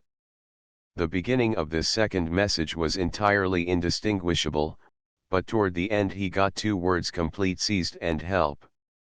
Altogether he was assured that he had guessed the main trouble with the sender of these strange messages. The words were all run together and the awkward and uneven sending made the unpunctuated words very hard to understand. Sparks touched him on the shoulder. He had a paper in his hand that a messenger had just brought. It was a radio that must be sent at once. "Let me at it for a minute, son," the radio chief said. "Here's a report for headquarters base. Did you get anything?" I don't know," murmured George, giving place to the man. He left the room, taking with him the paper on which he had penciled the broken messages. Secretly he was confident that he had heard a call over the radio for help and that his sister Lillian, on the Redbird, was sending it. He wanted to see Philip Morgan about it to show the leader of the Sea Cove Navy boys this paper with the 2 cryptograms he had picked out of the air. Like Al Torrance, Icky Rosenmeyer, and Frenchie Donahue, George had come by this time to look upon Phil Morgan as a fellow of parts. Phil would be able to help him make these messages out, if anybody could. But he could have no time with Whistler until second dog watch that evening. Then he got the Sea Cove youth aside and showed him what he had managed to set down in letters from the ghost talk he had listened in on that afternoon. Whistler did not know a thing about Morse, or much about radio, but he had a sharp eye and a clear head. Belding had translated enough words of both messages to suggest the general trend of them. How do you know where the letters break if you can't hear all the dots and dashes? Whistler first asked, scanning the paper seriously. That appears curious to me. Not in this case. If it is Lil sending or whoever it is, the sender is so unfamiliar with the Morse American code that there is a hesitation between the letters. Why, I thought at first the message was in Continental code, which is, you know, entirely different from American. It's all news to me, old boy. Go on. Why, there's nothing more. If I could hear those words repeated several times, I reckon I'd get most of the letters and get them straight. I see, murmured his friend. And as it is, you have got a good many of the words, only you haven't noticed it. What's that? Why, it is plain, said Whistler, that several of the same words are used in both messages. Yes. Help, Kaladia, red bird. More than those, said Whistler. See. You have seized plain as the nose on your face in the second set of letters. I see that. And there it is in the first list, and Whistler pointed as he spoke to a combination of letters and blanks almost immediately following Kaladia help get. There is SEIZ ed, plain enough. And, yes, by Jove. There is Redbird in the second message. Look here, old man. Let me go through this. That is what I want you to do, responded Belding excitedly. In the beginning the message surely says, Kaladia. Help. Get, no. That should not be Getmans that seized Redbird. No, no. There is the same combination in the lower message. It is GER down there, not get, muttered Whistler, vastly interested now. With pencil and paper he set to work.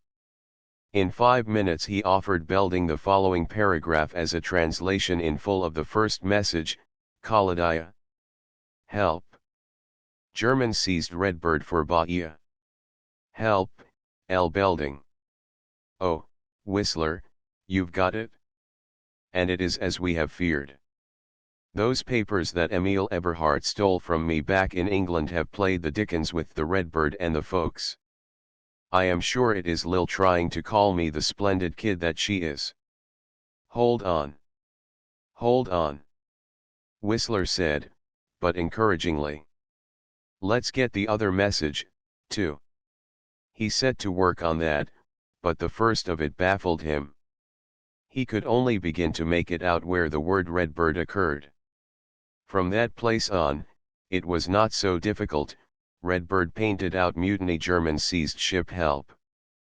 This second message was not signed with Lillian Belding's name or her initials, but George knew the sending to have been the same as that of the first call for help. But, Phil, gasped the New York youth, we don't know a living thing about where the Redbird is, or what is happening to our folks. You'd think she would have tried to tell their situation in the message, rejoined Whistler slowly. If she knew. She's a girl, and wouldn't be likely to interest herself much in navigation. Tut, tut, my boy. Everybody at sea takes an interest in the course of the ship and her speed. Of course they do. Wait. Here is the abbreviation for longitude right here long. 2 blanks for the figures you did not catch, George, my boy. Do you think so? Murmured his friend. Whistler wrote it LAT comma, long comma dot. Then he had an inspiration and put in name before Redbird. There we have it in full except for the figures of the Redbird's position. Look out for them next time, George. They are important. Next time, Morgan, gasped George Belding, excitedly. Certainly.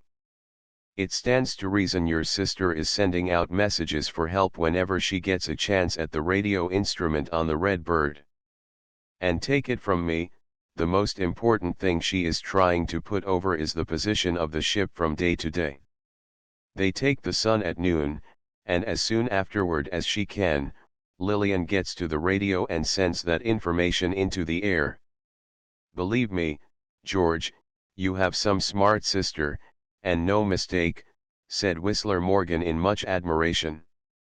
Chapter XXIII. The sea pigeon inside George Belding was for running right off to the radio chief, Mr. Sparks, to ask another chance to listen in on the wireless for further messages from the Red Bird. The supposition that Germans in her crew had mutinied and seized his father's ship became at once a certainty in George's mind. Whistler, however, with his usual cautiousness, steadied his friend. "There is no use making such an application now, George," he said. "There will be none of this ghost talk in the air at this hour. Oh, you know, they only hear those messages in the afternoon watch. That is the only time, in all probability, that your sister can get to the radio. The rest of the time, perhaps, the regular radio man is on duty, and he is probably in league with the mutineers." "My goodness, Phil," ejaculated Belding, "that word mutineers makes me tremble." "It suggests the rough stuff, all right," agreed the Sea Cove lad. "I hope my sisters and your folks will not be treated too outrageously by the gang that has got possession of your father's ship. If we could only find them. We're tied here on this old iron pot. Hold on. Don't malign the Kaladia. We may be glad for their sakes that we are on this destroyer. I don't see it. I wish I was on the Red Bird. A fat chance. With those Germans committing acts of barbarity like painting out the Redbird's name. That shows they are desperate men. And what could we do to them if we were in their power? What help can we give the folks from this distance?" groaned Belding. "This is a matter that will have to be brought to the attention of the old man, George. I am going to speak to Mr. McMasters and ask him to get us a chance to interview Commander Lang. Will he listen to us, do you think?" "Of course he will," said Whistler with confidence. The two friends could scarcely sleep in their watch below, and in the morning their anxiety was apparent to the other boys. Whistler watched for his chance and spoke to Ensign McMasters.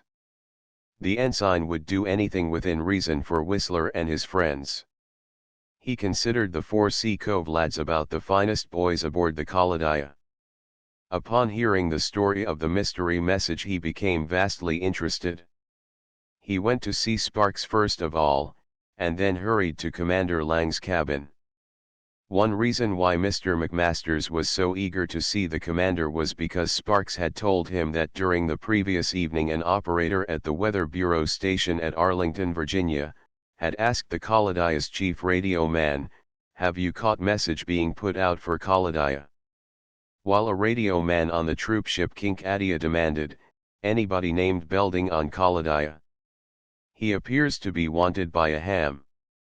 Which was not a very respectful way of referring to George's sister.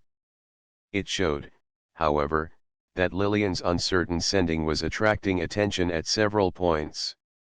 It was mid-forenoon before the two friends were called into the presence of Commander Lang. Belding was bashful and allowed Whistler to do most of the talking. And he was impressed by the ease and coolness with which his friend went about the matter. Commander Lang met Phil Morgan as he would have met another man. There was nothing kiddish about Whistler, Al had once said. The commander of the Kaladia examined the messages as the boys believed they were intended to read. He at once approved the application of George Belding to be attached to the radio squad until further notice. He sent for Sparks and heard his story of the mystery message. In every way he showed an acute interest in the affair. If the Redbird was somewhere at sea in charge of mutineers Germans at that, to find her would be a task for the Kaladia. But as Whistler had immediately seen, it was agreed that to discover the course of the Redbird and her daily position by the sun were the most important points. The boys were most impatient for the time to come when George would take his trick at the radio instrument again. This would not be until the afternoon watch, when the radio man then on duty had orders to give the instrument over to George if the ghost talk again was heard. It had been decided that George should try to reply to the mysterious call. By spelling out the name of his father's ship, the Redbird, or calling Lillian Belding by name, it might be possible to communicate with the vessel and send a word of courage to the passengers. The desire was to encourage the sender of the strange message to repeat again and again the Redbird's situation. It was only possible to guess at the course of the ship bound for Bahia, as well as her present position. Lillian Belding had doubtless called for the Kaladeya because her brother and Whistler Morgan served on that naval vessel, not because she had any idea as to where the destroyer was. The two vessels might be a desperately long distance apart. That fact could not be overlooked. The boys were in a fever of expectation. As it drew near 8 bells of the forenoon watch, there came a message by wireless that was even more exciting for most of the crew than the mystery of the ghost talk. "An SOS," whispered the messenger to George Belding as he darted from the radio station to the bridge.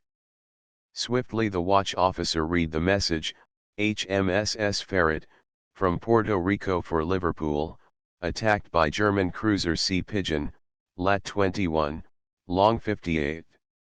SOS. The exciting information was instantly communicated 2 ways to the commander's cabin and to the chief engineer. The Kaladeya leaped forward, conned on her new course at once. They were off in another race to overtake the elusive German raider and this time, perhaps, to find her. "But we may be going right away from the Redbird," Belding complained to the other boys. "On the other hand, we don't know, but it may be taking us right toward your father's vessel," Whistler said, trying to comfort his friend. He felt worried himself about it. There would be no chance to try to reach the Redbird by radio during the afternoon watch. Whistler was just as anxious as Belding, only he kept these feelings much more to himself. The radio sparked message after message to and from the British ship. The Kaladeya was the only naval craft within possible reach of the spot from which the call came, although there were both British cruisers and torpedo boats on the Bermuda and Bahama stations. But they were heavy craft, and it would have taken days for a boat from either station to reach the point indicated by the ferret. Whereas, with good fortune, the American destroyer's engines would drive her to the spot in 3 hours. Could the British merchant vessel keep up the unequal fight for that length of time? The German must have already engaged her, or the radio message from the ferret as first transmitted would not have been so exact. From out of the air came messages from all directions urging the Kaladeya on.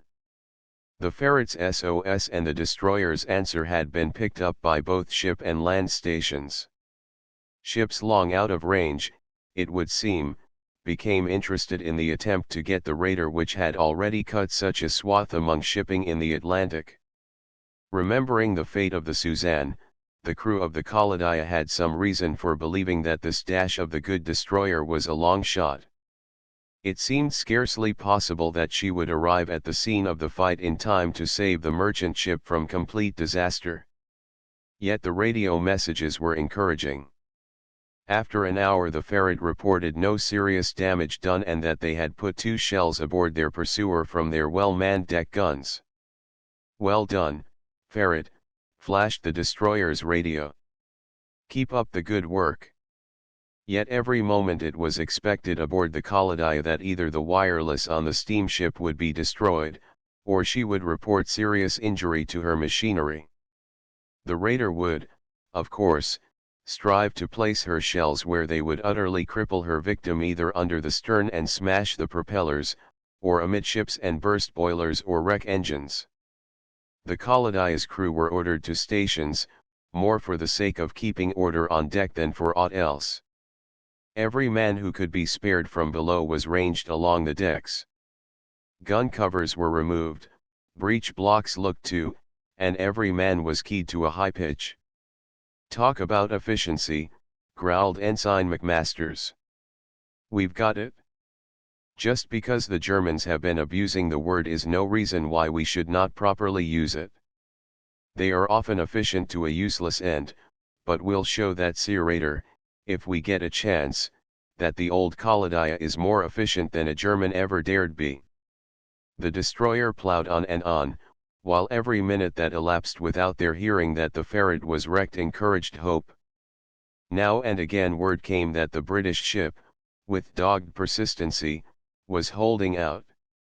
She had been hit now several times, and the Sea Pigeon was reported as being almost on top of her. Still she was providentially saved from disaster. Through the heat of a tropical noontide the destroyer rushed on toward the fight. The crew looked for no shelter now, they only desired to see the smoke of the guns ahead. And before 6 bells of the afternoon watch they had the desire of their eyes. The lookouts began to yell the glad tidings to the bridge, and the crew took up the news with a mighty shout. The wind was against their hearing the guns at first, but finally the thundering roll of the weapons reached the ears of the Americans. The Kaladaya seemed to increase her speed. The smoke rolled back from her stacks and lay flat along the sea as though painted there with one stroke of a giant brush. Within a few minutes they could see balloons of smoke billowing up ahead, but these were from no ship afire. They were the announcement of gun discharges. On the destroyer tore through the quiet sea. The lookouts hailed for the upper works of the ferret. Another message came by radio that the attack steamship had seen and hailed with delight her rescuer. The explosion of the guns ahead brought joy to the hearts of the Kaladaya's crew. There was the prospect of a real fight. The smoke of the raider was announced. The destroyer's course was swerved ever so slightly that she might pass the battered ferret and draw the fire of the German from the merchant ship. Then the order was given, and her own guns began to speak. It was at long range, but the marksmanship of American gun crews had become really wonderful. The high, shrieking shells sought out the German ship, and within the first dozen sent over, the radio man on the ferret reported a strike. One of the Sea Pigeon's smokestacks was carried away. The fight was on. The Americans hoped to get near enough to the German boat to bring her to terms within a very short time. Chapter XXIV The blind chase. The excitement of the dash for the embattling ships left the Kaladaya's company no thought for anything else. Even dinner had been half neglected, although that came early in the race. As for weather indications or the like, nobody thought of such things. And here suddenly appeared a phenomenon that bade fair to help the Germans and place the destroyer in a less confident position. The American ship had arrived just in time to save the ferret. Her upper works were badly wrecked, although providentially the wireless outfit of the British ship was not crippled. One of her guns was put out of commission and a shell under the stern had knocked out the propeller just as the Kaladaya entered the fight. She swung now to the slow current, and as the destroyer rushed past her the British crew could only cheer her on. Their work was done and done well. But here came a cloud rolling along the surface of the sea from the south that offered shelter for the raider, the prow of which was already turned in that direction. The German had no intention of remaining to fight the battle out with the guns of the destroyer. The raider was not, of course, any match for the American naval vessel. It was the part of wisdom for her to run. Besides, she was already crippled, and it would have been but a matter of a few minutes before she would either have to capitulate or be sunk had she continued in the fight. The Kaladaya might even have kept out of range of the raider's guns, circled about the German, and destroyed her at pleasure. Or she could have sent a torpedo against the pirate ship and blown her to bits. Here, however, fortune helped the enemy. The cloud of fog laid along the surface of the sea offered the Sea Pigeon refuge. She proved again that she was a wary bird. Into the cloud she dashed, and where she went after that, although the fog bank was low, the lookouts of the Kaladaya could not tell. "If we only had a hydroplane to send up," said Whistler Morgan to his chums. The time will come when every destroyer will have its pair of hydroplanes for observation. From 1,000 feet up, that fog would never shelter the raider. The hydroplane could signal us the raider's position and we'd follow her just as though it were clear weather. In this case, however, the commander of the destroyer did not wish to desert the ferret until he had learned her condition. The Khalidaya described a wide circle and steamed back within hailing distance of the crippled British ship. Fortunately there were no women or other passengers aboard this vessel. Her wounded were few, too. The hull of the craft had not suffered. Already her machinists were at work on the propeller. They had new blades in the hold, and the end of the shaft was not injured. They proposed to sweat on the new propeller, make such other repairs as were necessary, and then attempt to limp into the Bermuda station under her own steam. "You can't beat those fellows," said Ensign McMasters admiringly. "The merchant sailors nowadays have more to face than we do, and with less chance of getting safely out of a scrimmage. I wouldn't want to be hobbling along in that cripple to the Bermudas with that German pirate in the vicinity." Just where the Sea Pigeon had gone behind the fog they could only surmise. But Commander Lang ordered a course south by west, hoping that the raider would turn up again. Phil Morgan and George Belding had time to think of the Redbird and her precious freight once more. It was little satisfaction for either to know that Sparks and his assistants were on the lookout for messages from the sailing ship. Nothing came up that night to give the anxious boys any satisfaction. Sparks reported nothing in the morning. But as the hour drew near when the mysterious messages usually came over, both Belding and Whistler Morgan hung about the door of the radio room. The radio chief knew just how anxious they were and he did not scold them. Soon after dinner he sent George to the bench to try to pick up the uncertain sounds that he believed came from the Redbird's wireless. George could only get a letter now and then. The sending, if it was weaker than before. In desperation the youth began to send himself, I, Khalidaya. He repeated this over and over again. An hour passed before he got what seemed to be a direct answer. Then, Khalidaya. Help. Redbird. Belding fairly shouted aloud in his excitement.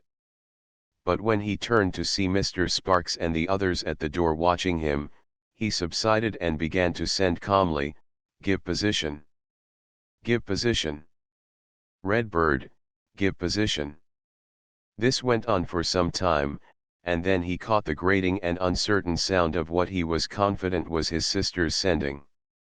He tuned his instrument up and down the scale before getting the best adjustment. Out of the air he finally received letters which he wrote down falteringly and passed to Mr. Sparks and Whistler. While the message was being repeated the radio man and Phil Morgan made out the following paragraph: "Ship Redbird for Bahia seized by German mutineers. Position, lat. 17, long. 59 help, L. Belding. It's Lillian, all right?" "Hooray!" exclaimed Whistler, and Belding heard him. The latter was now repeating, again and again, the announcement that the Khalidaya heard the message and was coming. Sparks hurried away to seek Commander Lang with the news. The position of the sailing ship was within easy reach of the destroyer. But the messages stopped suddenly. Not another word came from the Redbird. Belding came away from the instrument at last, feeling anything but hopeful. "Something's happened to her," he whispered to Morgan. "I fear Lillian has got into trouble by her work at the Redbird's wireless. What do you think, Phil?" "I am not going to lose hope. We will find the ship and rescue our folks from the mutineers." "Don't doubt it, George." It was difficult to keep up their courage, however, when there was so much uncertainty regarding the sailing ship's condition. It might be, too, that the latitude and longitude was several points off. A full degree is 60 miles, and 60 miles is a long way across the ocean. Just before dark they raised the smoke of a steamer ahead and sailing athwart the destroyer's course. This surely could not be the Red Bird, yet the destroyer could not allow the stranger to pass without investigation. Her radio could get no answer from the ship. It seemed as though the stranger was running away from the Kaladaya. Naturally, suspicion was aroused in the minds of the commander that it was the Sea Pigeon. But it became a blind chase as night fell upon them. They saw no lights, and the tropical night comes so suddenly that to have overtaken the steamship before dark was an utter impossibility. The destroyer swung back into her direct course for the point from which the last radio message of the Redbird was supposed to have come.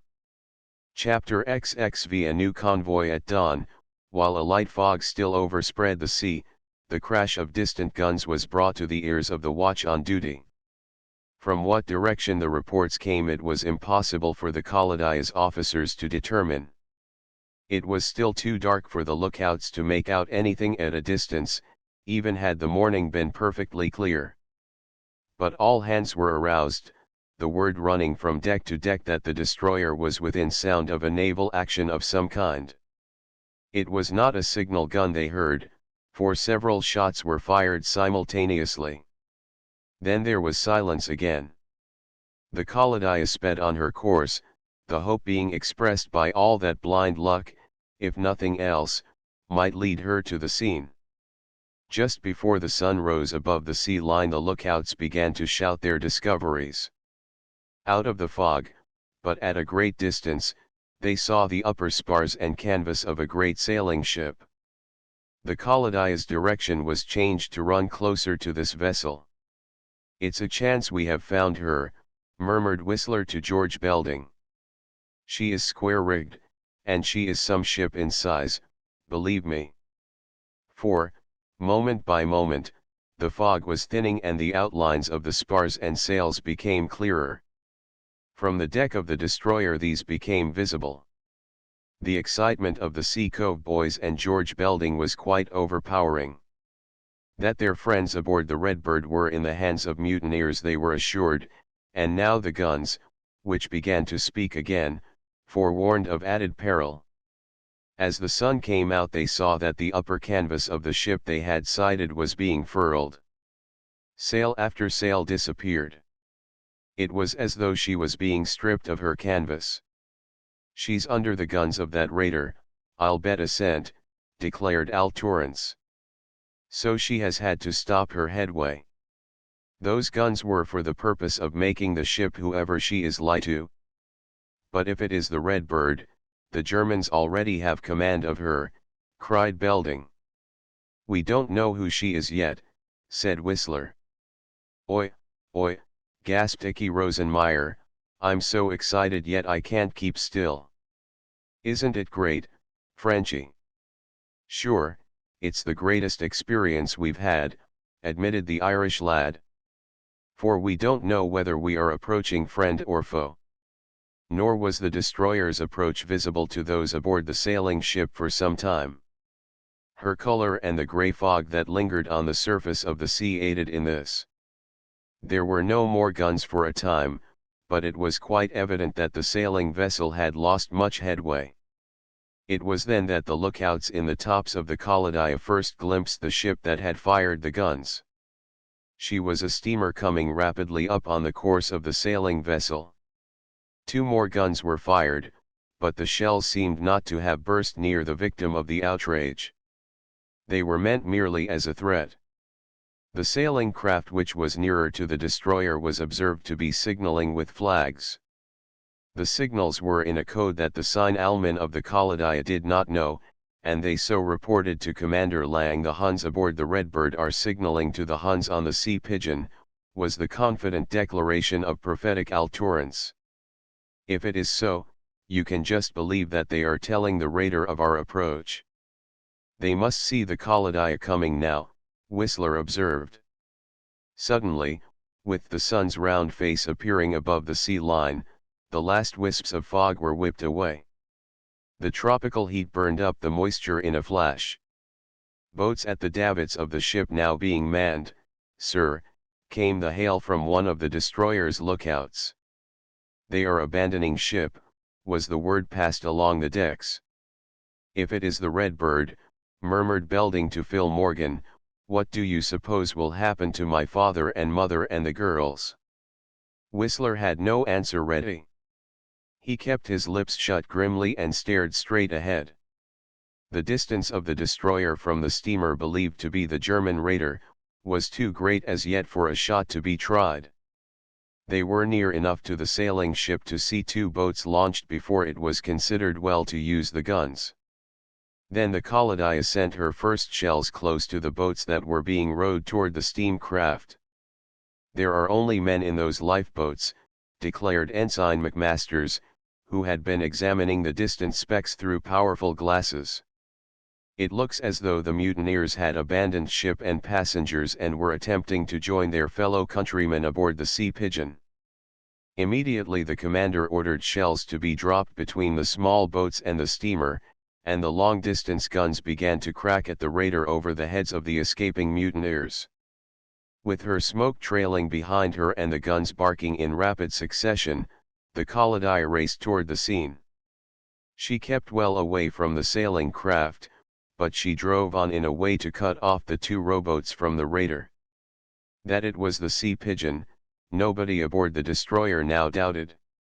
We're going to kill two birds with one stone, boys, declared Ensign McMasters cheerfully to the Navy boys.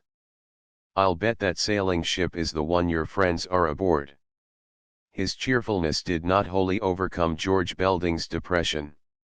George was now worrying as to what had been done to the passengers of the Redbird before the mutineers left the sailing ship.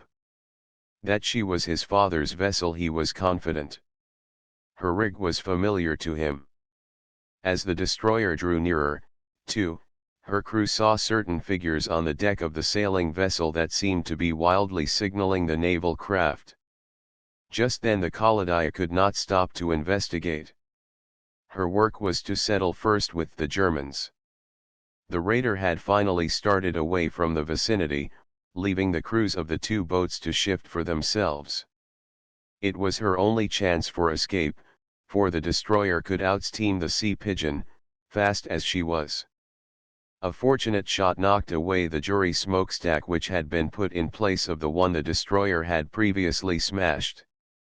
Interior damage was done by this shell, too. This was immediately apprehended by the raider's movements. "Hold fire," commanded the executive officer of the Kaladia. Signals were sent up ordering the German to surrender. Almost at once a white ensign was displayed, and at the sight of it the destroyer's crew went mad with excitement. Better than merely sinking the Sea Pigeon, they had captured her. Their work of 5 weeks at sea, away from their base, had ended gloriously. The raider doubtless had a valuable cargo, and the fact that she would be put out of commission was a heavy blow to the German arms. Swiftly the destroyer approached and, at a certain distance, sent a boat off to the Sea Pigeon to bring her captain and a part of her force aboard the American ship. But Commander Lang, understanding fully the anxiety of Phil Morgan and George Belding, ordered another motor boat launched and allowed them to be members of her crew. She was sent directly to the sailing ship which now lay about 2 miles away.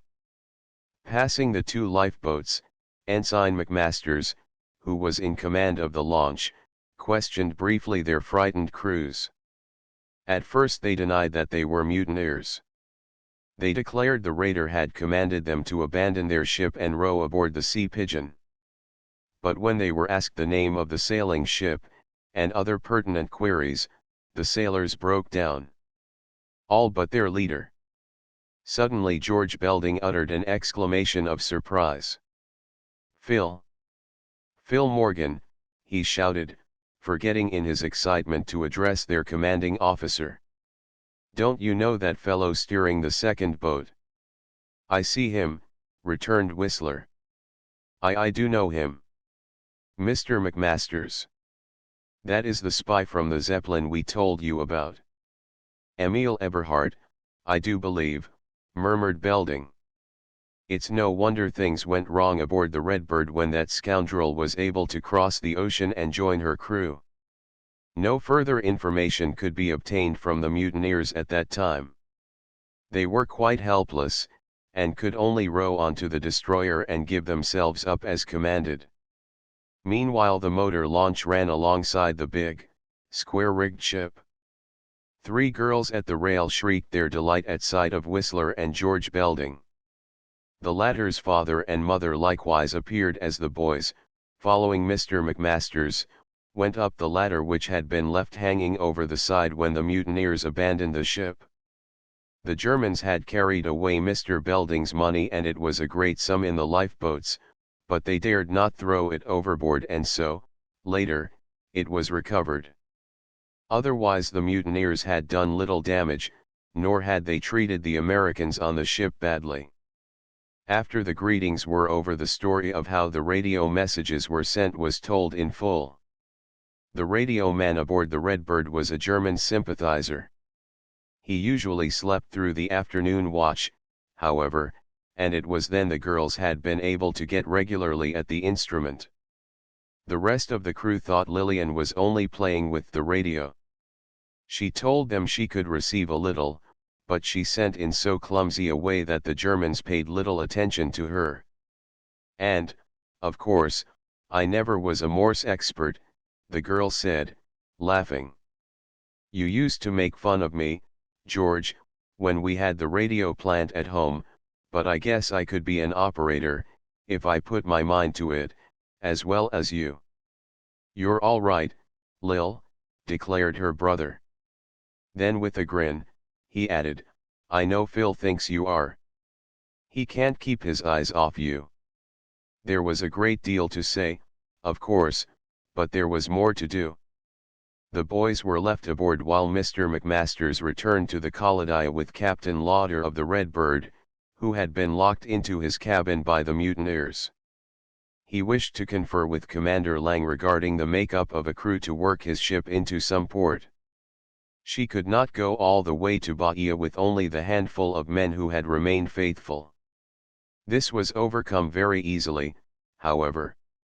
The captured raider was repaired and was sent north with a prize crew.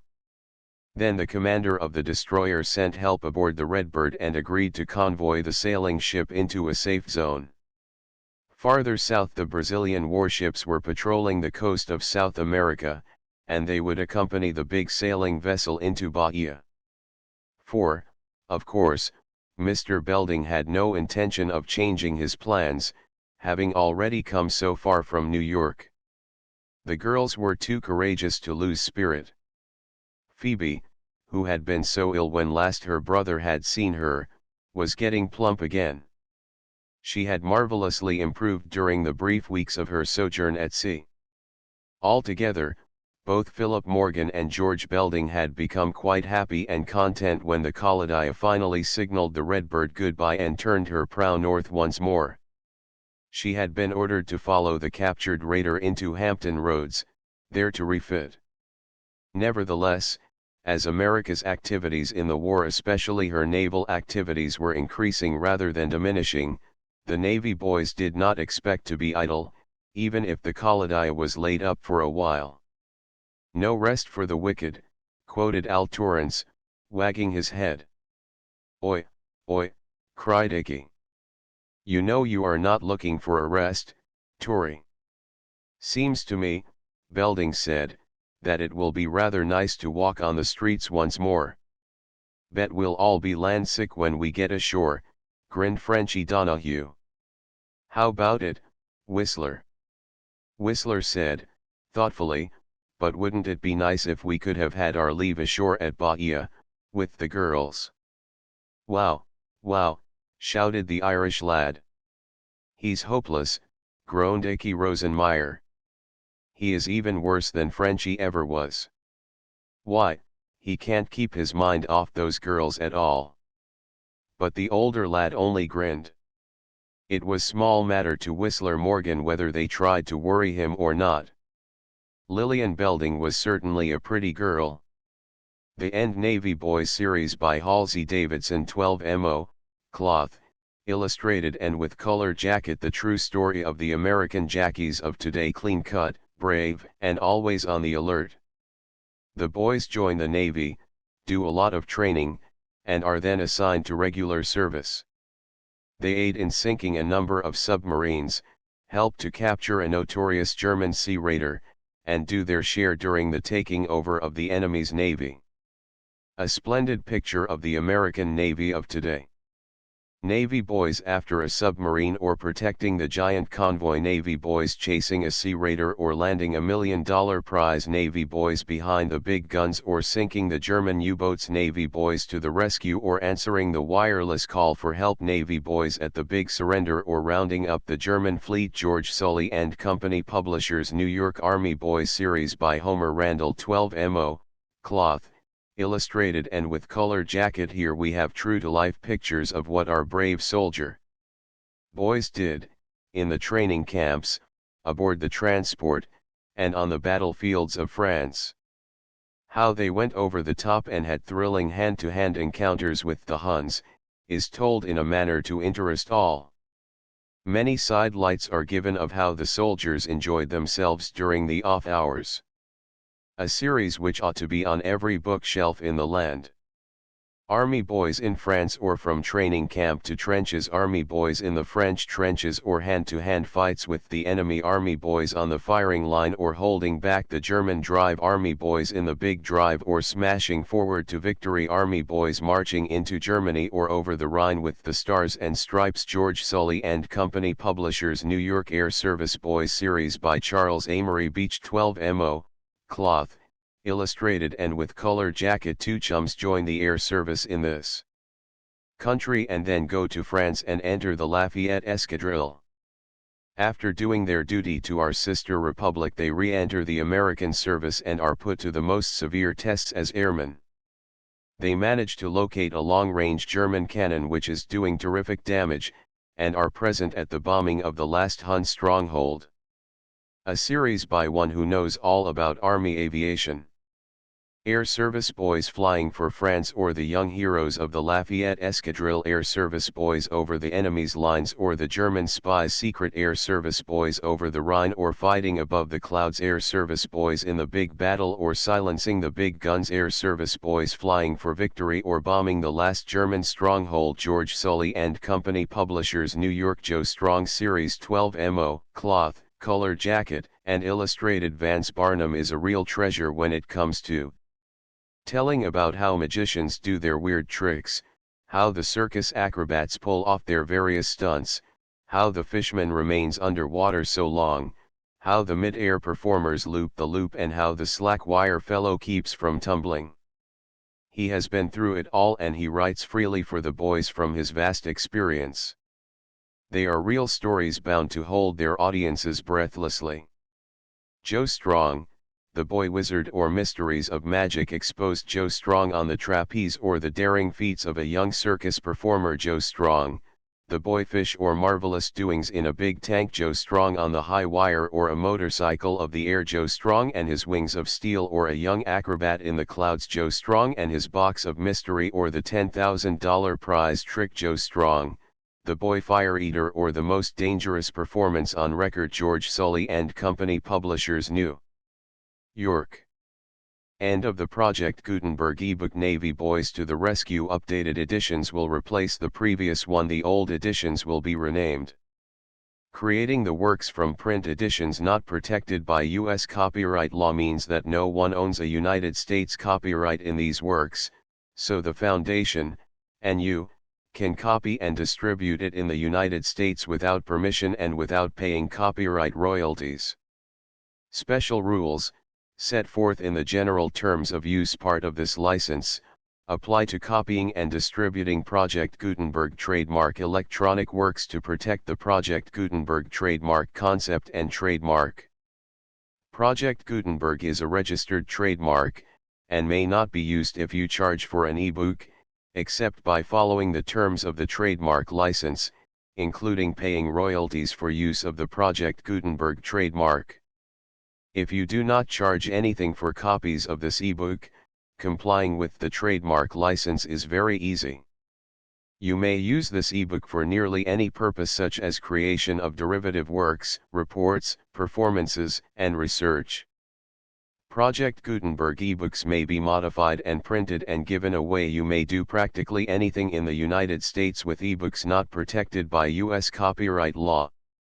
Redistribution is subject to the trademark license, especially commercial redistribution. Start. Full license. The full Project Gutenberg license. Please read this before you distribute or use this work to protect the Project Gutenberg trademark mission of promoting the free distribution of electronic works. By using or distributing this work, or any other work associated in any way with the phrase Project Gutenberg, you agree to comply with all the terms of the full Project Gutenberg trademark license available with this file or online at www.gutenberg.org/license. Section 1. General Terms of Use and Redistributing Project Gutenberg Trademark Electronic Works 1.a. By reading or using any part of this Project Gutenberg trademark electronic work, you indicate that you have read, understand, agree to and accept all the terms of this license and intellectual property, trademark/copyright, agreement. If you do not agree to abide by all the terms of this agreement, you must cease using and return or destroy all copies of Project Gutenberg trademark electronic works in your possession. If you paid a fee for obtaining a copy of or access to a Project Gutenberg trademark electronic work and you do not agree to be bound by the terms of this agreement, you may obtain a refund from the person or entity to whom you paid the fee as set forth in paragraph 1.e.8. 1.b. Project Gutenberg is a registered trademark. It may only be used on or associated in any way with an electronic work by people who agree to be bound by the terms of this agreement. There are a few things that you can do with most Project Gutenberg trademark electronic works even without complying with the full terms of this agreement. See paragraph 1.c below. There are a lot of things you can do with Project Gutenberg trademark electronic works if you follow the terms of this agreement and help preserve free future access to Project Gutenberg trademark electronic works. See paragraph 1.e below. 1.c. The Project Gutenberg Literary Archive Foundation, the Foundation or PGLOF, owns a compilation copyright in the collection of Project Gutenberg trademark electronic works. Nearly all the individual works in the collection are in the public domain in the United States. If an individual work is unprotected by copyright law in the United States and you are located in the United States, we do not claim a right to prevent you from copying, distributing, performing, displaying, or creating derivative works based on the work as long as all references to Project Gutenberg are removed. Of course, we hope that you will support the Project Gutenberg trademark mission of promoting free access to electronic works by freely sharing Project Gutenberg trademark works in compliance with the terms of this agreement for keeping the Project Gutenberg trademark name associated with the work. You can easily comply with the terms of this agreement by keeping this work in the same format with its attached full Project Gutenberg trademark license when you share it without charge with others. 1.d. The copyright laws of the place where you are located also govern what you can do with this work. Copyright laws in most countries are in a constant state of change. If you are outside the United States, check the laws of your country in addition to the terms of this agreement before downloading, copying, displaying, performing, distributing or creating derivative works based on this work or any other Project Gutenberg trademark work. The Foundation makes no representations concerning the copyright status of any work in any country other than the United States. 1.e. Unless you have removed all references to Project Gutenberg, 1.e.1. The following sentence, with active links to, or other immediate access to, the full Project Gutenberg trademark license must appear prominently whenever any copy of a Project Gutenberg trademark work, any work on which the phrase Project Gutenberg appears, or with which the phrase Project Gutenberg is associated, is accessed, displayed, performed, viewed, copied or distributed. This ebook is for the use of anyone anywhere in the United States and most other parts of the world at no cost and with almost no restrictions whatsoever. You may copy it, give it away or reuse it under the terms of the Project Gutenberg license included with this ebook or online at www.gutenberg.org. If you are not located in the United States, you will have to check the laws of the country where you are located before using this ebook. 1.e.2 If an individual Project Gutenberg trademark electronic work is derived from texts not protected by U.S. copyright law, does not contain a notice indicating that it is posted with permission of the copyright holder, the work can be copied and distributed to anyone in the United States without paying any fees or charges. If you are redistributing or providing access to a work with the phrase Project Gutenberg associated with or appearing on the work, you must comply either with the requirements of paragraphs 1.e.1 through 1.e.7 or obtain permission for the use of the work and the Project Gutenberg trademark as set forth in paragraphs 1.e.8 or 1.e.9. 1.e.3 If an individual Project Gutenberg trademark electronic work is posted with the permission of the copyright holder, your use and distribution must comply with both paragraphs 1.e.1 through 1.e.7 and any additional terms imposed by the copyright holder. Additional terms will be linked to the Project Gutenberg trademark license for all works posted with the permission of the copyright holder found at the beginning of this work. 1.e.4 Do not unlink or detach or remove the full Project Gutenberg trademark license terms from this work, or any files containing a part of this work or any other work associated with Project Gutenberg trademark. 1.e.5 Do not copy, display, perform, distribute or redistribute this electronic work, or any part of this electronic work, without prominently displaying the sentence set forth in paragraph 1.e.1 with active links or immediate access to the full terms of the Project Gutenberg trademark license. 1.e.6 You may convert to and distribute this work in any binary, compressed, marked up, non-proprietary or proprietary form, including any word processing or hypertext form.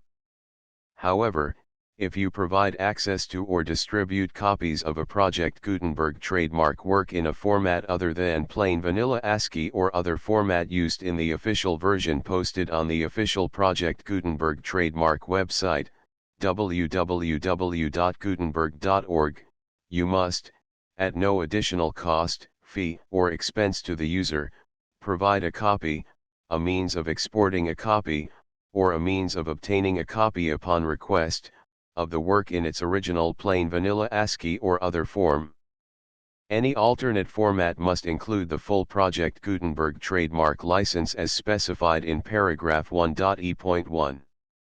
1.e.7 Do not charge a fee for access to, viewing, displaying, performing, copying or distributing any Project Gutenberg trademark works unless you comply with paragraph 1.e.8 or 1.e.9.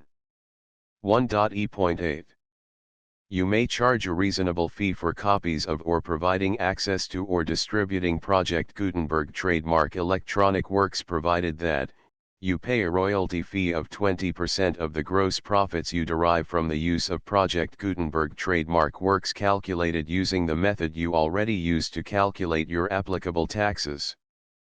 The fee is owed to the owner of the Project Gutenberg trademark, but he has agreed to donate royalties under this paragraph to the Project Gutenberg Literary Archive Foundation. Royalty payments must be paid within 60 days following each date on which you prepare, or are legally required to prepare, your periodic tax returns. Royalty payments should be clearly marked as such and sent to the Project Gutenberg Literary Archive Foundation at the address specified in Section 4, Information about donations to the Project Gutenberg Literary Archive Foundation. You provide a full refund of any money paid by a user who notifies you in writing, or by email, within 30 days of receipt that he does not agree to the terms of the full Project Gutenberg trademark license. You must require such a user to return or destroy all copies of the works possessed in a physical medium and discontinue all use of and all access to other copies of Project Gutenberg trademark works. You provide, in accordance with paragraph 1.f.3, a full refund of any money paid for a work or a replacement copy, if a defect in the electronic work is discovered and reported to you within 90 days of receipt of the work. You comply with all other terms of this agreement for free distribution of Project Gutenberg trademark works. 1.e.9. If you wish to charge a fee or distribute a Project Gutenberg trademark electronic work or group of works on different terms than are set forth in this agreement, you must obtain permission in writing from the Project Gutenberg Literary Archive Foundation, the manager of the Project Gutenberg trademark. Contact the Foundation as set forth in Section 3 below. 1.f1.f.1. Project Gutenberg volunteers and employees expend considerable effort to identify, do copyright research on, transcribe and proofread works not protected by U.S. copyright law in creating the Project Gutenberg trademark collection. Despite these efforts, Project Gutenberg trademark electronic works, and the medium on which they may be stored, may contain defects, such as, but not limited to, incomplete, inaccurate or corrupt data, transcription errors, a copyright or other intellectual property infringement, a defective or damaged disk or other medium, a computer virus, or computer codes that damage or cannot be read by your equipment. 1.f.2. Limited warranty, disclaimer of damages, except for the right of replacement or refund described in paragraph 1.f.3, the Project Gutenberg Literary Archive Foundation, the owner of the Project Gutenberg trademark, and any other party distributing a Project Gutenberg trademark electronic work under this agreement, disclaim all liability to you for damages, costs, and expenses, including legal fees.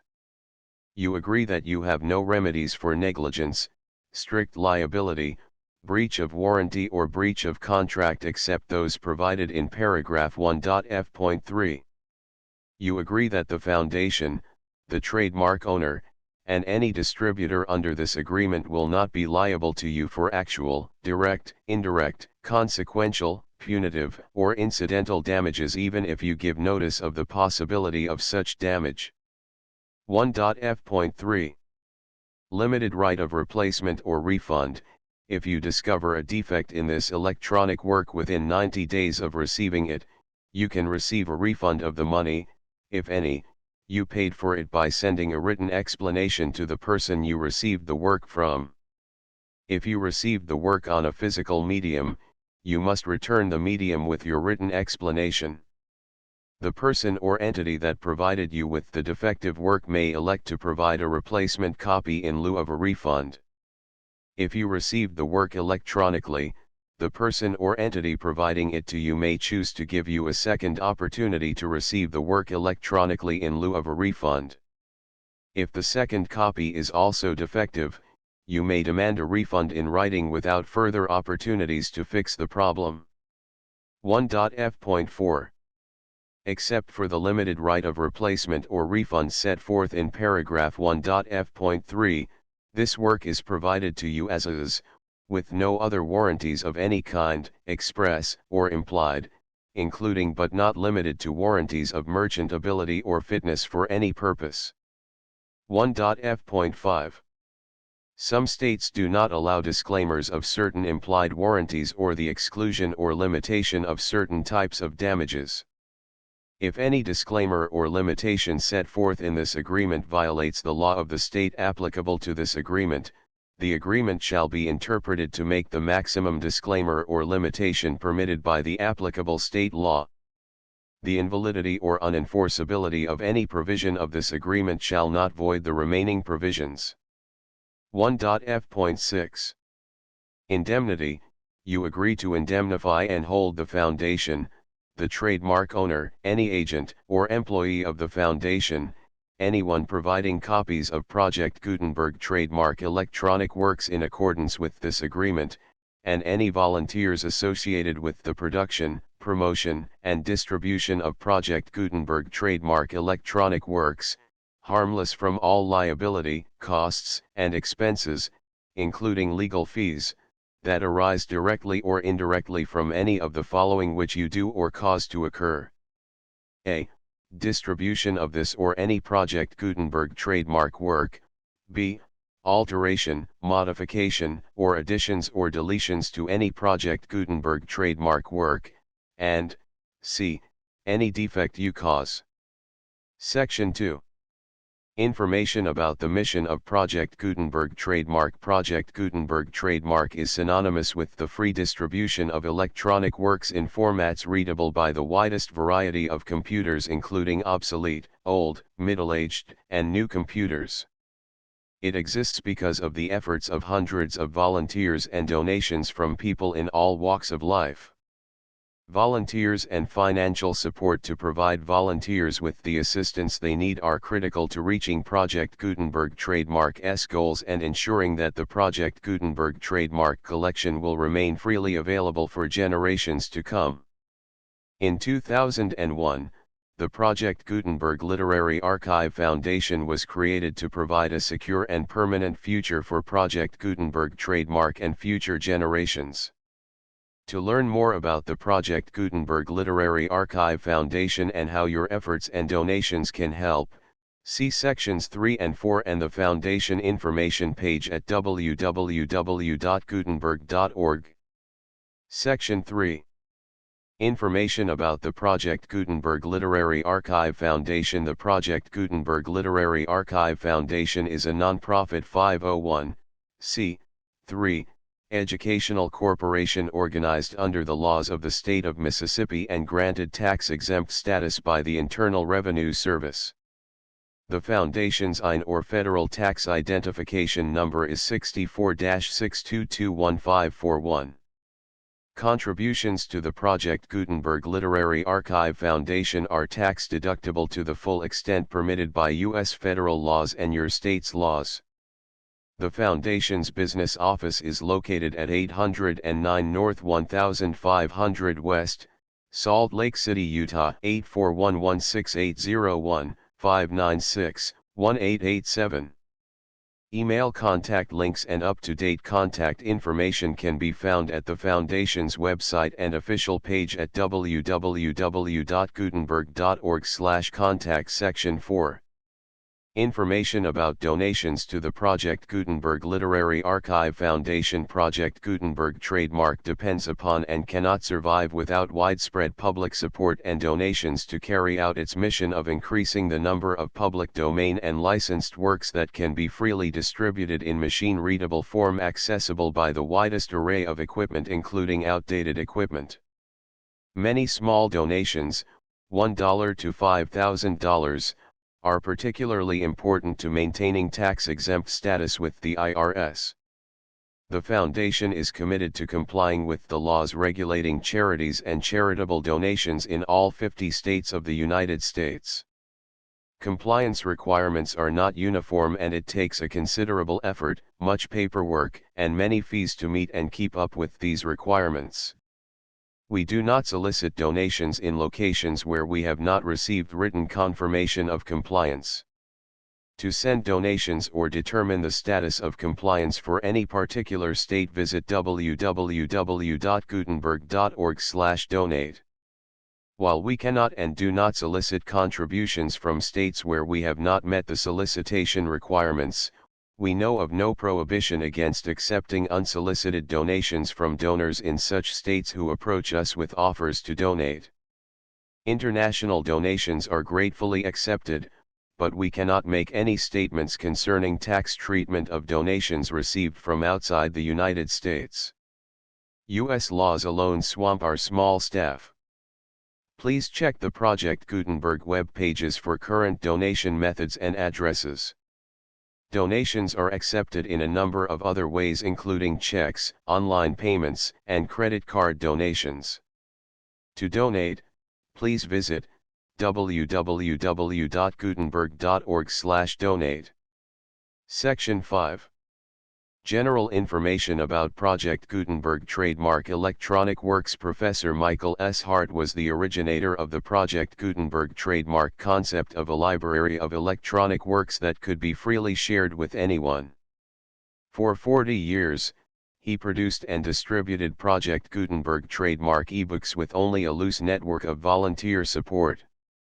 Project Gutenberg trademark ebooks are often created from several printed editions, all of which are confirmed as not protected by copyright in the US unless a copyright notice is included. Thus, we do not necessarily keep ebooks in compliance with any particular paper edition. Most people start at our website, which has the main PG search facility, www.gutenberg.org. This website includes information about Project Gutenberg trademark, including how to make donations to the Project Gutenberg Literary Archive Foundation, how to help produce our new ebooks, and how to subscribe to our email newsletter to hear about new ebooks. Navy Boys to the Rescue Chapter I, The Friendly Grip Chapter 2, The Hun in His Fury Chapter 3, The Missing Man Chapter 4, The Paper Chase Chapter V, The Trickster Chapter 6, Work Ahead Chapter 7, On the Grey Waters Chapter 8, The Yankee Way Chapter 9, Schmarty Chapter X, The Terror of the Seas Chapter 11, Action Chapter 12, Wireless Whispers Chapter 13, The Super Submersible Chapter 14, The Mirage Chapter 15, Combing the Sea Chapter 16, Stations Chapter 17, The Spitfire Chapter 18, Ghost Talk Again Chapter 19, A Difference of Opinion Chapter XX, Too Late Again Chapter XXI, The Mystery Message Chapter XXII, The Wireless Call for Help Chapter XXIII, The Sea Pigeon Insight Chapter XXIV, The Blind Chase Chapter XXV, A New Convoy, The Full Project Gutenberg License.